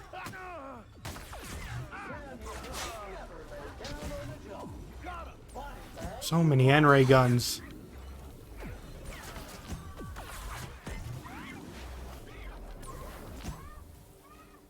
Yeah, all of our friends, yeah.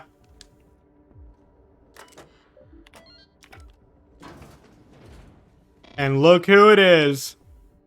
I'll be damned. I was prepping the studio for our announcement, and here you are as a bonus. And the convicts. The vicar. You know, most people, once they're out of prison, don't seem keen on returning. Oh, I would go anywhere to see you fall, sir. And... oh, I had heard you were dragging around a repurposed janitorial mechanical. My staff jokes that it's because you're a walking pile of refuse. Interactive database updated. The unique organic substance labeled Chairman has been classified as filth, imminent for incineration. Oh my! When you go off and get yourself shot, try to avoid taking one to the face. I want it recognizable to show to my citizens. I'm not in your way, you dullard. You talk to me. You want to go die in a blaze of glory? Be my guest. Besides, I don't know what you think you're doing here, but Sophia's doing good work up there with Phineas. Your efforts will be in vain. Yes, he is an extraordinarily obstinate fellow, isn't he? Fine, he isn't working for us per se. Semantics, he'll come around. But that's between us. As far as my adoring citizens will know, we've turned a dangerous crackpot into a working-class man. It's a miracle.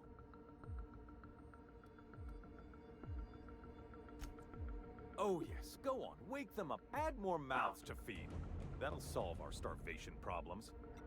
I don't know what half-baked plans that simpleton in a lab coat has been leading you through, but it's done. It's over. let me ask you something, Captain. Have you at any point thought about not fucking up our entire society? I believe we could ask you the same. I'm making actual progress towards Way to go, stabilization Vicar. and recovery. You're just getting in the way.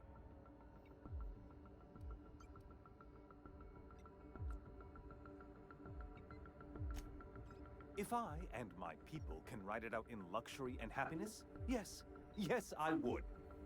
I don't know if you've noticed, Captain, but Halcyon's pretty much a lost cause.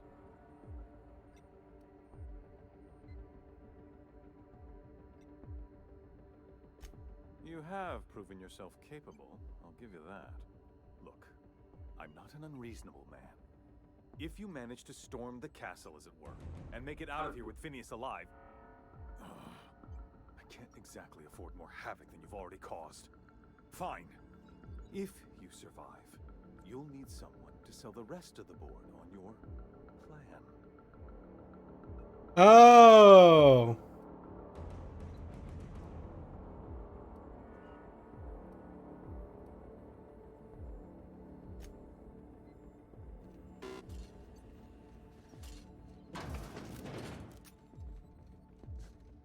Yeah.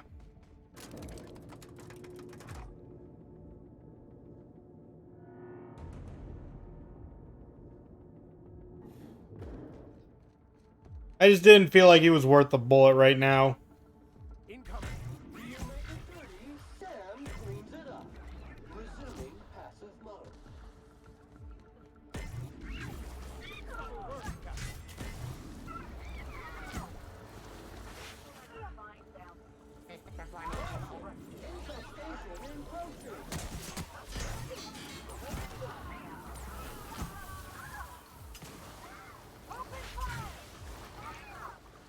Oh, that's an MSI.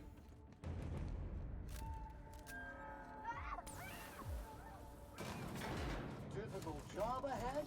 Consider equipping a pack of Sam's special solvent stain out remover. It's ruthless on residual blood splatter. Everything in my life has been leading to this point. I am... Captain, you have an uncanny talent for complicating my life. You've disrupted the balance of power. You've upset the natural order of things. You've introduced uncertainty, and there is nothing I despise more than uncertainty. Wow, when you put it in that way, I sound pretty awesome. Typical. Running your mouth in the middle of a crisis. It's almost as if you delight in chaos. Captain Professor Stache is not bright enough to understand that this is chaos. Stupid enough to throw the entire system into chaos. I should have dealt with you a long time ago. You were always too dangerous to leave unchecked. Aw, stop. You're making me blush. I suppose I shouldn't be surprised by your impertinence. Leaving you alive was my greatest mistake. But it is a mistake I intend to correct. I have Dr. Wells in my custody. Once I've secured his cooperation, I can move forward with the program. I can repair the damage you've done. I can set things right.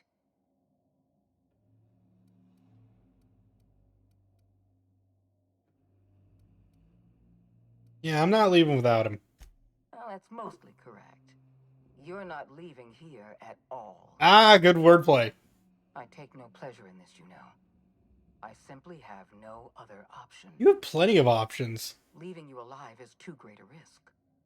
Goodbye, Captain.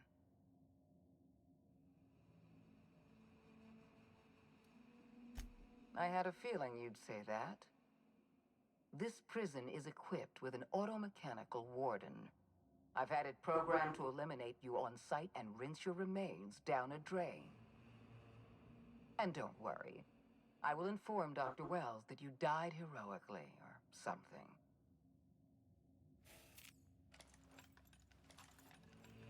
Alright, this is gonna be fun.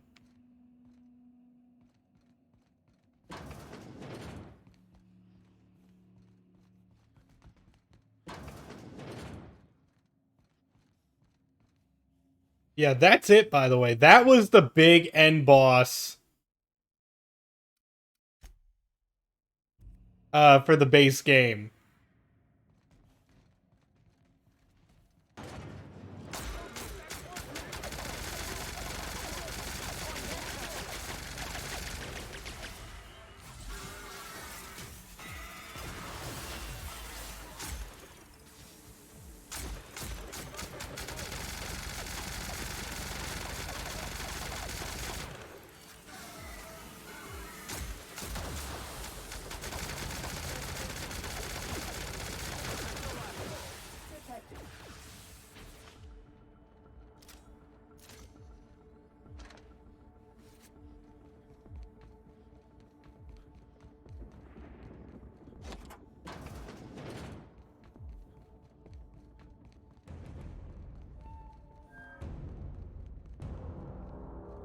Why won't you just die?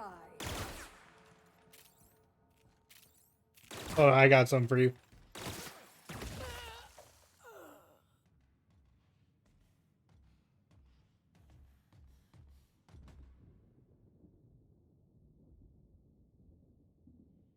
Really?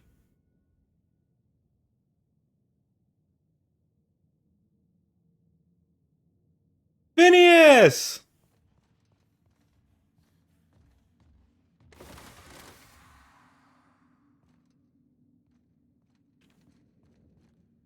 Wait, I thought I just activated this.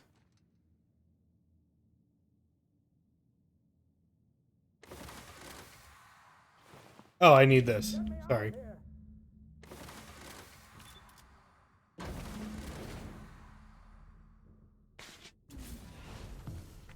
You don't know how glad I am to see you.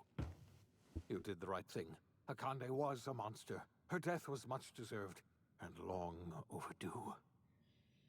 And you lunatic, you broke into the board's own fortress just to rescue one doddering old man. You are absolutely out of your mind, and I can't begin to thank you enough. Let's see. Are you kidding? The board never stood a chance against me. Ah, all in a day's work for you, huh? You've broken the board's stranglehold on this colony, and you saved my life. But there's still so much we have yet to accomplish. You and I are going to have to work harder than ever to save Halcyon.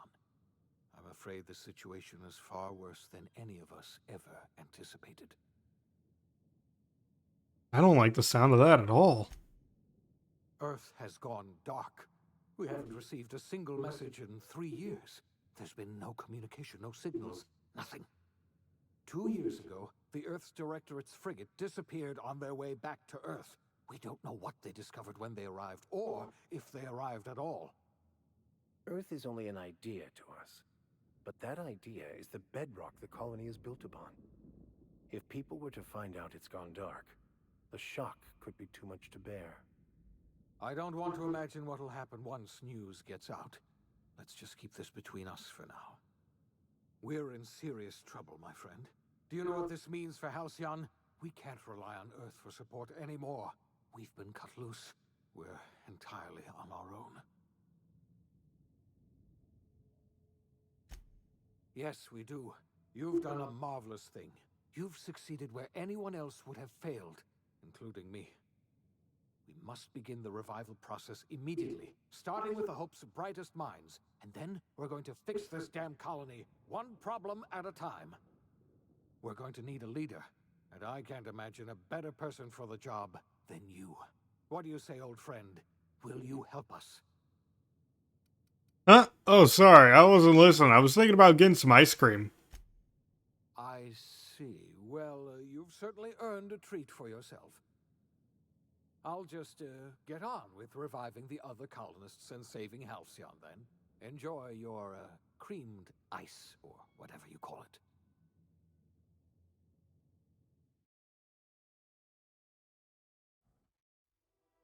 The OSI! Teaches Oh. that everything in the universe happens according to the grand plan. But the stranger that arrived in Halcyon was an unplanned variable. From the moment he landed in Emerald Vale, his actions altered the course of history. The events on Tartarus brought about the end of the board's authority. But the board's mistakes would haunt the colony for decades to come. The damage they left behind would require the work of a generation to repair. Dr. Phineas Wells began reviving a handful of the Hope's colonists. Engineers, scientists, technicians, and intellectuals. They were among the brightest minds the Earth had ever sent out into the stars. The Hope scientists and engineers woke up in a colony descending headlong into total collapse. With no way to return to Earth, they had no choice but to band together and devote themselves to the cause of saving Halcyon. The people of Halcyon were nothing if not hardy. In the absence of the board's authority, many of the colony's settlements banded together with a single purpose in mind: survival. Life was especially hard in the years to come. Some towns dissolved by attrition and starvation, but most of them found a way to carry on. In the years to come, Halcyon was forced to reckon with its newfound freedom. The board was gone, and for better or worse, the colony was responsible for its own destiny. Sanjar's civil liberties and worker-centric policies were slow to catch on with the other corporations.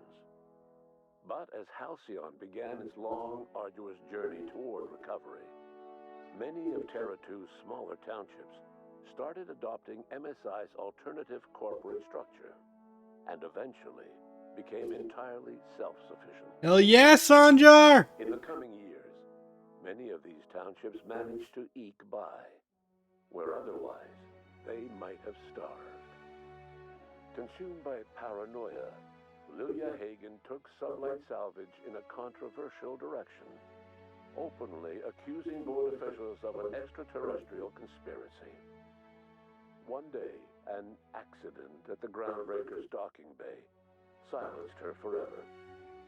Time would tell if her replacement could keep the Sublight family together. Yeah, we didn't get a good ending for The them. loss of Edgewater left its workers bereft of any purpose in life.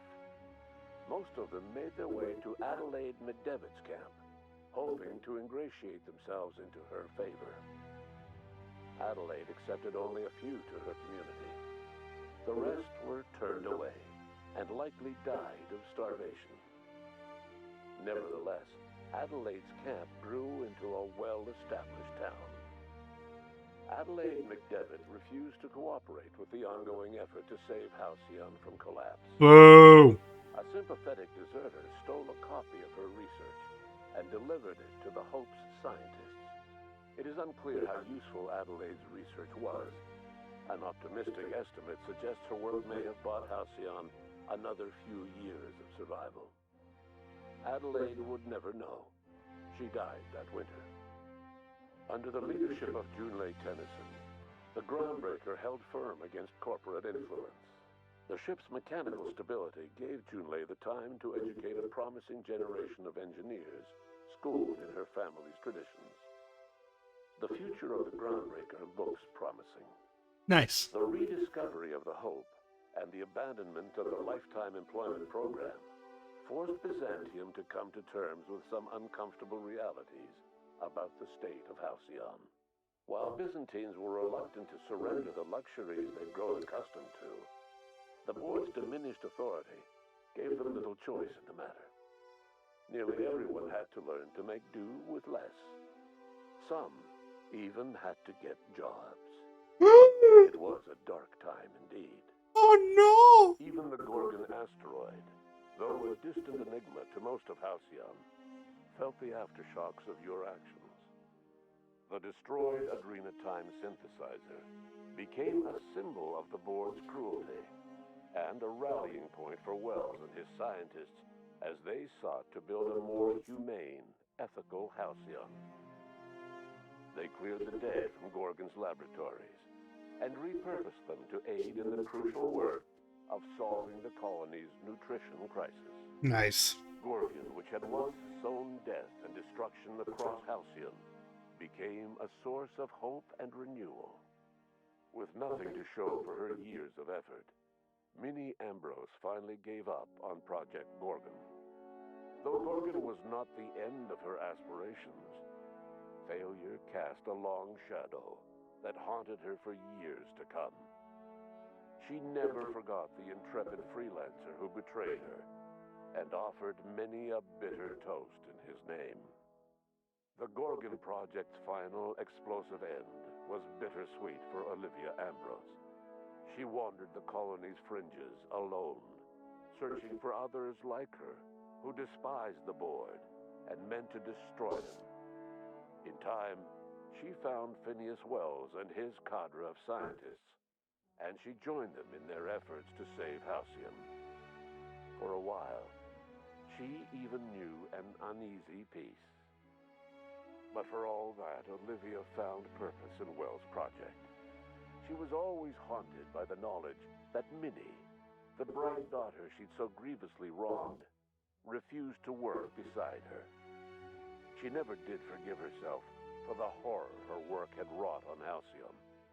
But she remembered fondly the daring captain who'd let her daughter live. Okay, so I did get an ending for that. The Gorgon asteroid remained a sobering reminder of the potential for progress and disaster in humanity's most ambitious efforts. The Rizzo's company in Halcyon dissolved after the collapse of the board. Needless to say, the launch of Spectrum Brown was indefinitely delayed. A stockpile of Spectrum Brown remains buried deep beneath the ruins of the old distillery, abandoned to time and attrition. With the dissolution of the board, Ruth Bellamy found herself without the two constants in her life: Byzantine culture and her sister Belinda. In the face of this new reality, she struggled to find a direction for her life. The colony had moved on from Halcyon Helen and would require new heroes in the years to come. And so Ruth Bellamy decided it was time to exit stage left. She quietly disappeared from public view. The dissolution of the board did not mean the dissolution of the ambitions of Cedric Kincannon, the charismatic leader of Sublight Underground. Cedric offered Slug's transportation services to the newly thawed colonists and set to work ferrying resources and food wherever they were most needed. For better or worse, slug headgear became fashionable in the following year. It should never be fashionable. As the board began to disintegrate, Spencer Woolrich found himself at a crossroads. Cling to what little stardom remained to him, or help usher Halcyon into its new future. To the surprise of many, perhaps himself most of all, Spencer chose the latter option. Having learned a variety of different skills in the many different roles played throughout his lengthy career, Spencer founded a radio serial dedicated to staying alive despite the odds. His subjects included how to survive violent encounters with only grazing wounds, dispense pithy one-liners for tense scenarios, and, of course, how to look good doing both. Hell yeah. After a brief attempt at dating Helen as one person rather than two, which both Bertie and Helen found too strange, Bertie struck out on his own to try his hand at raising woolly cows. Many of his former Rangers teammates soon followed, accompanied by the woolly cow the team had originally plied with alcohol. The dairy farm thrived under Bertie's leadership and care. Good for him, what the fuck? The dairy rangers privately believed that the woolly cow softened Bertie's temper considerably. Although the only one brave enough to say this to his face was promptly headbutted. Your influence shifted Ellie's perspective. She finally admitted, albeit grudgingly, that she just might need other people. Sometimes. With a steady income from the life insurance payouts, she was finally able to afford a ship of her own. She hired a small crew and flew supply missions to communities on the fringe. Some of them were even legal. Life in Halcyon was sobering for Felix Millstone. The grand revolution he dreamed of never came. There was no great awakening for the colony, no celebrations in the streets. There was only the hard, desperate work of trying to repair a broken colony. Felix never had a head for numbers, but if there was labor to be done, he was there to help. Eventually, Felix realized that the work of a revolution was done with two hands. You go, Felix. As much as he enjoyed his adventures aboard the Unreliable, the vicar, known as Max, eventually decided that it was time to move on, to live out the life he had sought so long to create. He knew there were many in the colony who carried burdens much worse than the ones he had struggled with, and he devoted himself to easing their suffering wherever he could.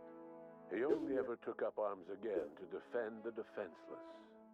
Unshackled from a lifetime of striving and fighting the universe and himself, Vicar Maximilian de Soto was finally at peace.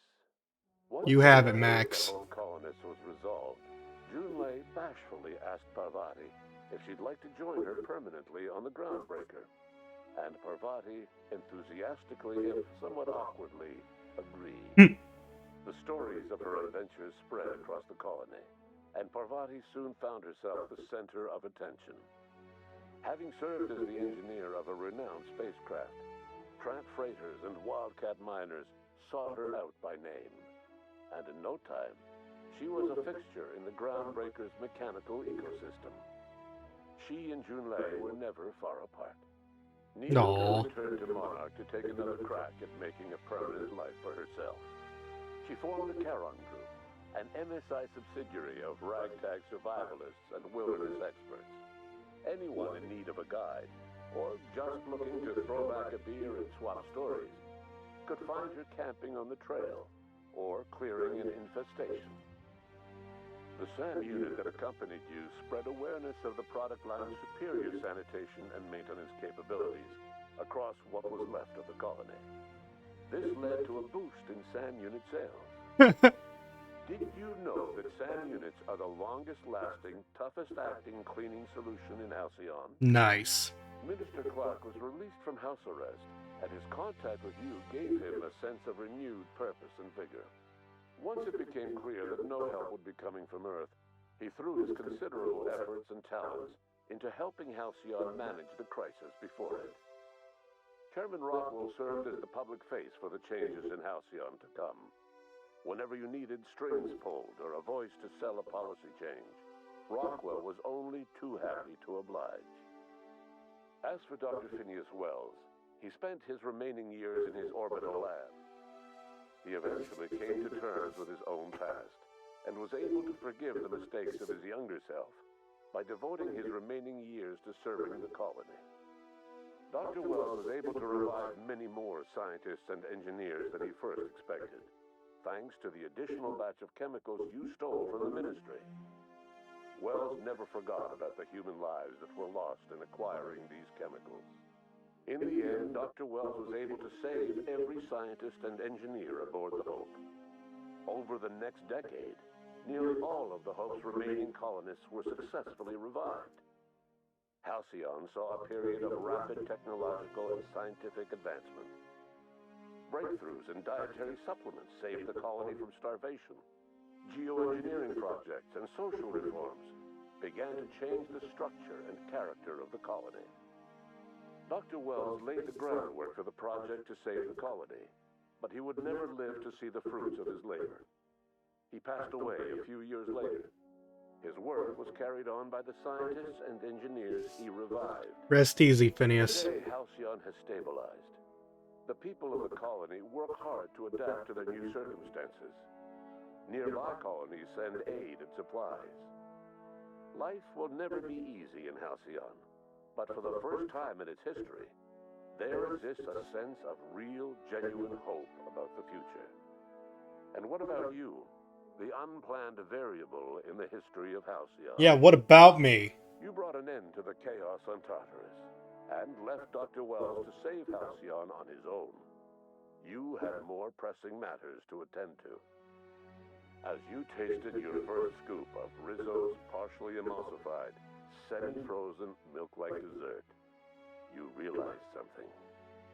All your troubles all your adventures, all your struggles and choices, they had all led to this single moment. And it was all worth it. No one knows what's happened to Earth, and no one knows what the future has in store for Halcyon. All we know for certain is this: the name of the Unreliable and that of its intrepid captain will remain the subject of countless stories for years to come. And that's it! That is The Outer Worlds, the ice cream ending.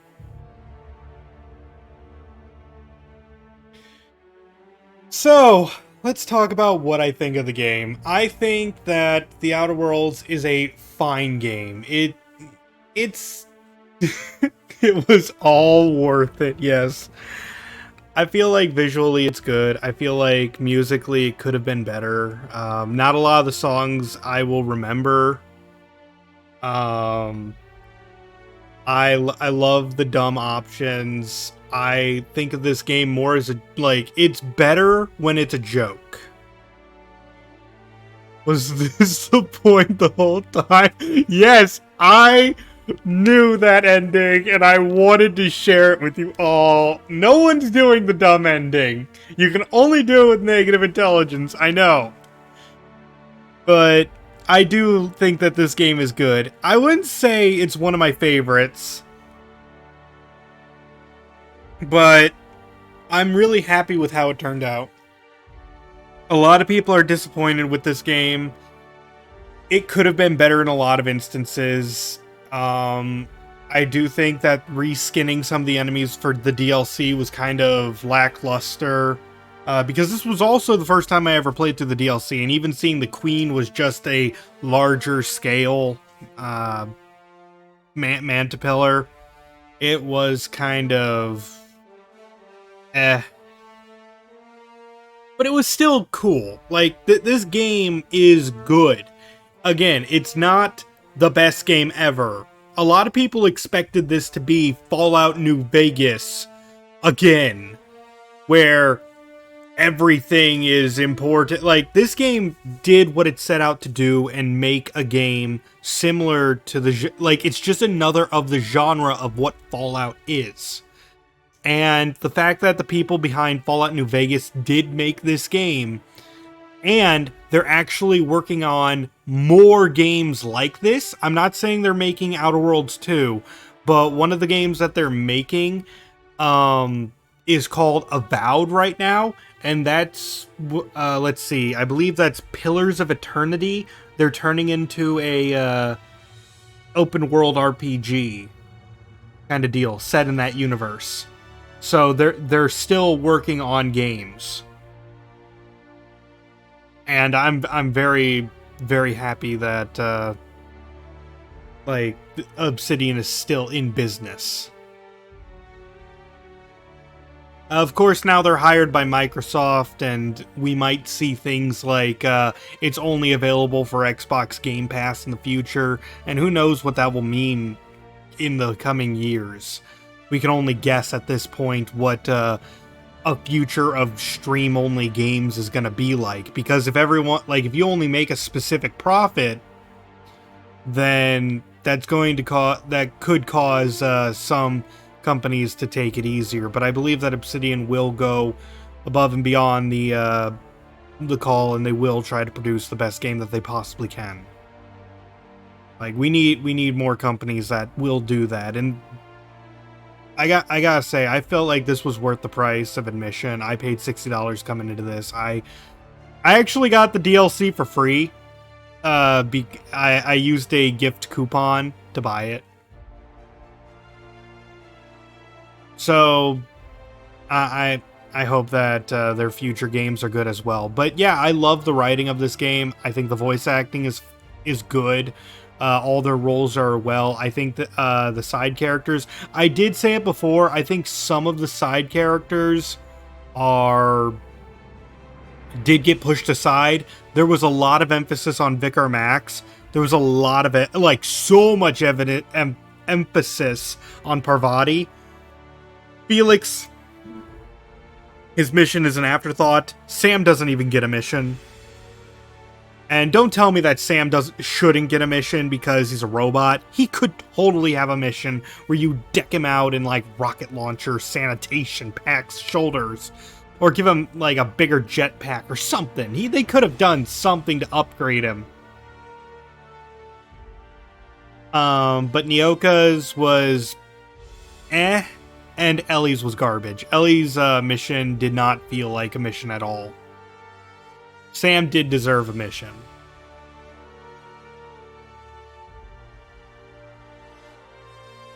That being said, I like, where do I even go from here? My favorite parts of the game was probably all the dumb dialogue, but if I'm not playing a dumb character, I tend to enjoy the melee class. If you wield a two-handed weapon in this game, you're able to ignore people blocking you. So you know that thing in, like, Fallout where, like Fallout 4 or Fallout New Vegas, where you swing and... Was there not some footnote-style mission to improve his acid? No. There was nothing like that. You needed to find the acid for Sam in order to boot him up to begin with. But that's like saying Ellie's mission is going to meet her friend and help her out with her debt. That was just the mission to get Ellie. This was just the mission to get Sam. So that was not Ellie's mission.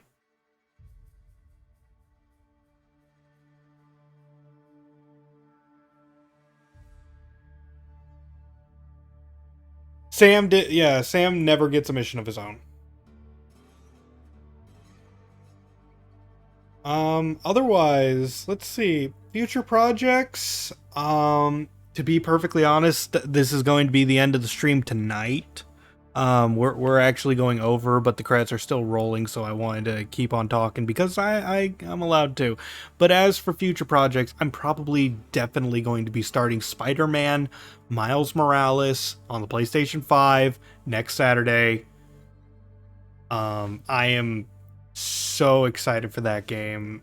I was tempted to push the Outer Worlds aside again in order to play that game, but no, I knew I was going to beat this in no time at all. And like, I have not played it. I've owned my PS5 now for this is the second week, and I've still not started Spider-Man. Which, by the way, Spider-Man 2018. I think it was, maybe it was 2019. No, I think it was 2018. Spider-Man 2018. That game, I 100%ed it in 3 days. And then I played it again. And then when Ultimate Mode came out, which was like the very hard difficulty, I beat it on that. Like, I loved the Spider-Man game, and I'm very excited for that one. If I could stay awake, I probably would I probably would stream another 3 hours of that and just live off the hype and just collapse on stream for everyone. But no, I physically can't do that. But yeah, back to the Outer Worlds. So I if they were to make a sequel, the Outer Worlds 2, I would probably want it to take place long after everyone in this galaxy is already dead. And that might be the most morbid thing I've talked about. Also, I love this. Development tabletop character slain. We got a level 14 tiefling warlock. Rest in peace. Like, what the fuck is these credits?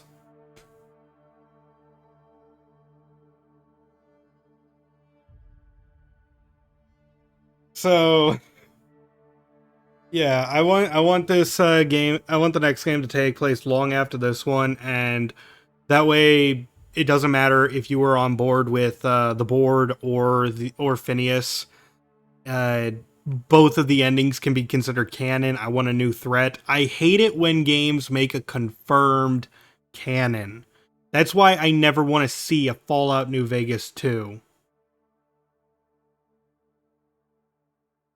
Like, I've stated this before, I never want to see Fallout New Vegas 2, because that means someone had to win the Battle of Hoover Dam, canonically, and I don't want to know who won that battle. Because if you were someone who loved the Legion, whatever, if that was your team, like, you were on board with the Legion, I'm not, but if you were, I don't want to discredit your choice for an ending. That was your choice.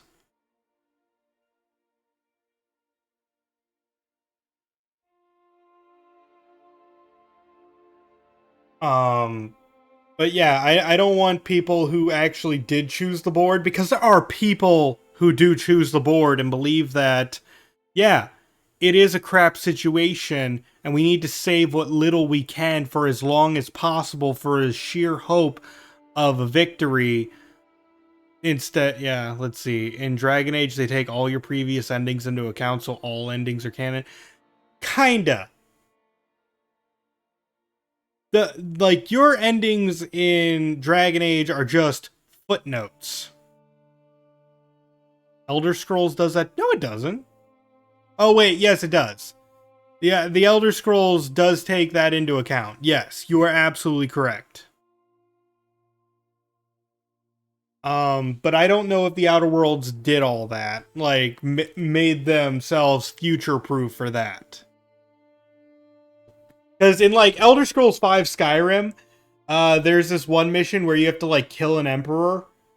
It's like in the Dark Brotherhood or something, and you'll notice that there's already an assassin on that boat when you get there. Like, if you read between the lines, you can notice that there's already an assassin there so it is canon that he will be assassinated even if you do not assassinate him.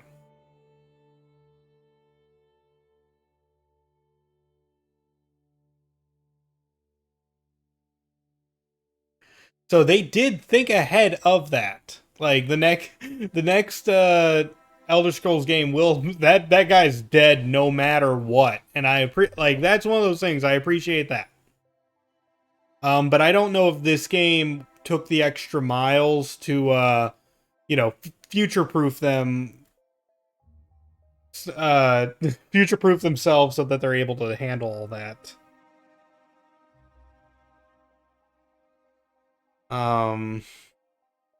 But yeah, that, like, also, let's see, yep, and there's lore books that explain how all the events of the previous games all did and didn't happen. And yeah, I'm okay with that, but remember, Skyrim takes place a long time after Oblivion, doesn't it? Like, a long time after Oblivion. So it makes sense that it could be vague in time. Meanwhile, what people want for Fallout New... Yeah. Okay, a few centuries, yeah. In Fallout New Vegas, if Fallout New Vegas 2 was a thing, we'd know the Battle of Hoover Dam, like there would be a clear winner. That, like, it's not, things would be this, it wouldn't be vague who won that battle. Either the NCR is gone, or like, and the Legion has taken over, or the Legion is gone. You can't tell me that both sides just completely abandoned New Vegas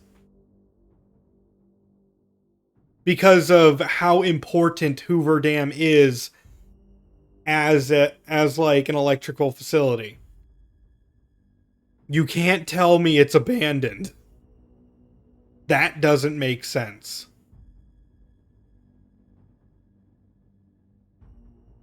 So it's kind of like that. Like, maybe, I guess, the board can still exist if there is an Outer Worlds 2, technically. But it, like, the scientists that Phineas saved, if they weren't unfrozen, I don't know, like, could they still tell that same story? It's just weird to me. I don't know how you would write your way out of this. So I'm saying this game, the next game needs to take place long after to the point where, like, we don't even know. Maybe even, like, here's another thing people have suggested. Go to another galaxy. We know that skip jumps exist. Who knows? Maybe there are more galaxies with more adventures. Honestly, you want to... Okay, here's something. Here's something I just thought of that I would enjoy. There is one surviving character, and that's Ada. And you become the next Captain Hawthorne, essentially. That might be a cool idea.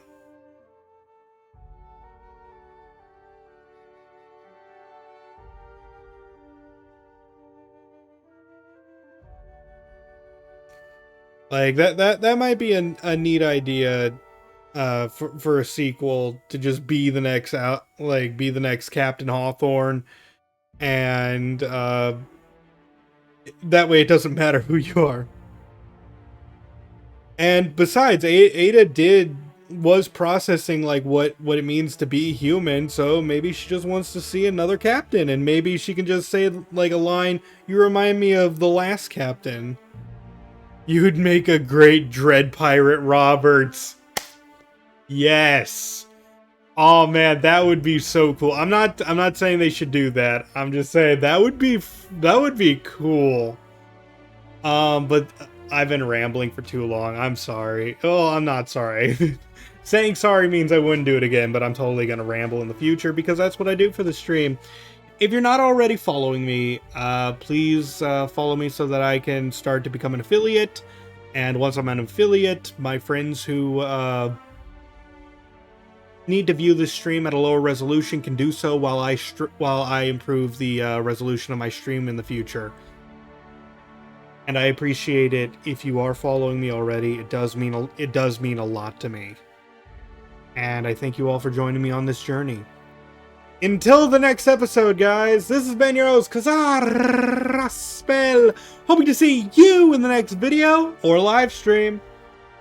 And signing out.